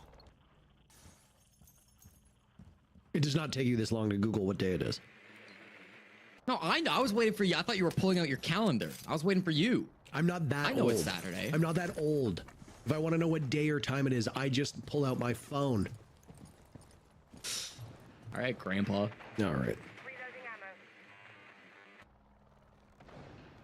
I hope you have some of your cereal left and it gets very soggy and you have no choice but to eat it. It's all gone. KZ inside of the basement is going to be the real focal point of me for this round. What is he able to do walking up those server stairs? He's already cleared everything and has made his way into bottom square. His presence should be known with those beepers, but he's in the site, Parker, and I don't think FaZe realize. This is what a Nook does. It'll be a jump scare. He's prepped and ready for it. Souls knows him, reads him like a book. Down goes KZ. I don't know if there was intel inside the site or not for them to know that. Furia has now lost 2. The only person from Furia on the board is Nade. He and Felipox are still standing as Felipox has his work cut out for him over by the stairs. Suddenly numbers are equal, but Felipox, despite being the Monty, low on HP. There is an impact in pocket for Handy, and if it lands in the right area, Felipox could die. Now it's Cyber firing away. Nade the next target as what little remained of Felipox is gone. It wasn't admittedly that tough to get rid of him. Inside of Printer, Furia will lose the round, and Cyber is having a great game so far on this fine Saturday. Yeah, it's been a great game from Cyber. I mean, that late round in particular, killing the Monty was the most important frag. Nade in the final 1v2 was good too, but Felipox being inside of open area just really opened things up for Cyber to get that angle, get the kill onto the shield player after his teammates had done good enough job of cleaning up some of those players earlier on as well. Honestly, no clue how Casey got spotted inside the site there. There was 0 FaZe players on site, but when Souls makes his way back in, he has some kind of a suspicion that there will be a player there. So he swings ADS and manages to shut that play down from KZ. Cyber, a player who has had his roles kind of shifted around. He's, at least on attack, been pulled back to be in a bit more of a passive position. This is something JP talked about in the interview last week, where Cyber maybe wasn't so happy that he had to get reined in this stage, but it's absolutely paid off on his stats. He's been a fantastic player for FaZe all stage long. Also opened up guys like Handy to maybe pop off a little bit more than what we've seen in the past, with him really thriving in a more aggressive spot on the attack.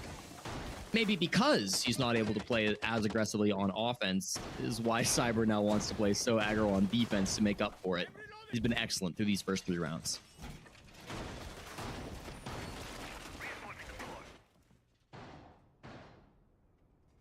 Well, so far this has lived up to the billing, and we're only 3 rounds in. I wanted to talk a little bit more about Bank. I promised you that I would. It was up until my stats, which are now a week outdated, the most played map in EML. Join me as I wander on over there. It has been replaced now. Consulate is the most played. Bank's pick rate has rocketed up over the last couple play days. And again, it's at in 3rd place to start off with. It is an attacker-sided map. 55, 45, those are the numbers we tend to see. It is very rare that a map that has a lot of play on it is wider than that. It happens, but attackers should be doing well.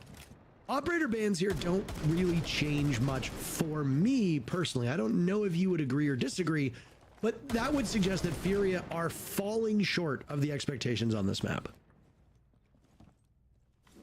I think it's still pretty early. I think a 3-3 split would be what we expect, and I think we're headed that direction. You do kind of worry maybe a little bit with how the last 2 have gone, but I think for Furia, you know this team so well. You kind of expect this game to go overtime, at least I do.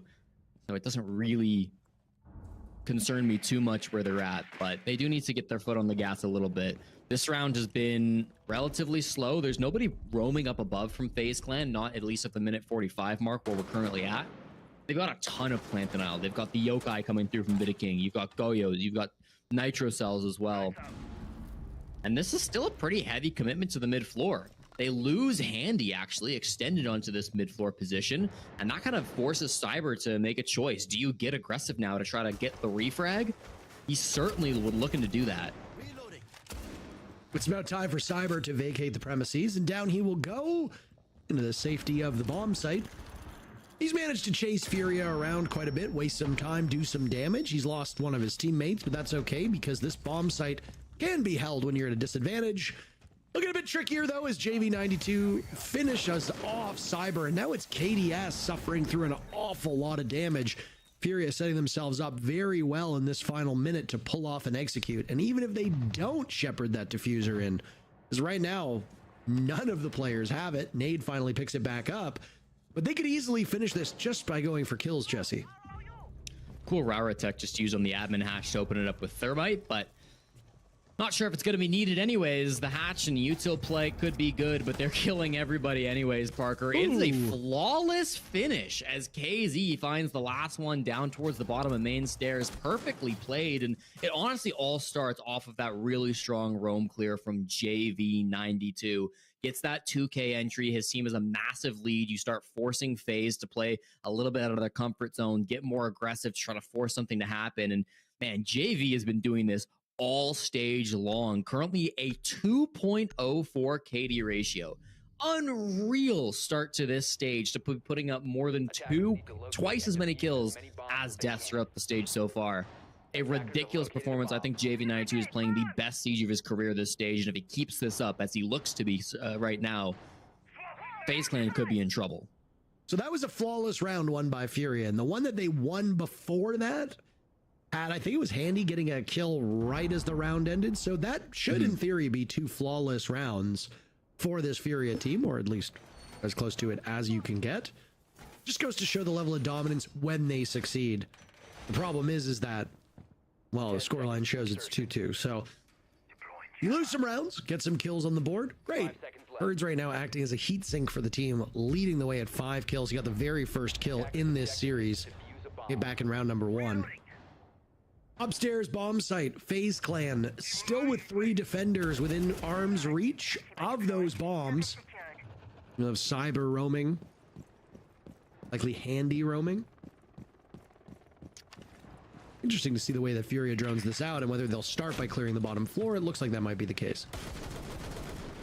Cyber loving these tuber roams to come through so far. Really enjoying that every round except round 3. So far been rocking this operator. Playing with the DMR down in the basement. Could be on a collision course with KZ. He's entering in through garage, and I think they are realizing it. He seems to have information, but loses the fight anyways. KZ better on the Nook and finds Cyber, tailing it out of there right after. Well, when things rain, they seem to pour for FaZe Clan, and Furia getting that leadoff pick has been great when it comes to conversion. Just ignore round number 1, where FaZe put in a scrappy round, fought from behind, and ended up persevering.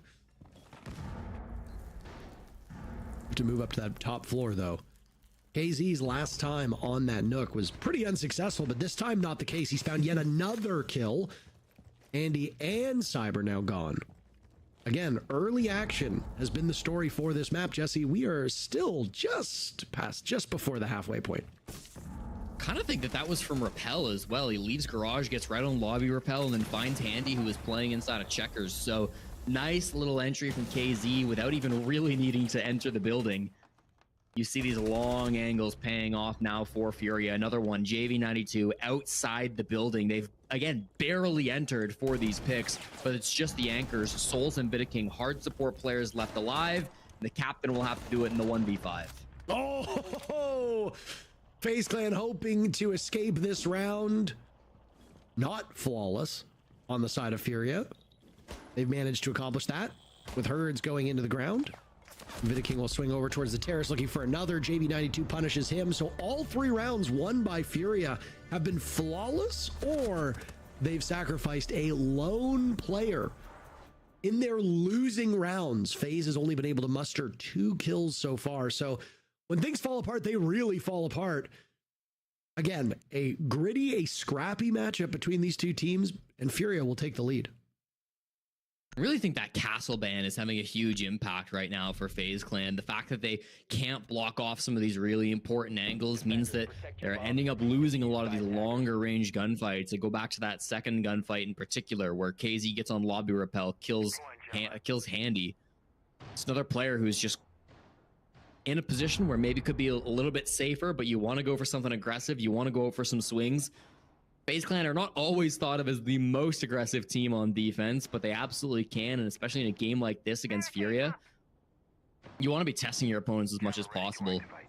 I forget who it was. It might have been Igor, the coach of Furia, in an interview last week ahead of this game where he said, you know, whether we beat FaZe Clan or whether we beat 9Z, we get 3 points anyways. So when you look at a game like this, while it's certainly important to walk away with the win, it's almost more important sometimes to just get a better read on your opponent, set yourselves up to maybe have a better game when you likely meet them over inside of playoffs.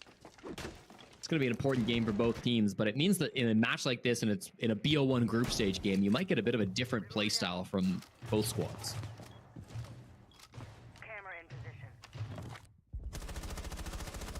As we reach the halfway point, or who knows, maybe we are past that. As we reach the halfway point of this bout, it is a good reminder that these two teams squaring off sit tied atop the region. Neither have suffered a loss. Both teams rocking an identical 4-0 record in regulation. Haven't even made it to overtime, and they have the same round differential as well. Jesse, you mentioned that a couple minutes ago. 28 rounds won, 13 rounds lost. That is actually crazy. I understand that they're winning, but 13 rounds lost across 4 games is excellent. One of these teams will watch that go up in smoke, because unfortunately for the fans, there has to be a loser in this series. Good information inside the site. It's been a very focused push here, all towards Square. It should be opening the door for Cyber, but as much as he's been looking, he hasn't found anybody playing inside of Archives. JV92 will make the entry, and I think he's a little bit fast, but he's still managing to stay alive. Doesn't get into a gunfight. Instead, it's Souls who peeks out and gets the first pick onto the hard breach nade. FaZe Clan now toppling Furia's forces. Souls will go down, so finally something from Furia shows up. Again, these rounds happening very quickly. We're at the halfway point. Where does Furia reset? Nice play from Cyber to read through Nook. Entering through Electrical. It's JV92 and Herds will be tasked with picking him up as the Valkyrie of Cyber hits a drive-by on JV92.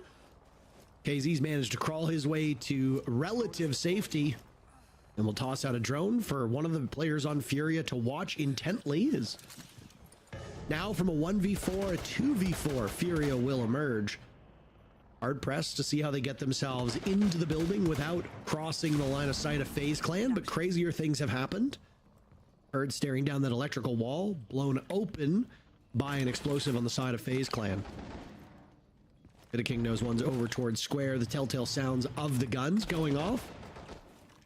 Cyber has their attention down in open area. Jesse, a prolonged bit of action as Cyber finally manages to secure KZ and gets Herds as well. Cyber, what a round. What a game so far for him as FaZe Clan ties things up, and we have a 3-3 first half. I just love this game, Parker. I mean, we keep seeing new things come out from both squads. Even if it wasn't successful, Herds on a Glass was not on my bingo card for this game. First time he's played it all stage, and as far as my data goes, I haven't seen him play that operator on this bomb site for Bank either in all season long, at least as far as I can tell. So really cool to see some new ideas coming out. That kind of Square isolated take has become really popular this stage, where you've got somebody up top to just do flank watch top Square. You enter in through the basement, so you've got server stairs, and then you just try to breach the wall, make a push, and plant in through cafeteria with some kind of a shield usually. This time though, I mean, it's read by Cyber. He's playing Archives. It's the perfect position to deny a play like that. You kind of expect him to get the lead-off entry in a round like that, but instead it's Souls, the anchor player from FaZe Clan, who swings out 2 massive picks to start that round strong for FaZe, and it really does kind of spiral from that point forward. Once again, we're seeing a very aggressive look from FaZe Clan. Furia get halted with only 3 rounds. It should be mentioned, the desk did talk about it, Furia are the single best attacking team in the South America League, a whole 1 percentage points better than FaZe, so we should see some strong attacks from both sides, and I think we have seen that so far today. Question remains, what does the defense look like now from Furia? This is a map that you've played quite often so far in the South America League. It's been very popular for you to be bringing out. If you include games across Furia where they've played in, say, Copa Sudamericana and other competitions, Furia have played this map 10 times this season with a 9-1 record. Shows their confidence on a map like Bank, but it also means that there's a lot of footage out there in terms of what Furia like to do.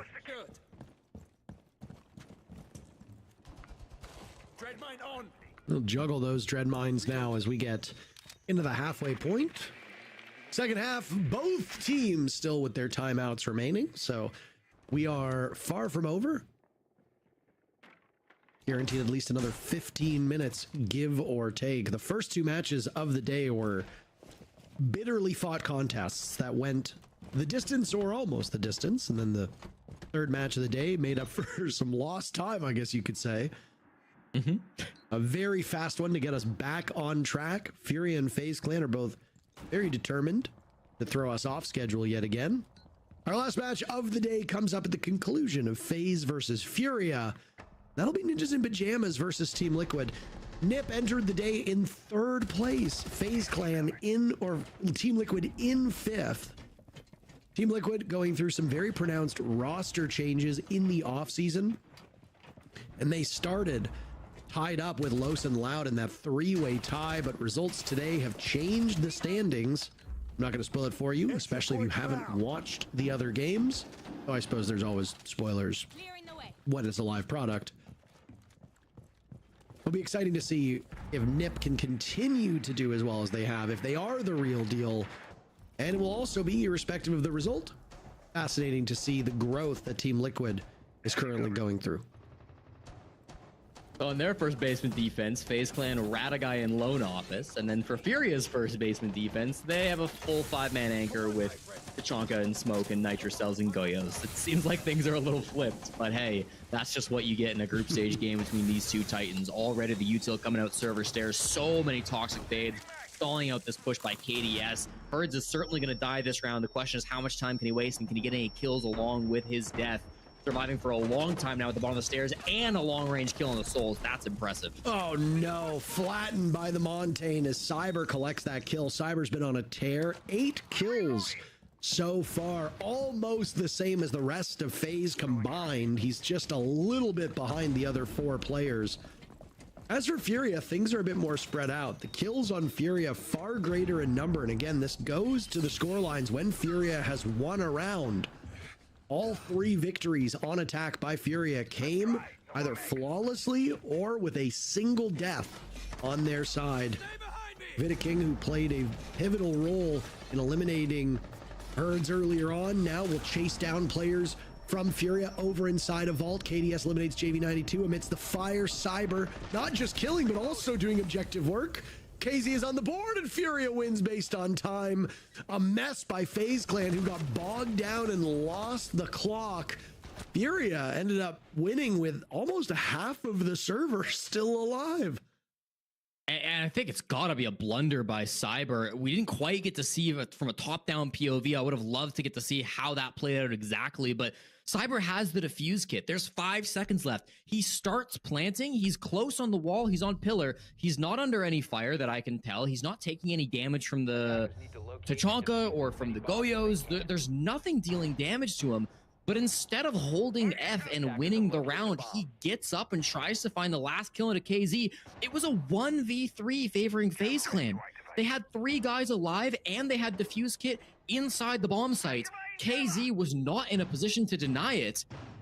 Shocking that they lose in a situation like that. Cyber, he can have all the kills in the world, but when he's pulling off the plant like that, I mean, you gotta question the decision making. Looked like such a strong attack from FaZe Clan, but it just isn't enough in the end. A little bit of a blunder inside the site will make that a really tough loss go in the way of Furia. Attackers are heading out to defuse a bomb. I have been very much enjoying this game, even though it doesn't necessarily sound like it. My allergies have gone bonkers over the last hour or so. You should get some life cereal up in you. Good for the bones. No, milk. Not. I don't need your pro dairy agenda here. We've already got 1 dairy involved in casting, and that's enough for me, so I don't need anything more. Either way, a thrilling bank so far. Furia winning on time again, not losing a lot of forces when they have won. So when Furia's winning these rounds, their stats are looking mighty good. They've got stall potential. They've got intel on their side. How will FaZe handle that? Well, they brought an IQ, and it will be handy, leading the charge through the main doors. Looks like it's going to be lobby focus, and part of that might just be trying to avoid Nade, who's going to be playing just in between Stock and Janitor. Honestly, maybe my favorite clash strat, and it was really popularized by Furia, and Nade in particular, who plays so well in that position, just around Janitor and Stock. And something we saw from him back in stage 1, and I thought was extremely strong for him to play like that. Won't really be a problem for FaZe, though, as they're not touching that part of the map. Lobby is under their control. That allows them to safely play out here on the CEO Repel. Start to take a little bit more aggressive over towards Kanto position as well, but it's all being washed by a Yokai. Again, Intel being the name of the game, they are succeeding very well. That was the echo shown on the left screen. As the march upstairs does not do well for FaZe Clan, they are funneled into their death. Second round in a row that we've seen a Goyo canister claim a kill. JV92 with a second. Leapox eliminating KDS. Once again, a very dominant round from Furia as they are set up so successfully, and they'll do it flawlessly again. 4 of their 5-round victories have come either with 1 death or 0 deaths on their side of things. FaZe Clan just crumble when things go bad. Is this going to be a FaZe timeout, Jesse? Yes, it will. Furia in the driver's seat, and FaZe obviously sounding the alarm bells. It's tough when you're going up against Furia, man. Such strong, honestly, pretty passive defenses so far. Night and day difference to what FaZe Clan were doing on their defensive side. And on one side, there's going to be a clash you've got to deal with. But on the other, it was Joao Vitor 92. I'm sure I butchered that. I'm sorry. Stepping up with the Goyo plays. He's got the Goyo canister for the first frag. He's got long angle shots with the TCSG as well to continue to lock up all of that damage. And then Felipox as well, getting so much good information, playing on that Yokai cam. There was one deep inside of lobby, and you got to question a little bit. Handy is inside ATMs on the IQ. He is specifically hunting for that Yokai cam, but he's not able to get it. He's just getting timinged a little bit. The Yokai was upstairs, like in hallway. Then as soon as Handy puts away the IQ scanner, then comes out the Yokai cam, goes for the stun, gets the information. Really cool stuff coming out from Furia. All their util lining up. Some frags from Fleetbox late in that round too were massive. FaZe Clan needs to read into the way these defenses are being set up. Lots of utility, lots of passive play coming out from Furia. Gotta find a way through that.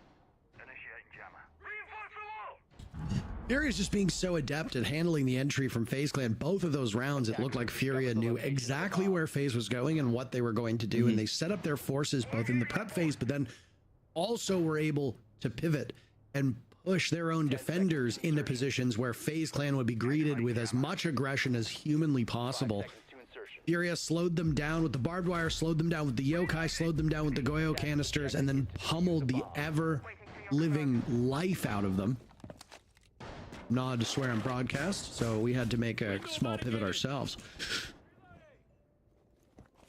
Now they're looking for a potential knockout punch early in the round as JV92, whose name I would never have the hubris to pronounce, missed out on one, suspecting a potential repel from another, but as you can see, that will not come to pass. Gotta be careful up top. He's just playing with Herds, who's currently sitting long desk, so they are quite close to one another. It's got the same Goyo canister set up too, just the top of spiral stairs, one flanking each side. That kind of says to me he wants to waste a lot of time up here. He's sticking around for quite a while. He can delay the clear of the top floor. It'll really make this push slow for FaZe Clan, and that could be the death of him. Same time, long angle fights will favor him with the TCSG. Herds almost had the Monty dead to rights. FaZe will strike first in this crucial round after burning their timeout. They are in such dire need of any type of motivation. Now it's JV92 crushing Cyber, and the Monty will be the next focal point. JV92 hits the deck, runs away. All this action occurring on the top floor, but the bomb site is nowhere near it. Though FaZe Clan did have some control of stock, trading just above this open area defense by Furia. JV92, ever the rat. He's now over at top blue, staring up towards square as Vidiking is taking an awful lot of damage, I imagine, from some fire. Yeah, those Goyos are still being such a nuisance for them, and JV has been so good. Sees the Monty, might have got spotted in returns. Hard to know if Vidaking was able to see that. In any case, JV's been so exceptional so far today. He's somewhat close to KZ as well, who's playing just inside of Tellers. Bomb site's open area. Don't forget about that. They seem to have an idea of where JV is, and they start to push down that server stairs to try to find him. Handy is in the basement, probably looking for JV. This Furia team is so spread out. They have intel. There goes JV92. He was the focus over towards blue, as now Vidaking can back up there with impunity. 30 seconds remain. Furia still have intel, still have gadgetry available. They still have the element of surprise. A nice shot from KZ is now he'll head for the hills. Back over, squares himself away over towards blue. Down goes Handy. In square, the Monty is there as well. KZ taking no prisoners, and Nade will get the final kill to propel Furia to match point. KZ stepping up big, as he has all stage long. Coming into this game, averaged exactly 1 kill per round. Especially impressive after 41 rounds have been played by Furia so far this stage.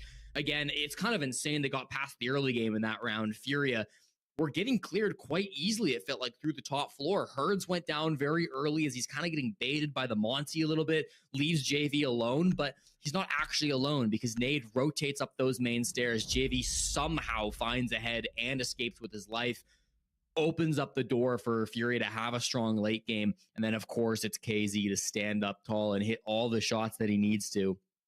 Played that absolutely perfectly, coming out on top, and it's more of that somewhat passive gameplay coming out from Furia. I guess the double roam up top is a little more aggressive this time around, but it still just goes to show how difficult it can be to break through these Furia defenses. FaZe Clan, I think, struggling to find any momentum on this attacking half, and unfortunately, I hate to say it, Parker, but it's a classic Saturday performance from Vidaking. Bomb located by attackers. Cyber's been carrying the way when it comes to offense, but again, the times that Furia wins, they don't really lose that much, where they still had 3 players alive in the previous round, so Herds and KZ combining for 18 kills. JV92 added to that. That's 27 across the whole thing. My quick math on the side of FaZe Clan is they are well above the rest of the team. 5 seconds left before insertion. It's odd. FaZe Clan, when they excel, Jesse, they excel as a team. When they do poorly, they tend to do poorly as a team as well. Very rarely do you get a standout performance from one of these players if things aren't clicking. And over the last 3 rounds, nothing has really been clicking for FaZe Clan.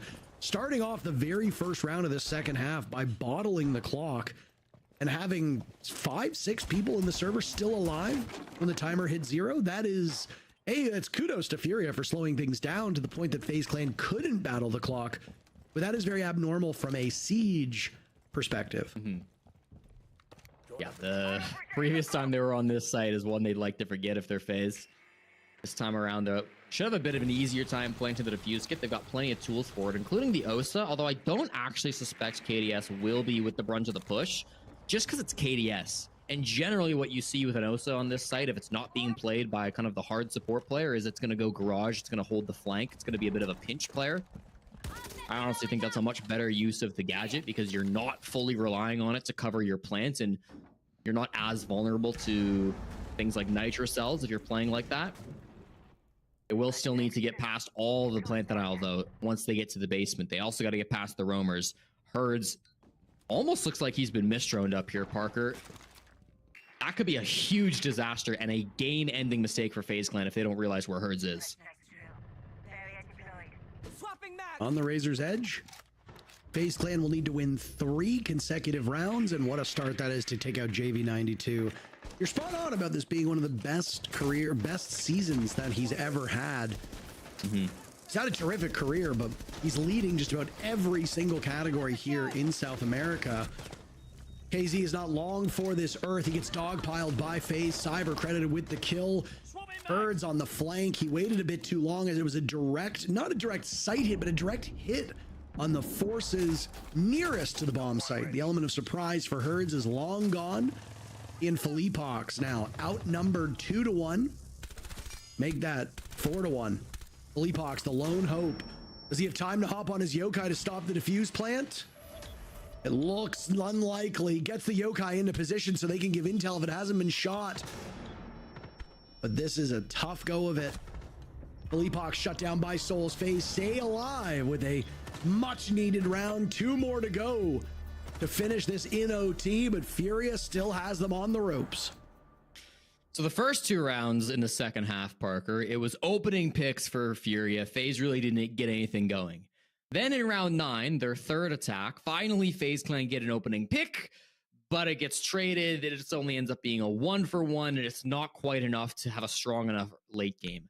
Finally, we see FaZe Clan decisively win the early game. Both JB92 and KZ get cleaned up inside of open area. There's nothing that they're able to do to survive from that position. And it's honestly kind of a goofy engagement, the way that they end up clearing out KZ in the end of it. They're walking through Printer, they walk through open area, and it's jumping off the desk to get that final kill from Cyber. Once they have the 2-man advantage, I mean, you kind of hit the nail on the head. It was way too late from Herds to come through with that flank. It was trying to be more coordinated because Herds was at the top main stairs and flanked down, and Nade was at the bottom of main stairs and came back up.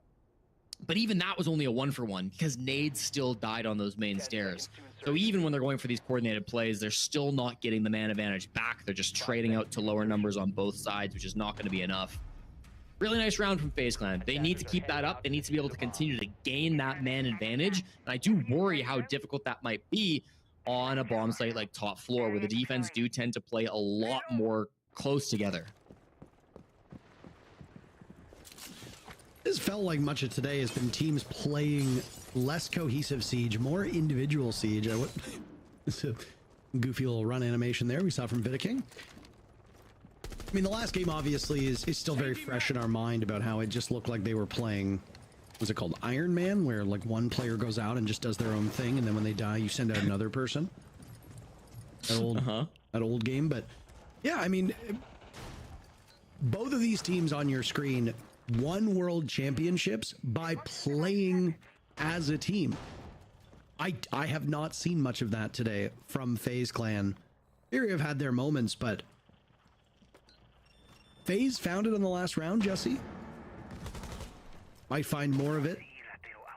Might not. Maybe we're 2 minutes away from Furia remaining undefeated. FaZe Clan's advance towards this top floor bomb site. Right now, over by open area, square. I'm a little worried about this exothermic charge going down, Jesse. I think FaZe Clan are very much aware that this opening pick is so critical. They need an early advantage, and that's going to be a very good chance at it. They do catch Herds as he falls. There's no way he gets recovered. He's on the first floor. None of his teammates are. So that is effectively a 1-man advantage now for FaZe Clan. Can they spiral it into more? They've got the yokai on lock, so that's important. Furia, I don't think have had the success they've wanted from this operator. Herds has actually been retrieved amazingly, Jesse. We will lose some of the secondary gadget, as right now FaZe Clan are close enough to the bomb site, but are still a little bit removed. Soul spotted a nice shot on the KZ right as smoke envelops the defender. JV92 trades back, Philippox as well onto Souls. They will duke it out left and right. Teams losing bodies, losing players, all in lockstep. An honest attempt at the defuse kit by Cyber, but he has to bail off of it as KDS and Handy were not there to provide coverage, and he's worried about the forces that Furia has in the site, I think for good reason. A clash, a shotgun, an Echo on the board, you need to be concerned. The Echo no longer a priority as Philippox is dead. Herds is gone too. Nade will clutch out. No! Handy shuts him down. Brother on brother violence. And 2 in a row from FaZe Clan will send us to the 12th and final round of regulation. Furia may be a little too comfortable with that 6-3 lead. It's slipping away from them quickly in this second half. Really got to appreciate that entry play coming through once again from FaZe Clan. I thought it was going to be the opening pick onto the player that had dropped down through Janitor, but instead, the actual entry came on the guy who went down to retrieve him. That player at the top of main stairs, it was a beautiful flick over, I believe, from Cyber to grab that kill and start things off strong for FaZe Clan. Playing around the bomb site, knowing they didn't have to commit to get in until they had quite a few kills to come through. I was a little nervous when I saw Cyber again in the bomb site with the fuse kit not planting, but he had plenty more time compared to round number 7, so it ended up being a lot stronger this time. managed to find those last 3 kills before it got too out of hand. And with this comeback creeping up now and 3 points on the line for Furia, they will call their one and only tech timeout. Like some frustration on their faces, Jesse. I think for good reason. You've dropped 2 rounds now in a row. When you were cruising, there was nothing slowing you down one bit, and FaZe Clan have leveled up. Both of these teams are well aware of the power of a comeback, especially when playing each other. You never count out teams that are championship level squads. You have to take a look at the operator bans. You have to take a look at the maps. You have to take a look at individual performances. If somebody gets an ace clutch and it completely changes the tide of a matchup, it doesn't matter what you look like on paper. It doesn't matter if you should be the better team here. Both of these teams have proven through this entire league that they are very evenly matched. Same round differential, for crying out loud. That's a mind-boggling stat. Yeah. It surprises me very little that this game has tightened up to the level it has. I can easily see this going either way. And from a spectator perspective, that makes this last round of regulation, because we might need overtime, particularly compelling. And Parker, we're going to risk regulation all on the least played bomb site on the map, Archives Tellers. A scary site to go to. It's one of those sites that is really hard to play inside of if you're a defender. That's why we'll so commonly see teams play a lot of players above, even play players horizontally around the site. Open area, a big point to hold typically for teams, and ATMs apparently another position they want to hold. JV has the long angle, but he loses the fight, takes a lot of damage, and barely gets back to site with his life. Nade not so lucky. The opening pick to Cyber while all this is going on. Cyber is on the roof as he gets that kill. It might have been a skylight frag, Parker. It's still a baffling one. And Nade playing an intel op like Solus is excellent when you're looking at FaZe getting into the building. FaZe have barely accomplished that, except for Handy, who's now creeping his way through the basement, completely unaided, on his own, as a Nook does, hoping to find a member of Furia mid-rotate. They'll do just that. Philippox is gone. JV92 is living on borrowed time. Furia are getting dogged on this round, and there's still half of it to go. Now it's Herds on the ground. What is happening to Furia? They call their timeout, and they look even worse than they did through the previous rounds. JV92, he's been insane so far for Furia, as has KZ, but this needs to be their best round of the stage so far. 2v5. Starts with the first one, Cyber going down. The best player on FaZe Clan today. He won't be able to clutch out this last round. They're in sight, though, and both positions do seem to be known. JV on just a sliver of HP. How can they make this clutch happen with still 60 seconds on the clock? A dozen kills for Cyber does him no good in that engagement as he's gone down, and Furia find themselves in a terrible spot, but one that's a little bit better than it was 10 seconds ago. Furia will be assisted by the clock. KZ wanders out, doesn't know that Souls is over by elevator, and he collects the final 2 kills to propel FaZe Clan into overtime. Neither of these teams will win in regulation. We will need 2, potentially 3 rounds of OT to seal the deal and determine a victor. It couldn't have happened any other way, Parker. I mean, there's no way this game wasn't going to end up in overtime one way or another. And something you've been talking about all day long has been individuality, not playing as a team. I think that really was the crux of the issue for Furia. Nobody's able to get traded out as those deaths happen all around the map, all on individual players. I went back and checked the VOD. It was indeed a Spider-Man rappel through the skylight from Cyber that got that opening pick onto Nade, who was playing checkers on that top floor position. Then it was through the basement from Handy, of course, playing on that Nook that got the second frag of the round. Then another one top floor right back onto Herds. So you're ping-ponging across the map, up and down, and consistently FaZe Clan just don't seem to be able to find a trade. They don't seem to know where these players are coming from because it's such ridiculous positions. A Nook in the basement or a skylight rappel coming down from them. It's these creative plans, that smart thinking from FaZe Clan that have brought this game back to a 6-6 scoreline. And now in overtime, we need to figure out how this map actually leans. It's been 3-3 on both sides. Are we going to see defender side of game go the way of Furia, or will it lean to the attack? That's what FaZe are hoping for. We've been loving this Echo, and maybe it's just recency bias, but I have not loved this operator for them. The yokai drones have been getting spotted pretty early on. They very rarely get to the point, at least over the last 3 rounds, where a yokai drone can have such an impact on the round. I guess you could use the yokais through the early to mid round just to scout where the defenders are going to come from. One of them, by the way, where the attackers are going to come from. One of them, by the way, is Handy, who's looking to march into garage as a Nook. This is a risky situation for FaZe Clan and a risky decision to make, because you usually have somebody watching garage on a bottom floor defense. They see one. He's on cams, Parker. Oh no. Philippox is dead to rights here. He won't see the Nook. He's cycling through. Philippox is now off it as the jig is up, and JV92 catches him all the same.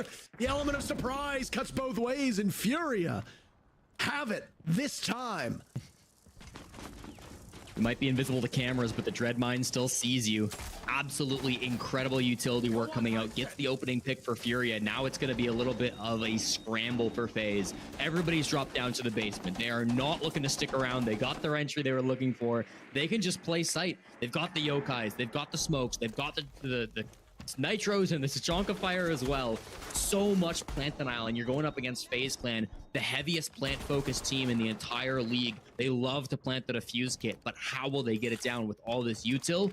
Going to have to be a multi-layered approach. They're going to need to open up some of these other hatches over towards the back of site. They will have to have players disrupting the back lines if this plant has any hope of going down. And even still, you're not going to get this plant started until probably the last 20 seconds with all of this fire from Tachanka.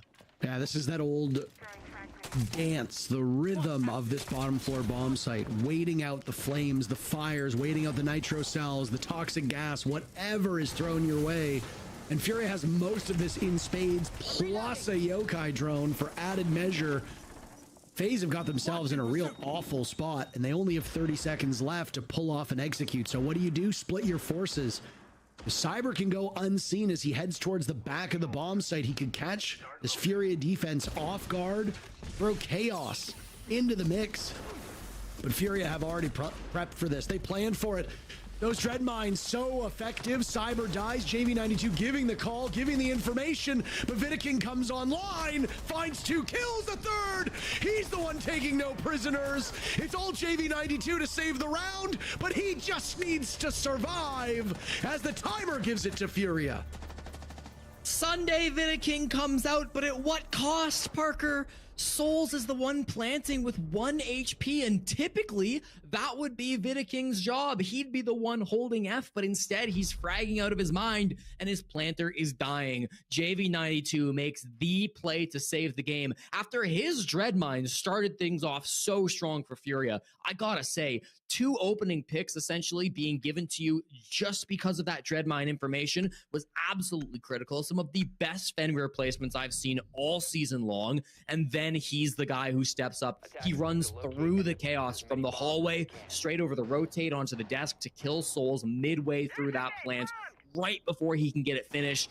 There's nobody close enough to pick up the defuse kit at that point. Only 3 seconds left on the clock. They have to go for kills, but JV92 just sits and listens and waits. Perfectly played from him. Up above looked like he was able to rotate at the end of that, playing it so well. Fantastic play to come through on the hatch from JV92, and that might just be enough for Fury to lock this down. 10 seconds remaining. I mean, he was right in the thick of it, wasn't he? 5 seconds. Many angry members of FaZe Clan trying to locate the final player on Furia. Attacker's objective is to locate a bomb and Urgently looking for victory in that round. FaZe Clan has trailed Furia for most of this match. They find themselves in a very familiar spot with their back up against the walls. FaZe Clan have persevered. Furia had 3 opportunities to knock them out of this match and have failed every single time a 4th opportunity presents itself. FaZe Clan prevails, a 5th will be there for Furia, but FaZe Clan will be on the same footing in a final 15th round. It's always magic when these two teams meet, and I've been casting this game with a pretty big smile on my face for most of it. This has lived up to the billing, and I'm very glad. FaZe Clan's gonna get a little bit tricky now as they start to play this defense. We go back to the first half where they played very aggressive. Cyber in particular was all over the map on the defensive side. Doesn't look like he's willing to take the same risks now that the scoreline reads 6-7. Playing the main stairs. I suppose an aggressive angle being held. But on a drone, I don't expect he's going to take anything too crazy. Herds is just on the other side of the stairway. He can send these bees down, and once he gets free pings onto Cyber, I mean, he should be able to back off from that point. Player in the elevator, of course, likely to back off soon as well, but you never know with these guys. Now Herds taking a bit more of an aggressive stance, could catch Cyber off guard. A fadeaway now as you hear that vector go off. A fire hose of bullets, none of which hit their intended targets, so FaZe Clan will have to regroup. Reloading! As we've gone deeper into this matchup, we've seen the opening pick come later and later and later, and I think this just goes to show the dedication and the effort and the caution that teams are showing each other. The setup right now on this middle floor. Hard breach going off. Zoto canisters tossed out in return to slow down the advance of these attackers. Cyber not just doing well on a kills perspective, but also has been integral through so many rounds when it comes to utility. This one is no exception. 40 seconds. I wonder. Is there time, Parker? I don't know if there is. They're going to have to go for kills either way. KZ drops. Handy will join him. And now it's JV92 finding not one, but a second. My God. Firing back and forth, these two Titans colliding. KDS, last man standing on FaZe. Furia have been unsuccessful at every attempt when it comes to sealing this one.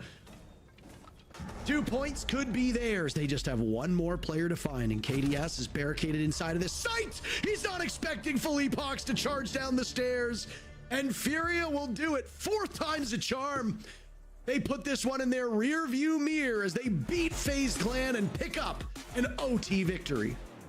Wow, the battle between the best in Brazil certainly lived up to the hype. What a great game ending in overtime, and who better than JV92 to really put that nail in the coffin at the end there, coming down on the Maverick. Again, just exemplifying how good he has been all stage long. By far the best player in the South America League this stage, and continuing to have an MVP performance even against the other best team in the region.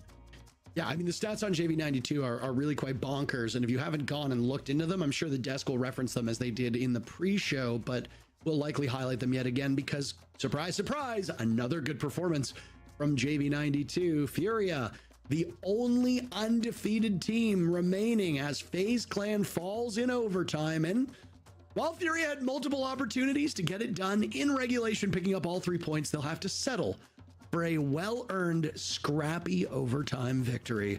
One more game remains, but before we get to it, let's break down the matchup we just watched after this break.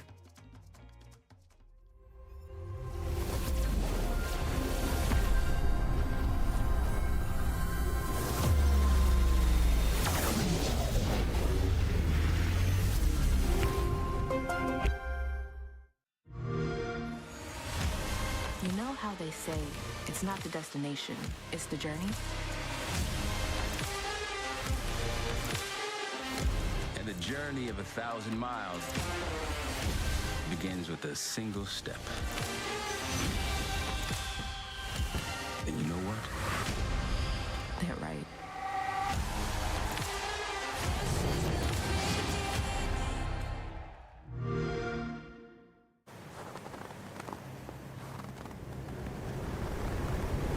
Keep an eye out for contact.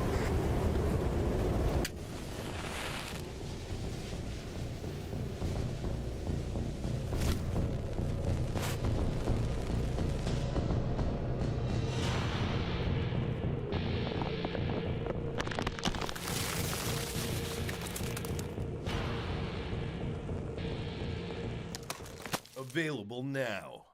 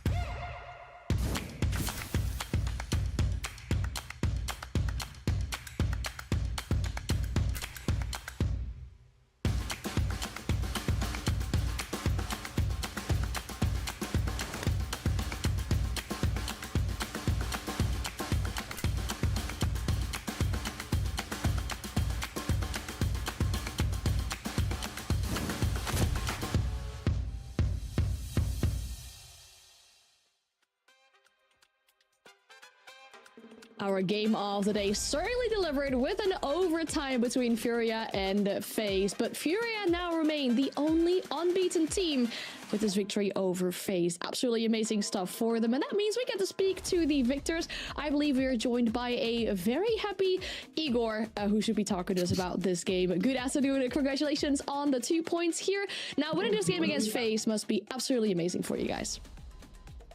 Yeah, we are happy because we won, of course, but we could won in the regular time and get the 3 points, but a win is a win, so that's it. FaZe is a good team.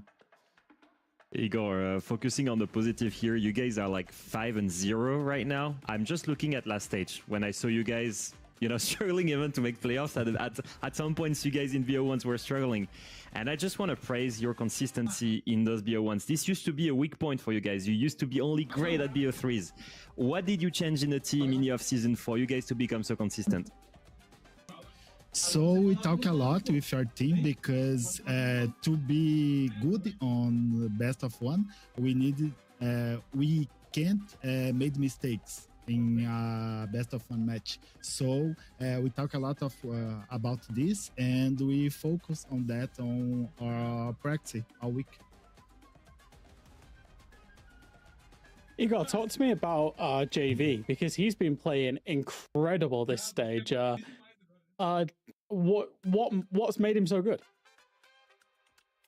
So I don't know, JV, it's a unique person, I think, but I don't know. I don't have words to explain that. JV, it's good because it's JV. I don't know. I don't have an explanation. How the scene asked me about why you guys pick JV when we chose him in 3-4 years ago. I don't remember, and I don't know. I saw he play and he's good, but that's it. It's JV. It's the best answer I can give to you. Well, you're definitely proving everyone right by picking up JV with the stats he's been putting up so far this stage. It's like an absolute JV party for him. But now, more specific about the map, I'm really curious as well, because Alfama gave us some great stats before the game. It's a 6-win streak for you guys, a 5-win streak for FaZe. Seems like maybe a bit of a risk to take FaZe to Bank, even though it's a very good map for you two. Talk us about the decision making and why it ended up on being Bank. So when we talked about during this week, we knew the map against FaZe will be or club or bank, and we prepare for that. So we played in the last 2 weeks, but we prepared some different stuff for this match, and works. So that's it. Yeah, it definitely did. I mean, that's why you come out victorious today. The only unbeaten team so far in the stage. So that's a very good thing to have. Igor, thank you so much for your time and good luck with your game tomorrow. Thanks so much, you guys. Have a good stream. Bye. Thank you. Always nice to hear from the brains behind the team as well, especially about some decision making with the map. The things that Furia has been working on so hard to make sure they lock out these best of ones, because as you mentioned, Leo, there was a time last stage where it looked like they might have not even made it to the top 6, right? And now they are the only unbeaten team. So definitely big improvements that we're seeing on this on the side of the roster there. The 3-3 split, in my opinion, very expected to see, I guess, in this case. But then on FaZe attacks at the start, there was a few questions I had there. Running out of time, they were dying to the fire. I feel like Furia could have closed this out in time, Leo, but unfortunately for them, they had to drag it into overtime. Still 2 points, pretty good. This round here that we just saw, round 10, was the turning point for me. That basement execute where FaZe starts to adapt to a full round of defenses. For me, it just goes to show, even though FaZe lost, by the way, just how good FaZe is, because in that scenario, they've just went through a full rotation of both sides. Furia, they've won on lockers, they've won on CEO, they've won on open space. After that full rotation, they go back to basement, and there goes FaZe and their adaptation, and they win 3 attacks in a row to bring it back and go in overtime. I just want to praise the quality of the in-game leading from Veto King once again, and the adaptations from FaZe that makes it such a good team, and Evan carried them in overtime. Any other team than FaZe, and I think Furia closes it in regulation. And I have to say, the evolution of Furia is crazy to witness. I think it's crazy how they went from being a team that was only thriving on incredible gun skill and 1.5 scope, and struggled hard when the ADS was nerfed, to actually developing new kind of skills, developing a depth in strategy, adapting to the new operator ban system, really leveraging all of the new things that appeared in the meta to become an incredible team. Yes, the individuals are there, JV, KZ, Hertz here on your screen, but I think overall we're looking at a cohesive unit that makes no mistakes and plays the right way to the right win condition. You mentioned the late round a problem for FaZe. Well, what Felipox played the entire round, he played Echo 6 rounds in a row to deny the plants. So they have the right tactics on top of having the incredible gun skill. And Jack, I don't know how about you, but I am so excited to see this Furia back again. I feel like I'm witnessing a Furia that is in his prime in 2023. Absolutely. I mean, you mentioned the adaptation from FaZe there, Leo, in terms of when they were adapting in their attacks. But then what about Furia's adaptation once they got back on the defense? Because, you know, Furia had been playing a lot of Echo. FaZe countered that with then playing a lot of Knock. I know it's your favorite operator, Leo. But then and the IQ as well. You know, what did Furia do to bait that in? Well, they played somebody inside a garage, stuck him on the cams in the round 13. Put him on the cams, made him look like an absolute freebie. JV was waiting with a Fenrir trap to get a free kill. And yeah, I will agree with that 2023 assessment, because in that round, the round 13 that really set Furia over the line once it had gone to overtime, they had JV playing the Fenrir, getting those big important kills. Hertz was playing the smoke. Like, you know, these guys that we know for being the entries, being the aggressive players on FaZe, really being risk takers, were actually not taking as many risks as they needed to, and really condensed it down inside the team. So yeah, I think you know, overall it was a heavyweight boxing match, wasn't it? It was two really top teams going at it, and both putting in decent performances. And ultimately, I think Fury just got over the line because they were maybe a little bit more dynamic than FaZe were. Yeah, we're seeing it here as well for the MVP of the game. Is it to anyone's surprise that is JV92? As we said, he's been having a phenomenal stage. Sometimes KZ has taken a top step in that team, actually following up really close behind JV92 for this matchup here. But a good stat on the entry, a solid cost, amazing stats on the KD as well for JV92. Really good stuff. And like we say, this is amazing for Furia, because when we look at the scoreboard, we see them at the very top, right? There is that difference now between Furia and FaZe in regards to the points that they have. Yes, it's only just 1 point, so it's a very small difference, but it might really help to solidify themselves in that top 2, because to remind you, before we go into our final game, top 6 is the objective, top 2 is ideal, because that gives you that 1 round bye into the playoffs. So it means you're 1 round closer to making it to the international event. And I just think in general, Jack, Furia should be so happy with how the stage has been going for them. Yeah, absolutely. I mean, 5 wins from 5, even if 1 is in overtime, you're thrilled with that. But also for FaZe, I think if you're going to lose, at least pick up a point. You know, being honest, they're almost certainly going to be the top 2 going into playoffs. I don't see any teams below them, no matter the result of the next game either, making up at least a 4-point gap onto FaZe Clan to, you know, being 4 points better than them with less than half of the stage to go. So I could almost sit here now and crown these two as the top 2 into playoffs, and they're both that high quality. So, you know, even if FaZe were going to lose, at least they got a point.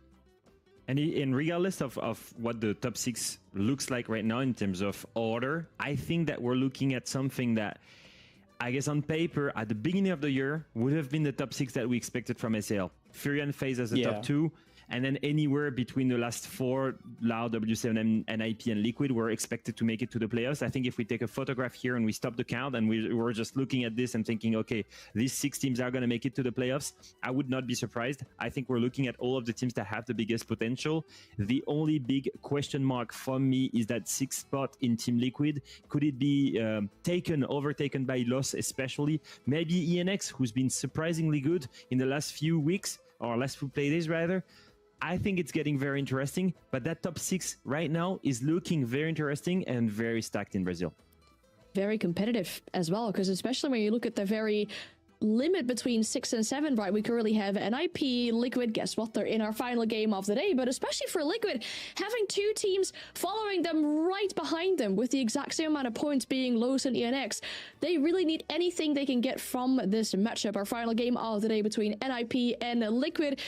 it is an important game for these two teams, right? If you do win the game, you might feel a little bit more secure about your playoffs potential here with those 3 points kind of shooting you up in the leaderboard a little bit there. But then for the side of NIP, when we look at them as a roster, in general, over this stage, as well as last stage, they have made an amazing comeback, not only to the international stage, but as a team in general. And we sat down in Fantasy to speak about this comeback that the Ninjas have been coming through. Então, essa volta por cima meio que foi bem difícil assim, um período, mas sempre trabalhando duro, sempre jogando muito jogo e me dedicando. E agora na NiP aqui, a molecada também me ajuda também, eu ajudo eles no máximo que eu posso, então tipo, a gente tá num momento legal assim, acho que todo mundo confia um no outro. E é isso, muito importante pra gente classificar para SWC logo no começo do ano, pra gente ver que a gente pode realmente, né, fazer coisas grandes. Whilst it sounds like such a simple thing, trusting each other is such an important thing as well with fundamentals in a lineup. But for the side of NIP, you know, last week, a close overtime loss against W7M, but a good bounce back afterwards is something we saw from them. They actually came in this play day as a third, but with the games having turned out, you know, around them, they dropped down just a little bit. But I think in general, with that, Jack, they should be pretty happy. Yeah, I would be pretty happy. I was in NIP as well. I think, you know, it all comes down to confidence and mentality for me. I think NIP are a team that, if you look a little bit kind of medium term over the last year, 18 months or so, have always had the talent, but have never really put it together or never really realized that. I think they're starting to believe in themselves. They're starting to have that mentality, that trust in themselves that they can compete at this level. And it's gone very far. Obviously, they qualified to Esports World Cup, and even going out there, getting that experience, you know, regardless of how the result went or not, is good for this team and is good for their progression. And I think we're starting to see that in this stage and how they're playing as well. You know, Fantasy's realizing that potential. Cons, they're all excellent individuals, but they're playing together as a team as well. I think the real step up for me was when they decided to remove Psycho and put Cons as the IGL, retake rewards, and at this point, without story, and at this point, really looked like a team that had a single cohesive vision. I think Cons here has stepped up massively, not only as the IGL, but also as an individual, second best rated player in the team right now, as the IGL, who plays the shield, who plays the Outbreachers, and we're looking at a really complete team right now. Everyone is aligned, and I will say this, it's a team for me that thrives on micro plays. They're all really mechanically gifted. They love playing 1, 2, or 2, 3 guys together, and so that's why they're currently the best defending team in the league, and honestly one of the best in the world, with almost 70% win rate in defense. Incredible. Huge delta with the attack though, 40% in attack, so you can see the clear gap and their clear favorite side. And I will say this, most of this success on the back of Fantasy as well, one who was regarded as one of the best up-and-comer all the way back in Furia in 2022, and who's really taken his time to blossom and become a mature player, who's now a great fragger for this team. A team that has played some of the biggest names here in the league, recently took W7M all the way to an 8-7. I think we're really seeing a team that has developed into a top contender in Brazil. It's really nice to see that, especially for the NIP fans. Now, if you're a fan of the opposing party today, I am sorry, because being a Team Liquid fan in the Big 25 seems like a very difficult thing to do. Has it ever felt like it was an easy time to be a Liquid fan? I don't really know, but with the current way that things are going, especially when we look at last week, such a chaotic game, but securing full points against ENX was very needed for this team. And we spoke to Semzi afterwards. He's had a lot of good words about this team and a lot of faith about this roster as well, but I feel like I want to have that too. Leo, I'm not sure if you feel the same about that, but just being able to fully believe that yet seems like a difficult thing with the way how inconsistent Liquid's performing so far. Yeah, inconsistency is really the key for me. It's incredible how they... I guess I will say this, they can appear as such a grand team. Week 1, they beat W7M, they almost take phase 2 overtime, and we're like, wow, is Liquid back? What is this roster change? We did not expect Lenda and Daffodil to be such big game changers. And then week 2, they lose to Los. They almost lose to ENX. And so we go from beating W7M and almost beating FaZe to losing to these teams, and suddenly huge drop of performance here, Jack. And it's just back right in the shambles with the Liquid that we don't know is going to show up as good or as bad. And it's just annoying to see, because you can see the potential, but you can also see very clearly the inconsistencies. Yeah, and I think what's actually funny is the inconsistencies have led statistically to them being distinctly mid.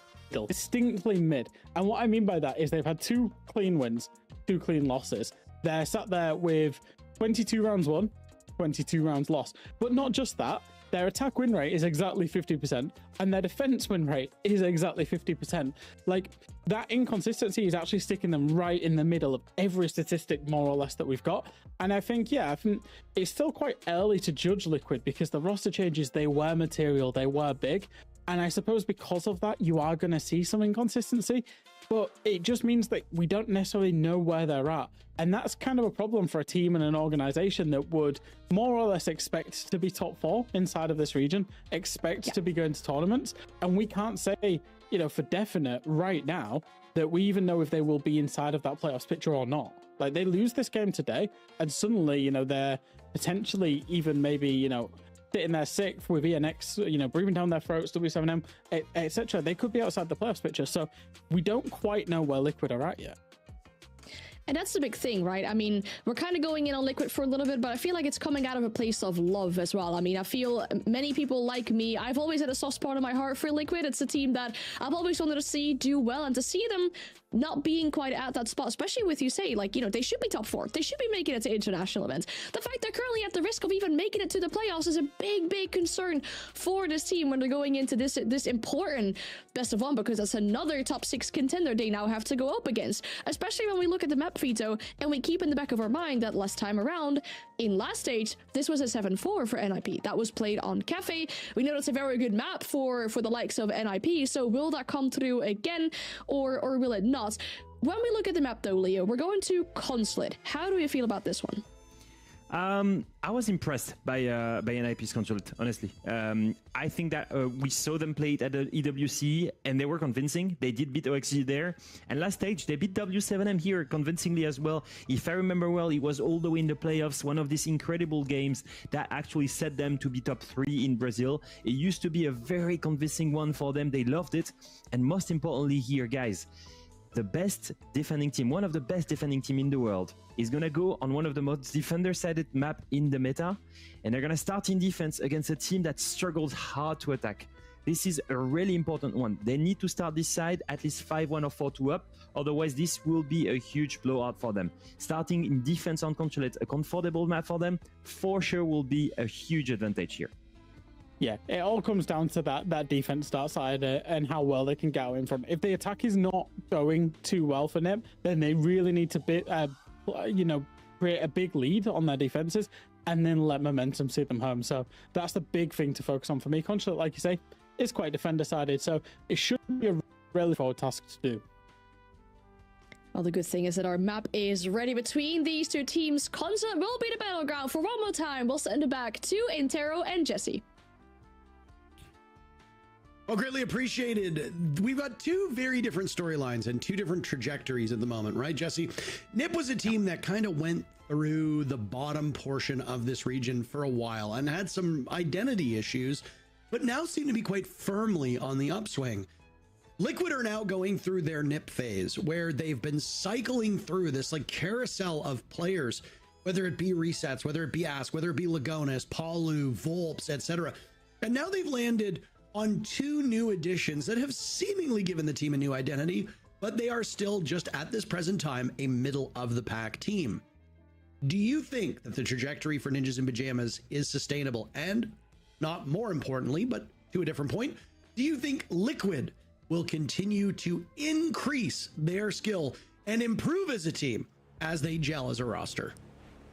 Listen, I've been very impressed with NIP all season long. I didn't have the most hype for this team when the season started, but as soon as I started watching them in stage 1, I became really impressed with what they'd be able to do. I think they showed up big over the offseason in EWC, and I think they've been playing pretty well so far this stage as well. So I've been turned into a big believer in NIP. I think this team has really got what it takes to consistently be a top 4 team in South America. Liquids, I can't say I've been as convinced. Obviously, they've been so inconsistent. The Des touched on it. This has just been a team that has so often been up and down and up and down. And now the fact that it's been ridiculously, it's been so confidently changed up, right? I mean, we've seen so many drastic moves over the last year with this team. I think it just asks, it provokes a lot of questions, is what I'm trying to say here for Team Liquid.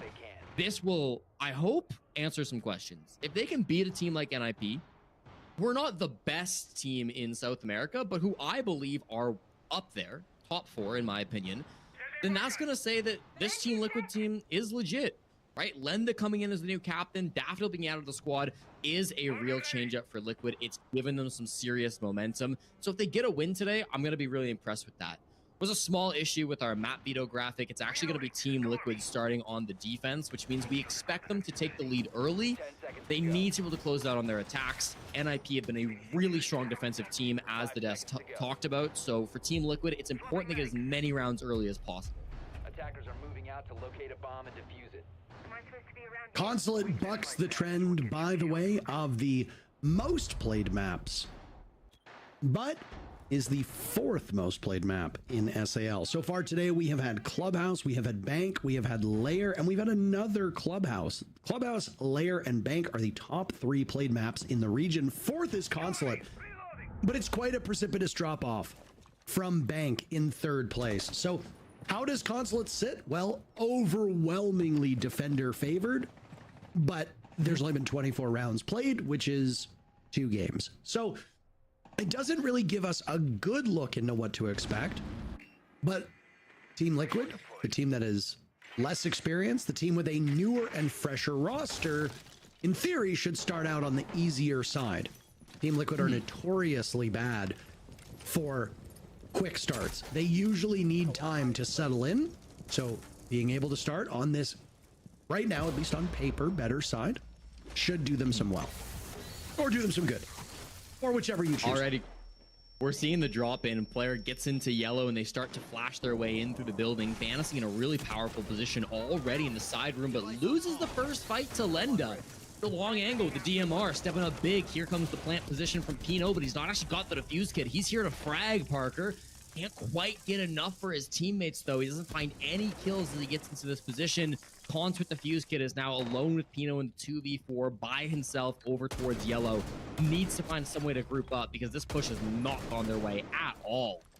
Multiple players on Liquid now in the fun. Will it be Diaz or Daffo to get the final kill, or one of the players on Liquid will already have a frag to their name? Well, 1 minute will give us the answer, unless Cons decides to leave the building and then just let the clock give the round over to Liquid. So Nitro Cell hawked out in front of Cons. He waits patiently, trying to draw out these players from Liquid, but I mean, a team like Liquid doesn't need to give him anything. He's worried about multiple angles. Liquid even has the time to send somebody down flanking on yellow if they so choose. Khan's just looking for a highlight reel here. It's Daffo to get the kill, by the way. 4 players on the side of Team Liquid getting a kill, almost a team ace. And that is the triumphant start that you are looking for if you want to make a statement against a top 3 team. Yeah, and it comes off the brand new captain, Lenda, on your screen there, getting 2 kills to start that round. Finds Fantasy, who I was really impressed by his ability to get into the side room position, but he wasn't able to win the gunfight.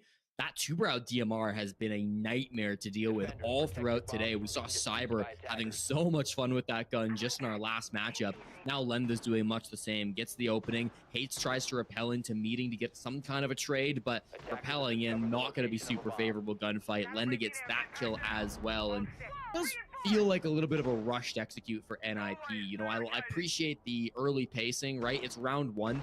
Talked about this in the 9Z W7M game, but like, if you're going to go for a crazy rush like that, not even though it's that insane of a rush, but if you're going to go for a faster paced round, you may as well do it the first round to see if your opponents will be a little sleepy at the start of the game, catch Team Liquid off guard before they've really warmed up into the match. But man, Liquid were very ready for it. I think a super solid defense and something they can now build off of it through the rest of this first half.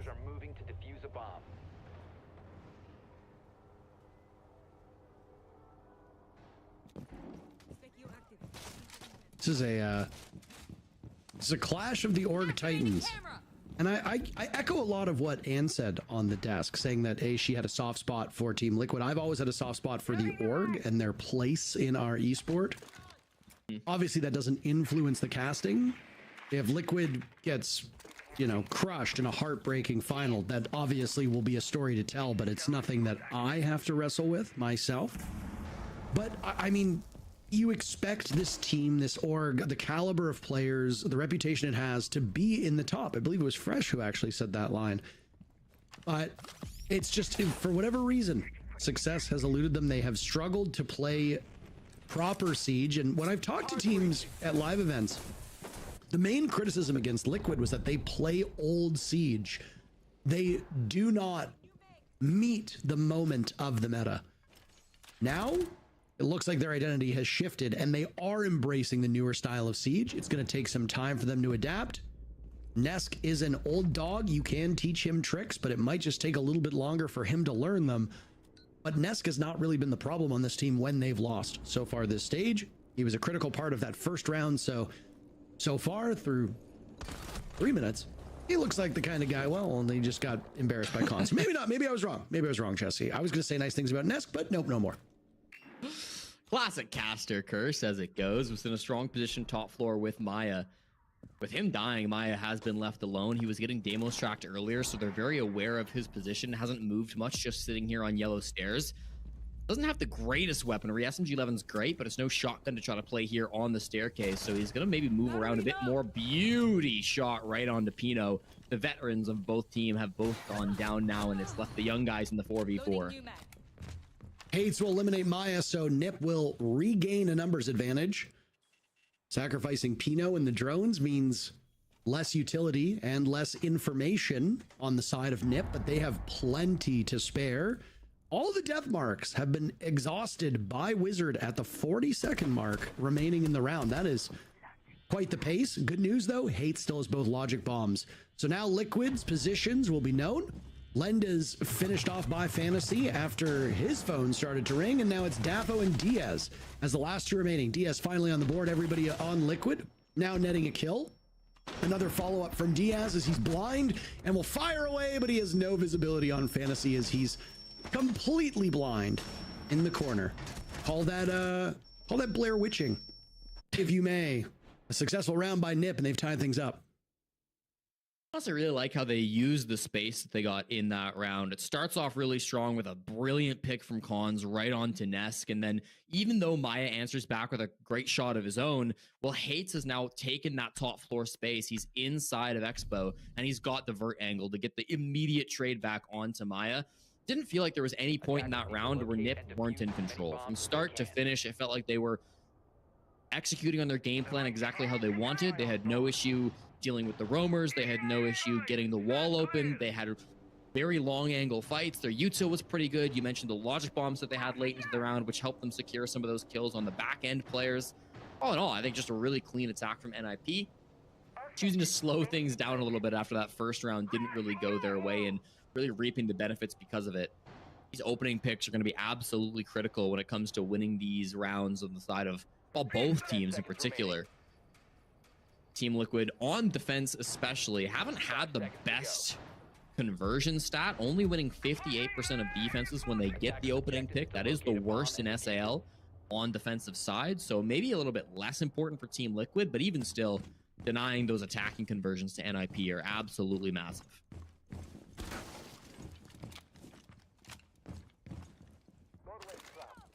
Watch these roamers upstairs quite intently now as the middle floor bomb site, all on the same level. So first test for Nip is going to be to clear through this portion of the map, deal with whatever obstacles have presented themselves over by Office or CEO, which is where Maya sits. You have to deal with the Mozzie of Nesk, who's playing inside a projector. I remember all the way back, and was it Burnt Horizon, when we saw Mozzie and Gridlock make their debut? It is very rare that they will be in the same game at the same time. I'm not sure what happened, but we have whisked our way through, and sadly they have all left the server. So we will, I believe that's called a rehost, actually. Should be. We will wait from our producer Andre as to what is going on with these teams and why they've left, but right now, no visibility, no real knowledge. We are a rebroadcast, which means that we are not the main broadcast of Brazil. We just broadcast it in English as it is live.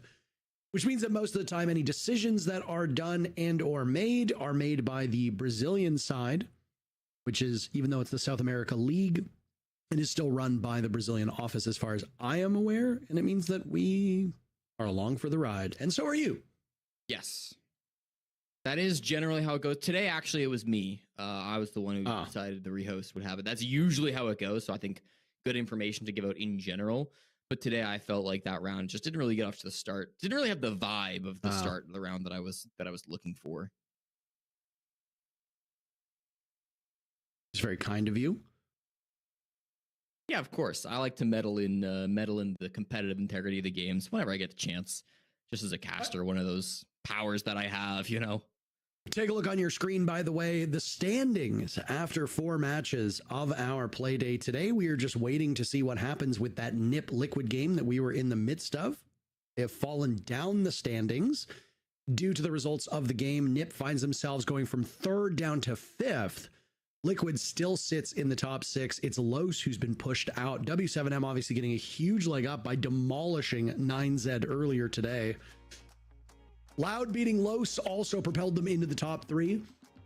Outside of FaZe and Furia, there is a lot of room for movement in the middle to lower portion of this league.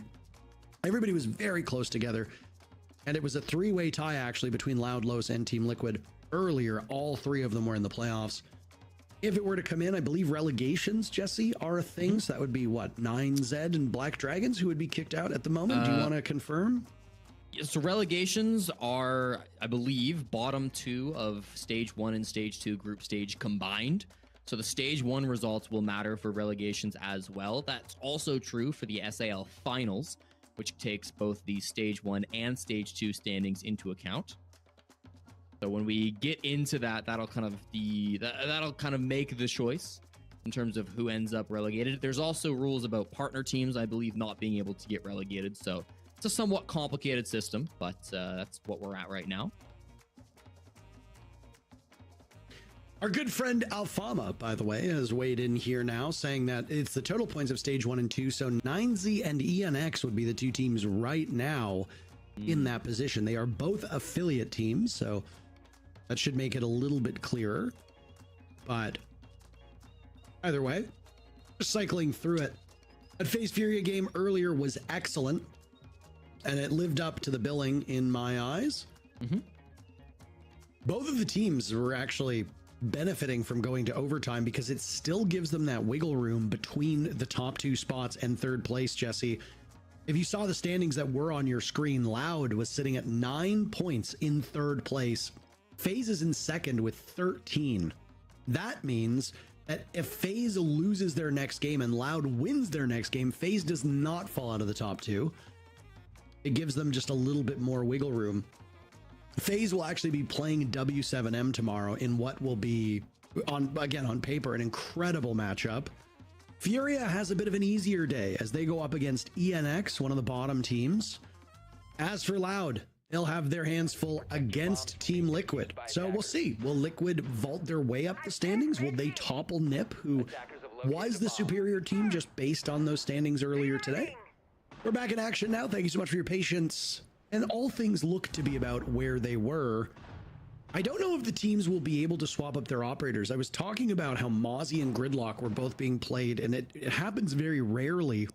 It does not look like NiP is going to lock in the Gridlock just yet. I don't know if timing or an admin decision is the culprit for that. We'll wait information. We don't have any yet. But fingers crossed that all will work and we'll be able to get into our 3rd round between NiP and Liquid. Generally, I don't think there's any circumstance these days where operators are forced to get locked in. That definitely used to be a rule, but since there's repick for the attackers, I think the logic goes, well, attackers have to be able to change their operators, and so defenders kind of get that same privilege as well. So shouldn't be any issues with any ops getting played at this point. The rehosts going through, we were decently deep into the round, at least as far as rehosts go. There were no kills or anything, obviously, but I think it was about 30-40 seconds, so there might have been some good droning done. It's the same bomb site for Team Liquid as we saw in round 2. So we're going back down to that basement, hoping to run it back, and I think hoping to get a bit more success on the roam game.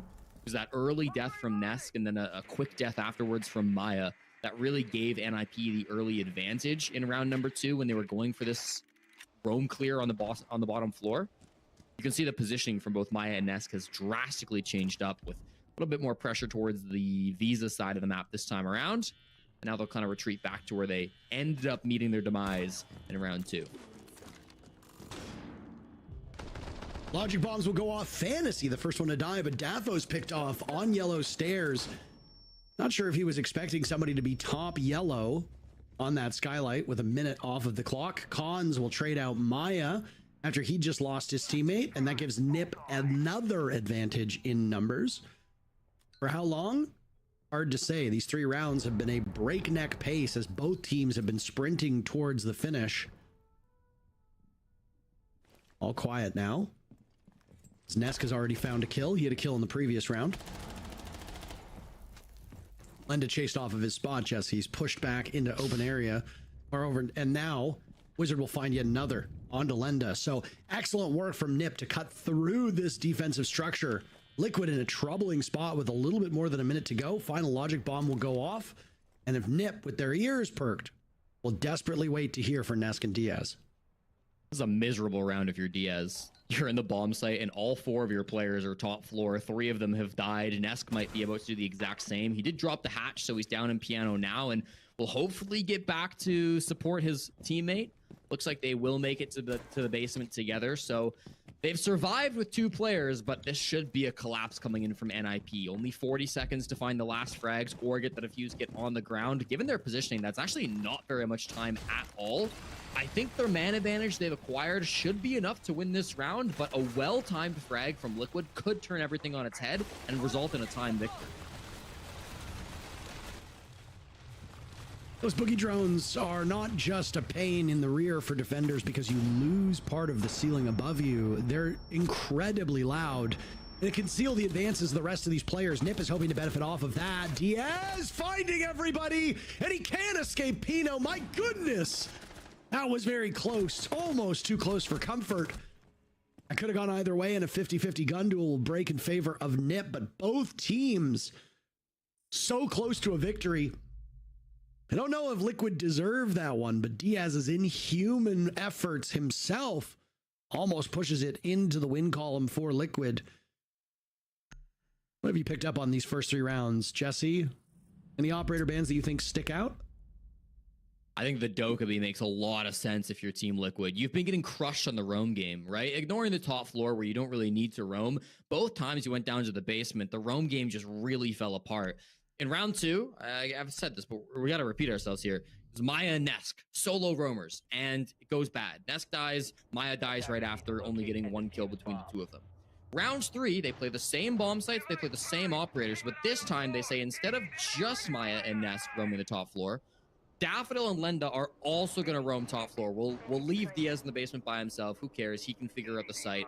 Every other player is going to roam top floor when it's a basement defense. And it went even worse for them. The logic bombs of Wizard were the key factor in cleaning up those roaming players. Maya, Lenda, Daffodil, all going down on that roam game, giving NIP an even greater advantage than what they had back in round number 2. Now, Diaz put the team on his back and nearly clutched up anyways, but I mean, it shouldn't have even gotten that close. NIP had done such a good job on the roam clear, and Liquid have been struggling so much in those early games that I think removing the Dokkaebi is absolutely a smart play from them. Doesn't mean that it's going to be easy to roam anymore, though. They don't actually go to the top floor. They're going to keep NIP on their toes and play piano for the 4th round, even though top floor opens back up. Get to play it later on, but this is another one of those sites where roaming above the site is absolutely critical. And it looks like Liquid are going to commit to it once again. Nesk and Maya playing this top floor together. They need to be more productive than what we've seen in the last 2 rounds.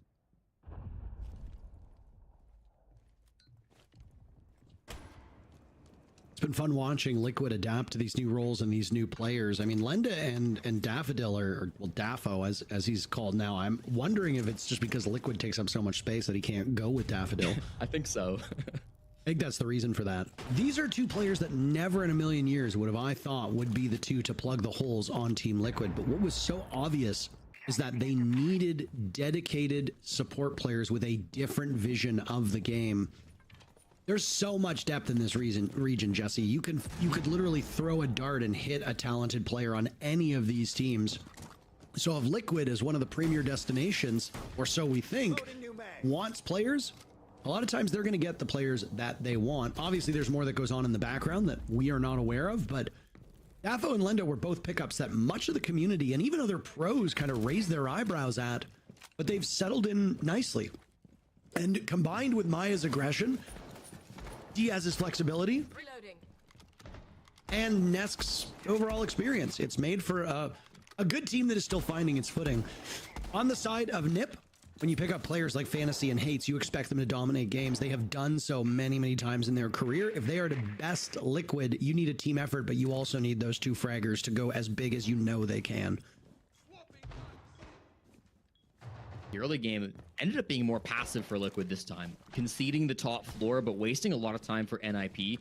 The clock was the biggest problem for NIP in round 3. Even though they won it, it was very close on that time.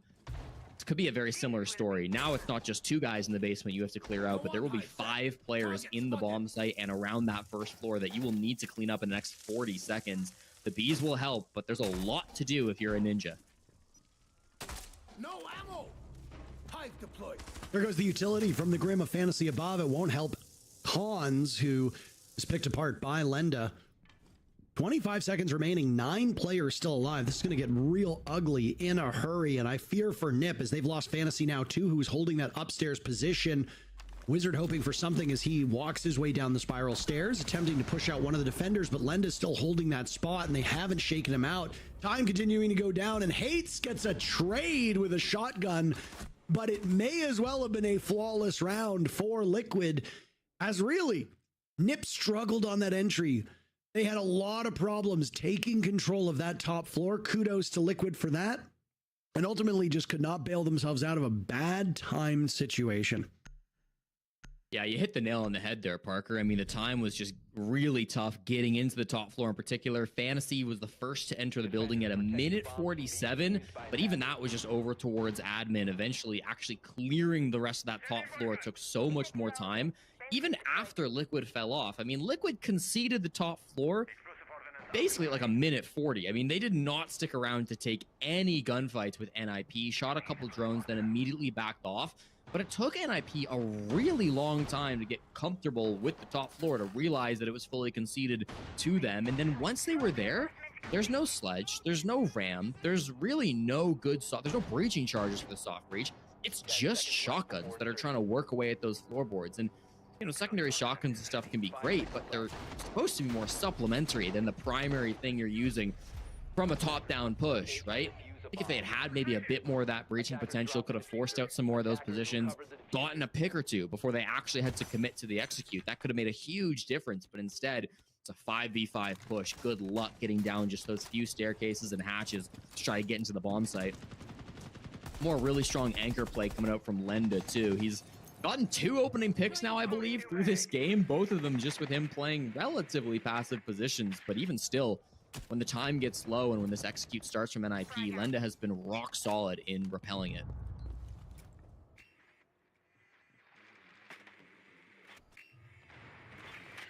A slow round, followed up by a slow entry at this point.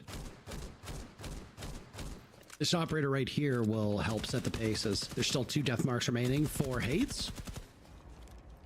To your point about the Dokkaebi, Liquid was having some issues getting pinned down. A Deimos is going to work. Not the same as a Dokkaebi, but this is an incredible amount of time that was just spent by Hates, by the way. Sorry, my train of thought is completely gone because of what I was watching. That was some real determination. Yeah. Can't say it was a waste of time, but I am a little confused at the timing nonetheless. There's another death mark, by the way. 2 brows being used to counter these death marks makes it really awkward now for Hates to get anything done. He's trying to work the site from below, of course, get those vertical picks. At the same time, the horizontal play is coming out from Cons, but nobody is swinging this, not in a million years. He's going to have to be more aggressive if he wants to get some kills, and here comes the first bait for the plant. Successfully baited out a Nitro Cell. That's what he wanted with that play. Kino will only have to bait out 1 more Toxic Babe, and he can start this plant. And there we go. And the last gas canister will go. Pino flies out the window. A very oddly paced and extremely slow round so far. 1 minute remains and no damage has been done. I say that right as Lenda dies, and Hates takes a beating as well, but is still trucking. Now it's Pino getting that diffuser down. Who can stop him? Doesn't look like there will be time for Team Liquid as they are just shoved away by Nip, who so far haven't suffered at all. Fantasy will bite the dust. It's Daffo in a 1v4 who makes his way out of the rotate created earlier, and Wizard will keenly watch that. What a bizarre round between these teams, and a wild end that ultimately ends up benefiting Nip. It's a bit of a classic strategy. Consulate top floor, just going for a simple CEO execute. I feel like we used to see this like a year or two ago all the time. It was the most popular way to attack this bomb site. But as it became more and more and more meta, defensive teams started loading up on smokes. We saw Tachankas, nitros everywhere. You started seeing Goyos. It started being a lot of utility that you had to bait out if you wanted to go for that plant. So because of that, admin pushes started to become a lot more popular. We started to see teams move away from that push. We saw meeting window hop-in plants a couple of times. But NIP deciding, you know what? We still like this push. It's still very strong. And especially after the smoke of Diaz wasted 2 toxic babes on yellow stairs, they recognized that, hey, there's not very much util left to actually stop our plants. I think it was 1 Goyo, 1 toxic babe, and 1 nitro. Pino very simply hops in and out, dodging all of that utility. By the time he starts the plant, there's already like 60 seconds on the clock. I mean, he has so much time to get that down. You just don't see a fast enough response from Liquid. Yeah, Daffodil tries to go down below to get the vert angle on it, but it's way too late to have any chance of denying the plants. There's a swing from Lenda that's immediately shut down. There's another swing late from Diaz that doesn't quite get there. So in the end, it's just a little bit slow, I think, to respond to that, and it's good objective play from NIP. So final round of this first half, Jesse. And Nip have been a well-oiled machine. It looked like Liquid had knocked them off of stride with that Dokkaebi ban. They bailed themselves out with the Deimos, and good teamwork, even with the clock being a little bit scary. And now they're going to bring something different. They still have those nuisance ops on the board. They didn't do a Dokkaebi. Obviously, they brought the Deimos. Now they're bringing a Lion. So lots of things to keep you in place. If Liquid want to be a, pardon the pun, fluid team and stay mobile, then they need to make sure they're not getting tripped up. There will be no mute jammers on the side of Liquid to keep them safe from whatever gadgetry that Lion decides to use, or when it will be used. They might be on the hunt right now for one of the roamers, as there goes that first EE1D, but it doesn't find anything for it, at least not yet. They've opened up the hatch, looking to pressure upstairs inside of admin. Hates is just waiting, going fishing, but you know, sometimes the beautiful thing about fishing is you never catch anything.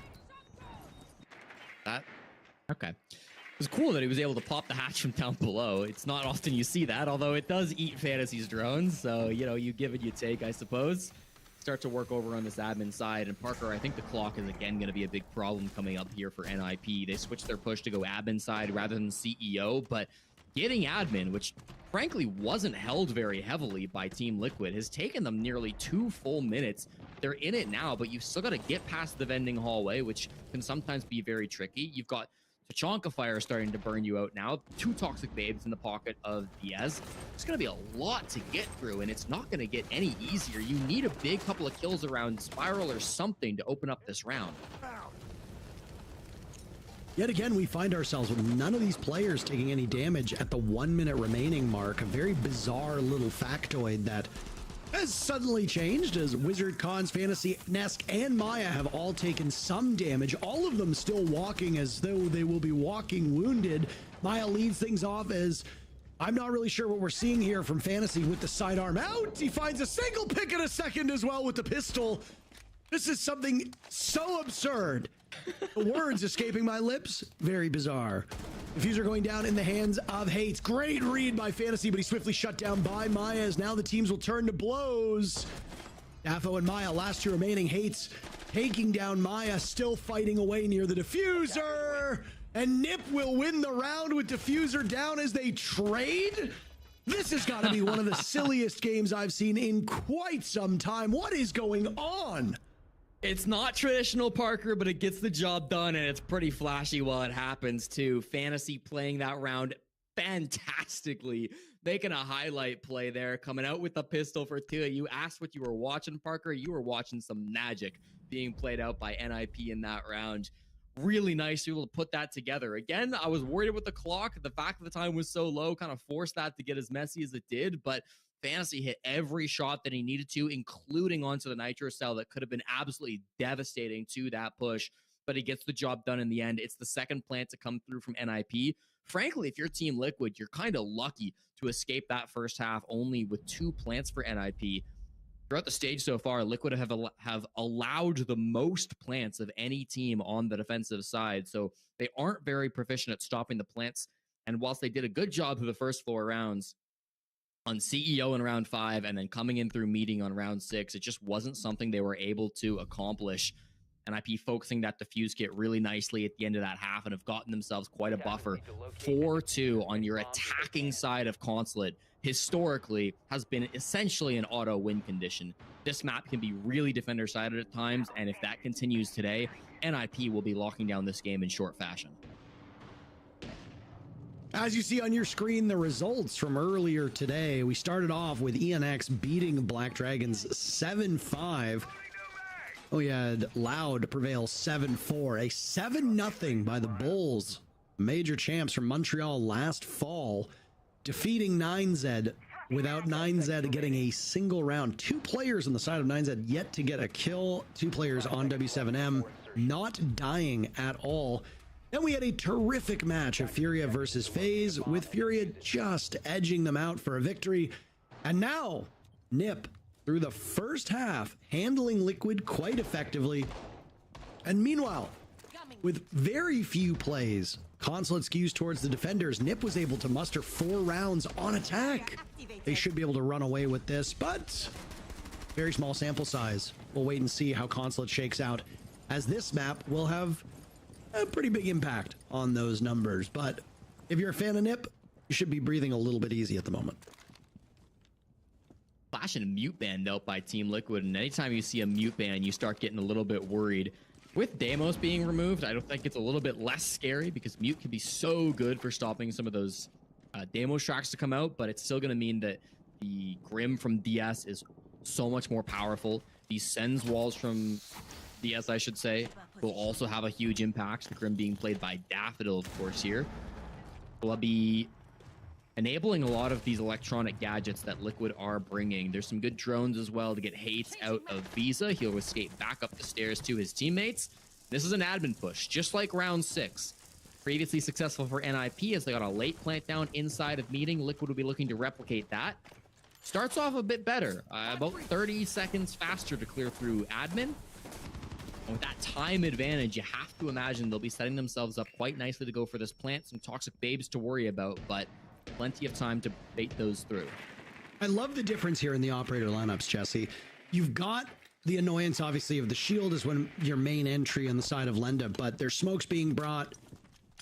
There's some grenades being brought, lots of grenades being brought to push you out of that position, and a hail of bullets as well. Liquid have, I would argue, deeper utility when it comes to objective play than what we saw from NIP. NIP was able to pull it off just by fragging their way through. Now, Liquid seems to be doing the same as they find 3 kills very early on. They've got the tools for an objective heavy take, but they can pull it off with just their guns. Nesk, the old dog, not learning new tricks, but if anything, reverting to his winning ways, as it's a flawless start to the second half for Liquid.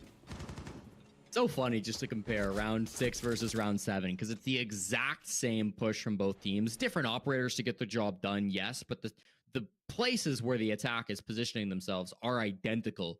One of them gets a little bit cleaner than the other, and it comes off of great utility play, right? The Grim, the Sens, and that positioning from Nesk as well on Spiral Stairs to really open things up. That's a second dimension onto any player who's top Spiral playing behind that reception desk, right? Now all of a sudden you've got 2 different angles coming into that position. It becomes a lot more easy to win those fights and to take that space. NIP, I think, a little bit caught on how fast and how coordinated that push came through. Not a single kill in the brunt of that action right at the start of the round when it really did tilt the way of Team Liquid. Those are the explosive, well put together, coordinated pushes that Liquid will need to continue to have if they want to win with these consulate attacks. Once again, it is not an easy bomb site, or is not an easy map to attack, and NIP are not an easy team to attack. 70% defensive win rate through the first 2 weeks of the SAL, the best defensive win rate in the world right now through the second stage. This is a team that have been so exceptionally good on their defensive side, but Team Liquid made it look easy in round 7. In keeping with, well, most of our matches today, obviously barring the one big blowout that we saw, this will likely go the distance, and that does not surprise me one bit. We are on schedule, so congratulations, everybody. We have done it. I'm excited for tomorrow's matches as well. Depending on what happens in tomorrow's games, we might start to see teams get locked in and locked out of the playoffs. We've started to see it in some of the other regions with how competitive and how few play days there have been here in the SA League. We have not been able to see it on their side of things, but I suspect that will change. The big victors would be FaZe and Furia, obviously, as they're already more than a game ahead of third place. The losers, unfortunately, I think at this current point in time are 9Z.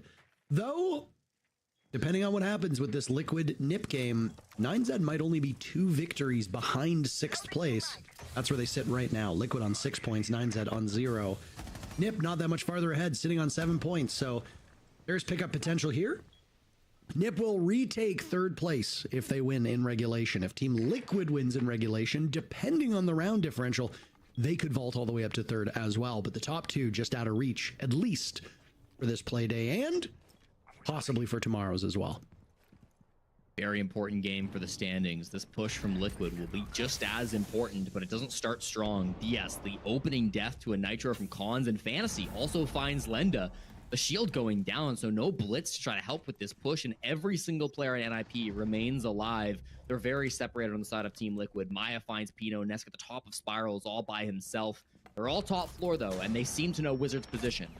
Fantasy will find another NIP dominating the field. Liquid had such a strong start to this half, but now it's NIP's game. As Dafo finds himself in a 1v4, he'll have a lineup, managed to get the down and secure onto Cons, turning over.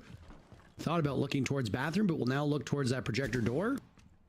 Making his way towards that reception desk, and he catches Fantasy for a second, but my oh my, those DMRs on defense, they will flatten you in a hurry, and that's exactly what Dafo just experienced.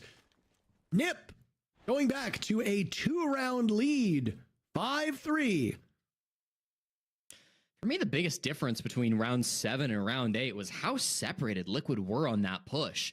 Diaz by himself with the sledge shotgun jumps in closet. No real pressure that I could see around the map to help support that. Immediately eats a nitro cell. Lenda then is trying to get into the building. He hops in the bathroom and is immediately shut down by Fantasy top floor on the roam. Instead of like a 5-man push straight in through Spiral and straight in through admin, which is what we saw in round 7, it was lots of individual entries happening in all different parts of the map for Team Liquid in round 8. Bathroom, closet, Spiral, yellow. Every player entered the building on a different entry point.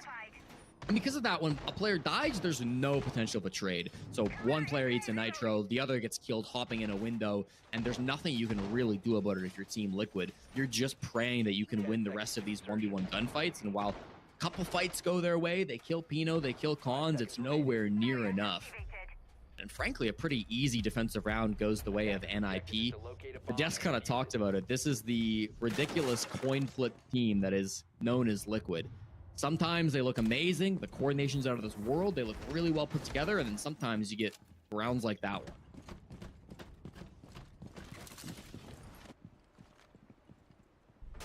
Watching NIP's growth with this new roster, Jesse, has been terrific. I mean, it wasn't long ago that Hates and Fantasy were names that we would often trot out when asked about which team on a lower ranked Brazilian team is going to get the call up next.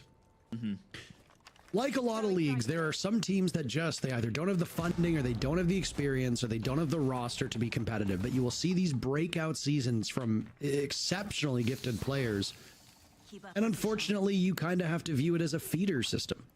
If you play on a team that just can't compete when it comes to funding or pedigree or even support, because some teams can barely have a proper coach, whereas others will have like a dietitian and other stuff like that. Yeah. You just have to wonder, okay, well, where are they going to go to next? Hates and Fantasy, unfortunately, have been in positions like that a few times, and it has come up often saying, well, where are they going to go next? When are they going to get the call up to one of the big teams? And we got the answer, and so far they have fit pretty well. Fantasy, maybe not this round, as he's the first casualty. Halfway through round number 9, Diaz strikes first. Down goes Fantasy. Now a bit of a pause. As Wizard is next in line. He and the Malusi of Hates are not far removed from each other. They are under watch as Cons is punished. These rounds have been so one-sided, Jesse, and oh my goodness, Liquid have suffered maybe 5 points of damage, and they've killed everybody but Pino. In a vain attempt to keep this round close, out will go the first gas canister. 2 still remain with a minute on the clock. Nip can prolong this, and Pino can maybe drag 1 or 2 down, but I just don't see how Nip were able to get themselves out of the situation. Positively, no. Maya slaughters him, and it's a flawless round for Team Liquid. 2 flawless rounds for Team Liquid in this second half. The gap between these teams is close to 1. I can respect the attempt at an adaptation from NIP. You know, you lose round 7 on top floor by a strong admin push. So you say, we'll go back to top floor, but this time we're going to hard hold admin. We're going to go into break room. We're going to set up a mirror window. We'll have some Kibas around the place as well. And it was a cool idea for a strategy, but I honestly thought Liquid picked it apart really nicely. You don't often see a player in break room with all of the walls reinforced like that. The idea for Wizard is I'm going to have this mirror window for information, and then I'm going to lob the Nitro Cell over the triple reinforcement to try to get somebody as they repel into admin. But nobody repelled into admin. Instead, it was Lenda who jumped in copy instead. That's not an angle that I think Wizard was particularly prepared for. Fantasy tries to help out with some Kiba barriers, but he ends up just going down instead as he gets tracked by those bees and then shot by Diaz from outside the building. It's a really good double entry from Diaz Lucas actually to start off that round strong from Team Liquid. And again, this just seems to be the coin flip, right? Either Liquid can identify a problem, come up with a plan, and solve it really eloquently, or they don't really see a problem and they can't really dismantle it, that it all falls apart as they're playing individually. It's really a tale of 2 Liquids. And well, if you're a fan of this squad, you really are hoping to see more of those all-together pushes that we've seen twice now from their attacks. Hates will bring out Denari, so we will get to see the operator for the second time today. Is that correct? Yep, that sounds right. Beauty. Did not particularly love the Denari play that we saw the first time a couple games ago, but I mean, Denari is a newer operator with a gadget that is not immediately impactful. You have to find ways to gain as much value as possible out of it. This has obviously been set up. I do love the ingenuity behind the operator, having to create lines of sight. I don't know what Hates will impede over by Yellow and by Bathroom, but it might be tricky to get rid of those little trip mines, those little gadgets, before taking some damage or being slowed down in the process. Honestly, the damage isn't really that bad a lot of the time. It's being slowed and not being able to respond to a gunfight or get yourself out of harm's way that can often be the bigger issue, and we've seen that with a couple instances in the NA League, especially on the Nighthaven Labs by the pool or aqua or fish side, depending on what you call it. Yeah, there have been some really creative strategies that we've seen with it, and I do like this setup too around top Yellow, and then just a small trip being played over towards Spiral and assistance with Fantasy's Curse mod as well. Unfortunately, it looks like Hates will be the opening death, as despite what his trips might have been trying to prevent, he does get downed here. Daffodil surely will turn the corner and see his freebie. There we go. Cleans up Hates, answered off by Fantasy though. The other top floor player who was roaming alongside Hates answers back to go 1 for 1, and that's exactly what NIP were looking for. You don't have to dominate in the early game. You at least trade out, you kill an important entry player in Maya, and now you can retreat back to site. It's a big kill in Maya as well, but Diaz has very quietly put together 10 kills for his team. Nobody on Nip has really been running away with it. Despite their lead, it's very even across the board with Pino lagging behind, but that's to be expected given his role. He's not the person who should be getting kills. especially not with the defenders he's been playing. As long as his gadgets allow the others to collect kills, then job well done. Team Liquid searching for something with that logic bomb, Jesse. They have none left.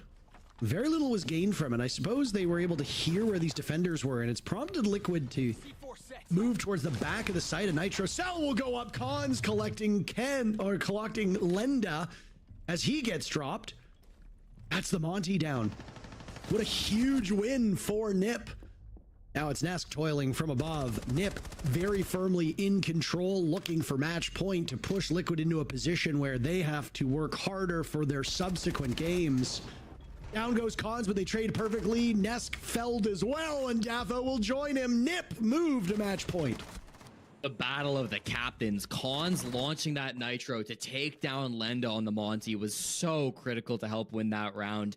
Liquid, I don't think we're super happy with how the start of that round went. They go 1 for 1 on the roam clear, and it does take them a decent bit of time to clear through, but they were absolutely still in that round. They had a good opportunity to put together a strong 4v4 push. The second the Monty goes down, though, all hope goes, not all hope, but the main plan goes out the window, right? If you wanted to get a plant down, maybe walking through yellow to get a plant radio, or even dropping the hatch with the Monty wasn't going to be very doable at that point. As soon as he's dead, of course, Nest taking a ton of damage vertically as well just made it even more awkward. And so man disadvantage, you push down, no logic bombs.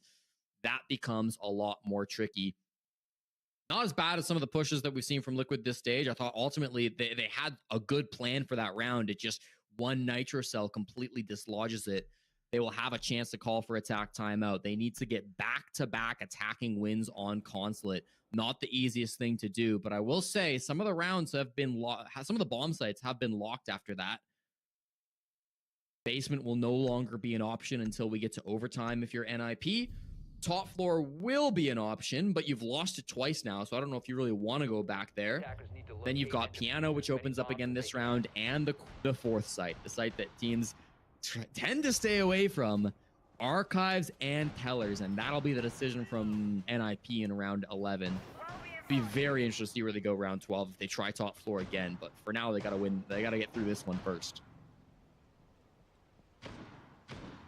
Well, we are fast approaching the end of this play day, and both of these teams have had some good looks, Jesse. Both of them are still trying to sort things out. I mean, the fact that Liquid is keeping it as close as they have with Nip, a team that's slightly more experienced, with higher upside, I think that ultimately bodes well. Both of these teams will be in action tomorrow as we will have our 6th play day underway. Nip will be playing 9Z, in which should be, by most things, a relatively easy game for Nip in comparison to some of their other matchups. Nip's strength of schedule moving forward is actually pretty good. They play 9Z and then immediately have ENX. They have a bit of a stumble or a roadblock in FaZe Clan and then wrap up against Loud. Loud has proven themselves to be a good team. That old Raza Company Academy squad that had a deep run at SI has bounced back and is looking in pretty good form.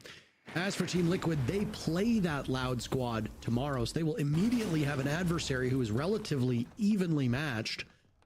Liquid will then round out the stage going up against Black Dragons, a bottom 4 team, 9Z, another bottom 4 team, and will finish off against Furia. So both of these teams in the server will have at least one of the top 2 teams to do battle with, but both have some matches where they should be able to put points on the board. That obviously becomes a troubling thing for teams like Los and W7M, who don't have as easy a schedule moving forward.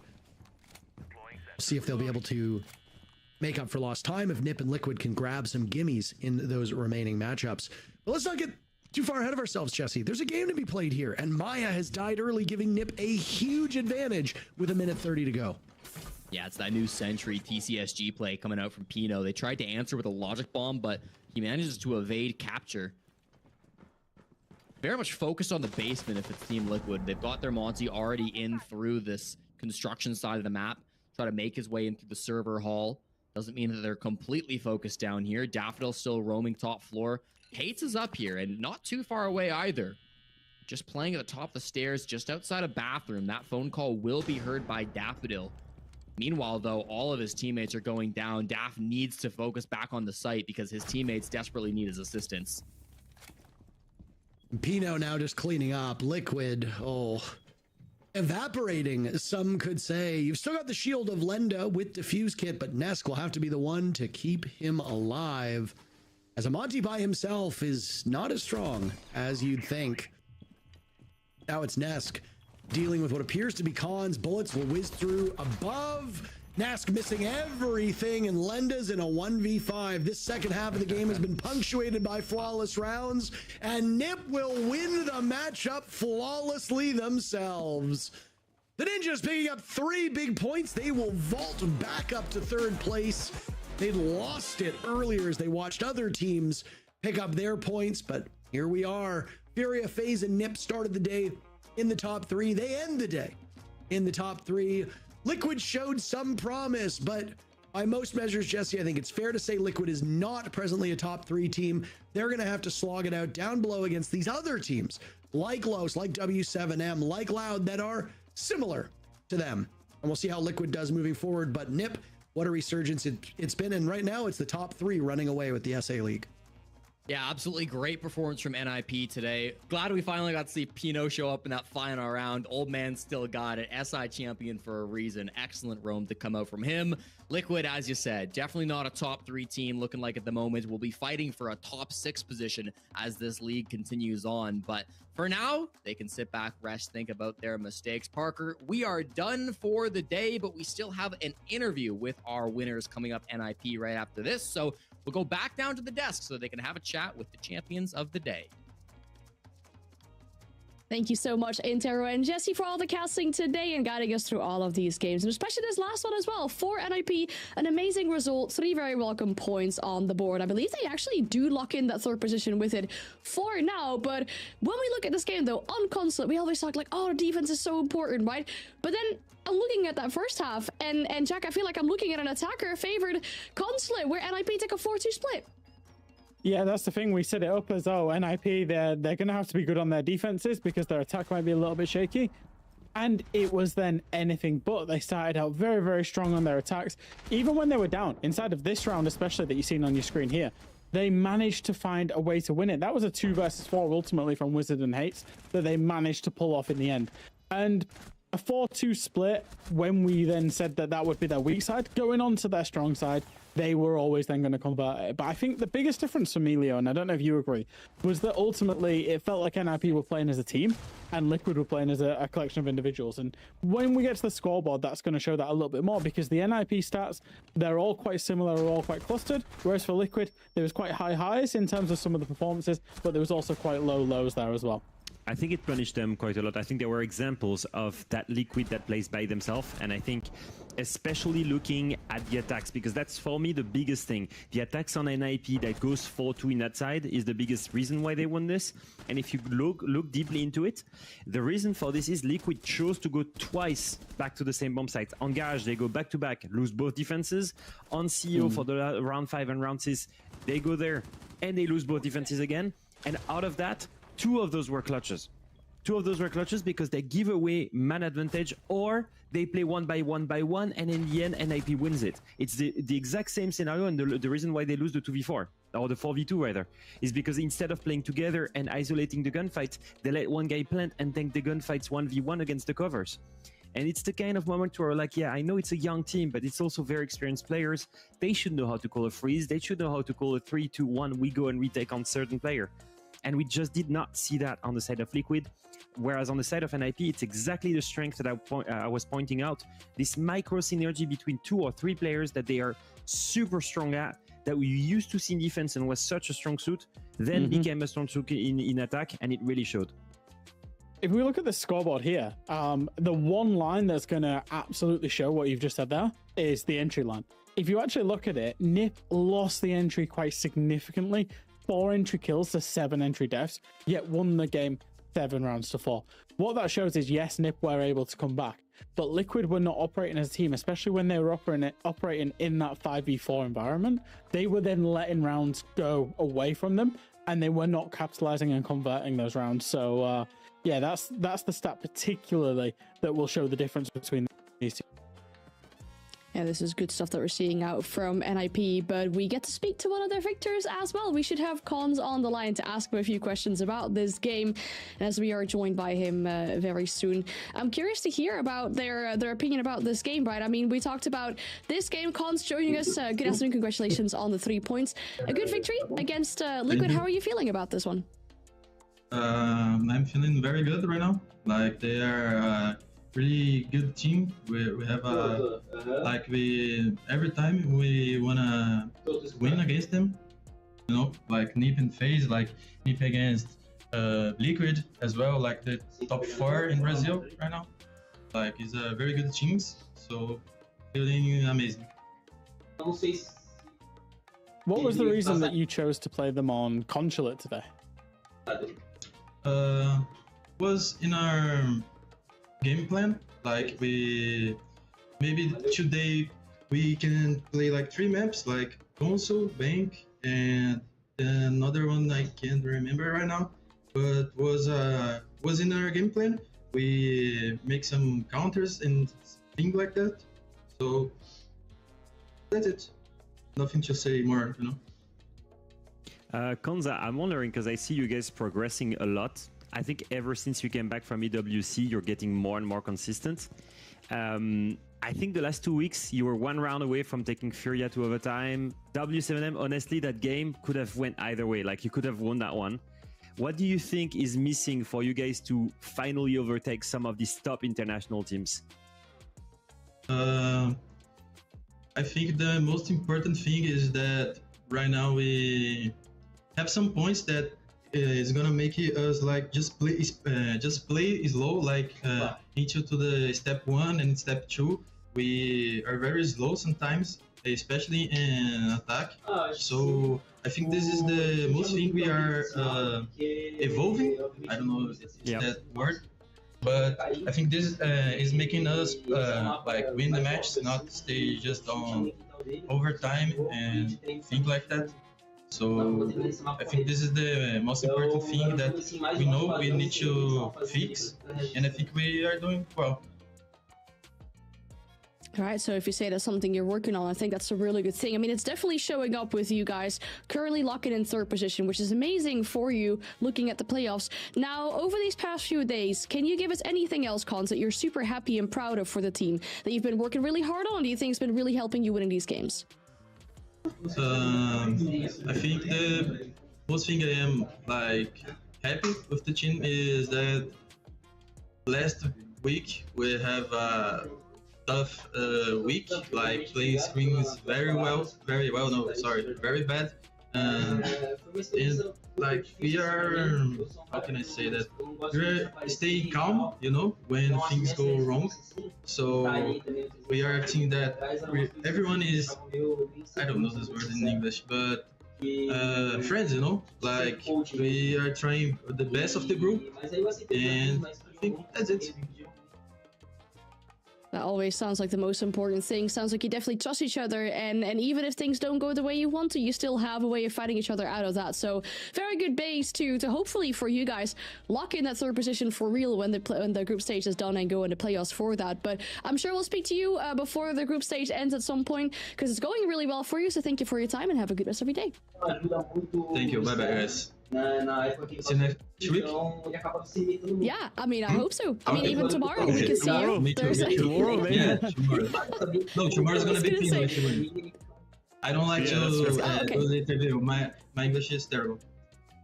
I think you did a great job today. Thank you for joining us. Yeah, I think you should not underestimate yourself. But thank you so much for your time, and yeah, hopefully we'll see you next week then. All right, I think first off, these players need to give themselves more credit for what they're doing, right? I mean, you know, Leo, we're both speaking in a different language than what we were raised in. It's not always the easiest thing, right? We'll stumble on our words. We'll think of things that we're like, oh, I have no idea how to come up with this word. I mean, you even had it earlier today as well, Fresh. Like, it happens to the best of us, I guess, that we sometimes forget our words. Do you know what's funny? I actually think I speak the worst English on the... That's just blatantly not true. But thanks for praising our English. I will say this: we all start at some point. We all struggle a little bit at some point, and we I think I've whole went a long way in speaking English after practicing so much. And yeah, it starts by speaking, and I think the interviews for the players are a great way to do it. I will say this, Igor has impressed me incredibly with his English. I think he's improved tremendously, and I think it's such a good thing to see Siege also can bring you new skills like this. Yes, 100%. I agree with that. I mean, it's definitely different types of skills that you're learning with that one. I'm loving the insights we're getting from all these interviews with the players. But to really round out this game, there's one more thing we have to do. We have to look at our MVP for this matchup, though. And of course, that has to go to Wizard. I mean, we talked about the entries being more of a favorable thing for the sides of NIP. A solid KD as well. Really one of those like top 3 performers on the team today, because I saw there was 3 players really getting those kills for their team today. A solid cause, good headshot percentage. What more can you ask for from a player, Leo? Honestly, it's tough to ask for more than Wizard. I'm really impressed by how he performs compared to how he performed when he first joined the team. I think him joining that new environment has been 9-10 day difference with this player. When he joined back with the Psycho roster and Muzi was still there, he didn't find really his footing, and after 1 year he had to leave and didn't really find the right balance for him. I think since he joined, he's really been the key flex player, the one that abuses the Grim or the gridlock quite well. He plays these utility-based operators that are super important when you try to crowd control or flank watch, and he's able to frag on top of using the utility the right way. And I think that's the biggest strength of that player, is that he both uses his utility that has a huge impact, then he also has an impact in the fragging power. And I think overall, that player has stepped up a lot since joining the new roster, because he finds himself in that new dynamic as a much better player and as a much improved player as well in this new environment. Leo, you're taking words right out of my mouth here, but can you guess, you're talking about the utility and the fragging power on Wizard. Can you guess how many operators he played today in 11 rounds? How many unique individual operators he played? Honestly, I would not be surprised out of what that was 11 rounds that he played more than 6 or something like this. 10 operators. There was only 2 rounds on attack where he doubled up on the same operator on striker. Every other round he played a unique operator. Yeah, how crazy is that? To still then get MVP, use his utility well, have impact in the game. That was incredible. Yeah, he's such a strong flex player. Honestly, he can play anything. I saw him play the lurker role, I think, at some point with the KB or the Lion. I saw also him playing the entry with the Deimos and the Striker. In defense, one time he's on the BP with the Azami or the Mira. On the other ones, he's wall denial with the Bandit. Having such a strong, flexible operator that can play the right way in each of these positions is super important for any IGL. Yeah, perfect asset to any team, really. And he wasn't asleep at the wheel today, given his performance in this matchup. Now, one more thing we need for today is our Predator play of the day. Now, there was a lot of ones I think we could have given it to today, but we take our minds back to our match of the day. Of course, we're going to have to pick one from that series. And then we're talking about a player like KZ. The way he was able to execute against FaZe some of the times today is making you wonder, A, why is it happening? And then B, how is KZ so gosh darn good, Jack? Yeah, it looks like he's got an aimbot. Yeah, it was absolutely crazy. The first kill, by the way, I was like, has he really killed him? Like this first kill here, like just boom, gone. A headshot, and then there is something to be said about FaZe not realizing that he's there and giving him 3 separate 1v1s, but we won't talk about that. The fact of the matter is, he absolutely destroyed all 3 of those guys. And in that round, obviously, it was the round that got Furia a point. It did end up going to overtime in the end, but he had a massive play inside of this one. The important thing here, look how he gets the first kill, then very quickly moves into another position so he can surprise someone else, boom, then fakes the doorway and then goes to the window once again and aims straight at the head. For me, it's the aim, for sure, that's very important, but it's the movement here, making himself unpredictable every single time. He's only pushing from one area, only one room, but every single position he holds is a power position and is surprising to their opponent. And I think that's the strength of KZ. It's an incredible aim mixed with incredible game sense and incredible positioning. And the timing of that push, by the way, was insane. And the way to do it with UMP, the gun of Castle, I mean, he can do it all. By the way, he had a crazy 1v3, I don't know if you remember, at Reload, with the UMP on border as well. He plays the worst of operators and somehow still always gets away with crazy kills.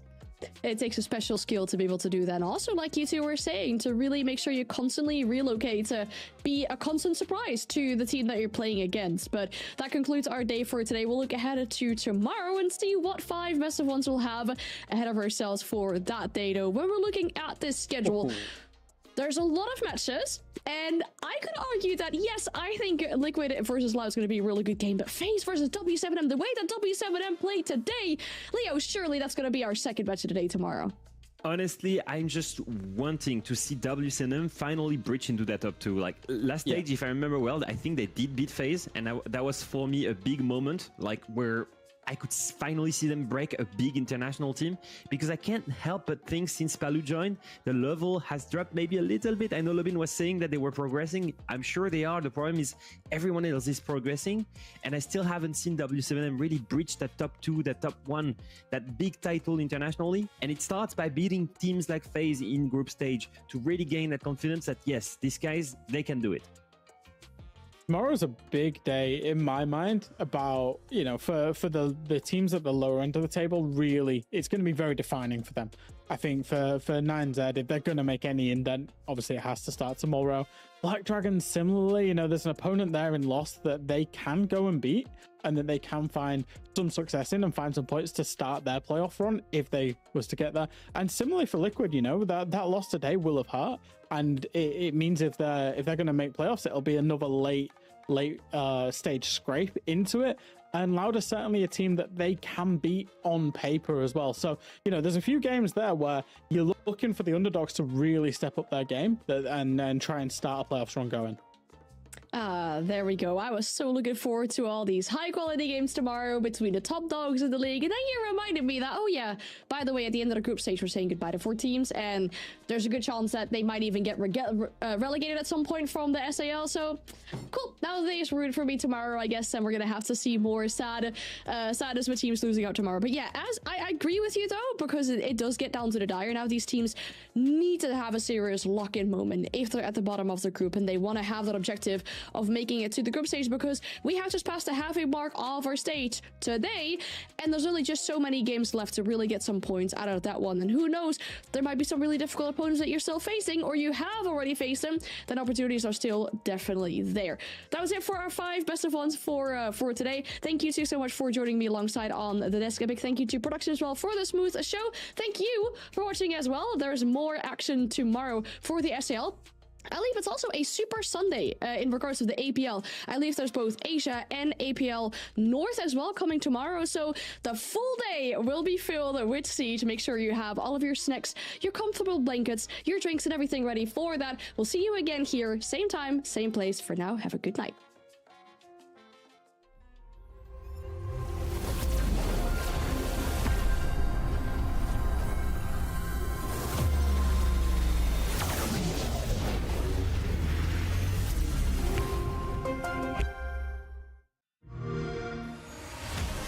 You know how they say, it's not the destination, it's the journey? And the journey of 1,000 miles begins with a single step.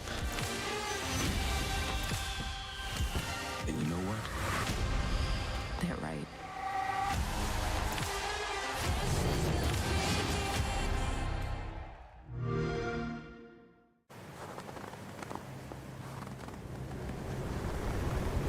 Keep an eye out for contact.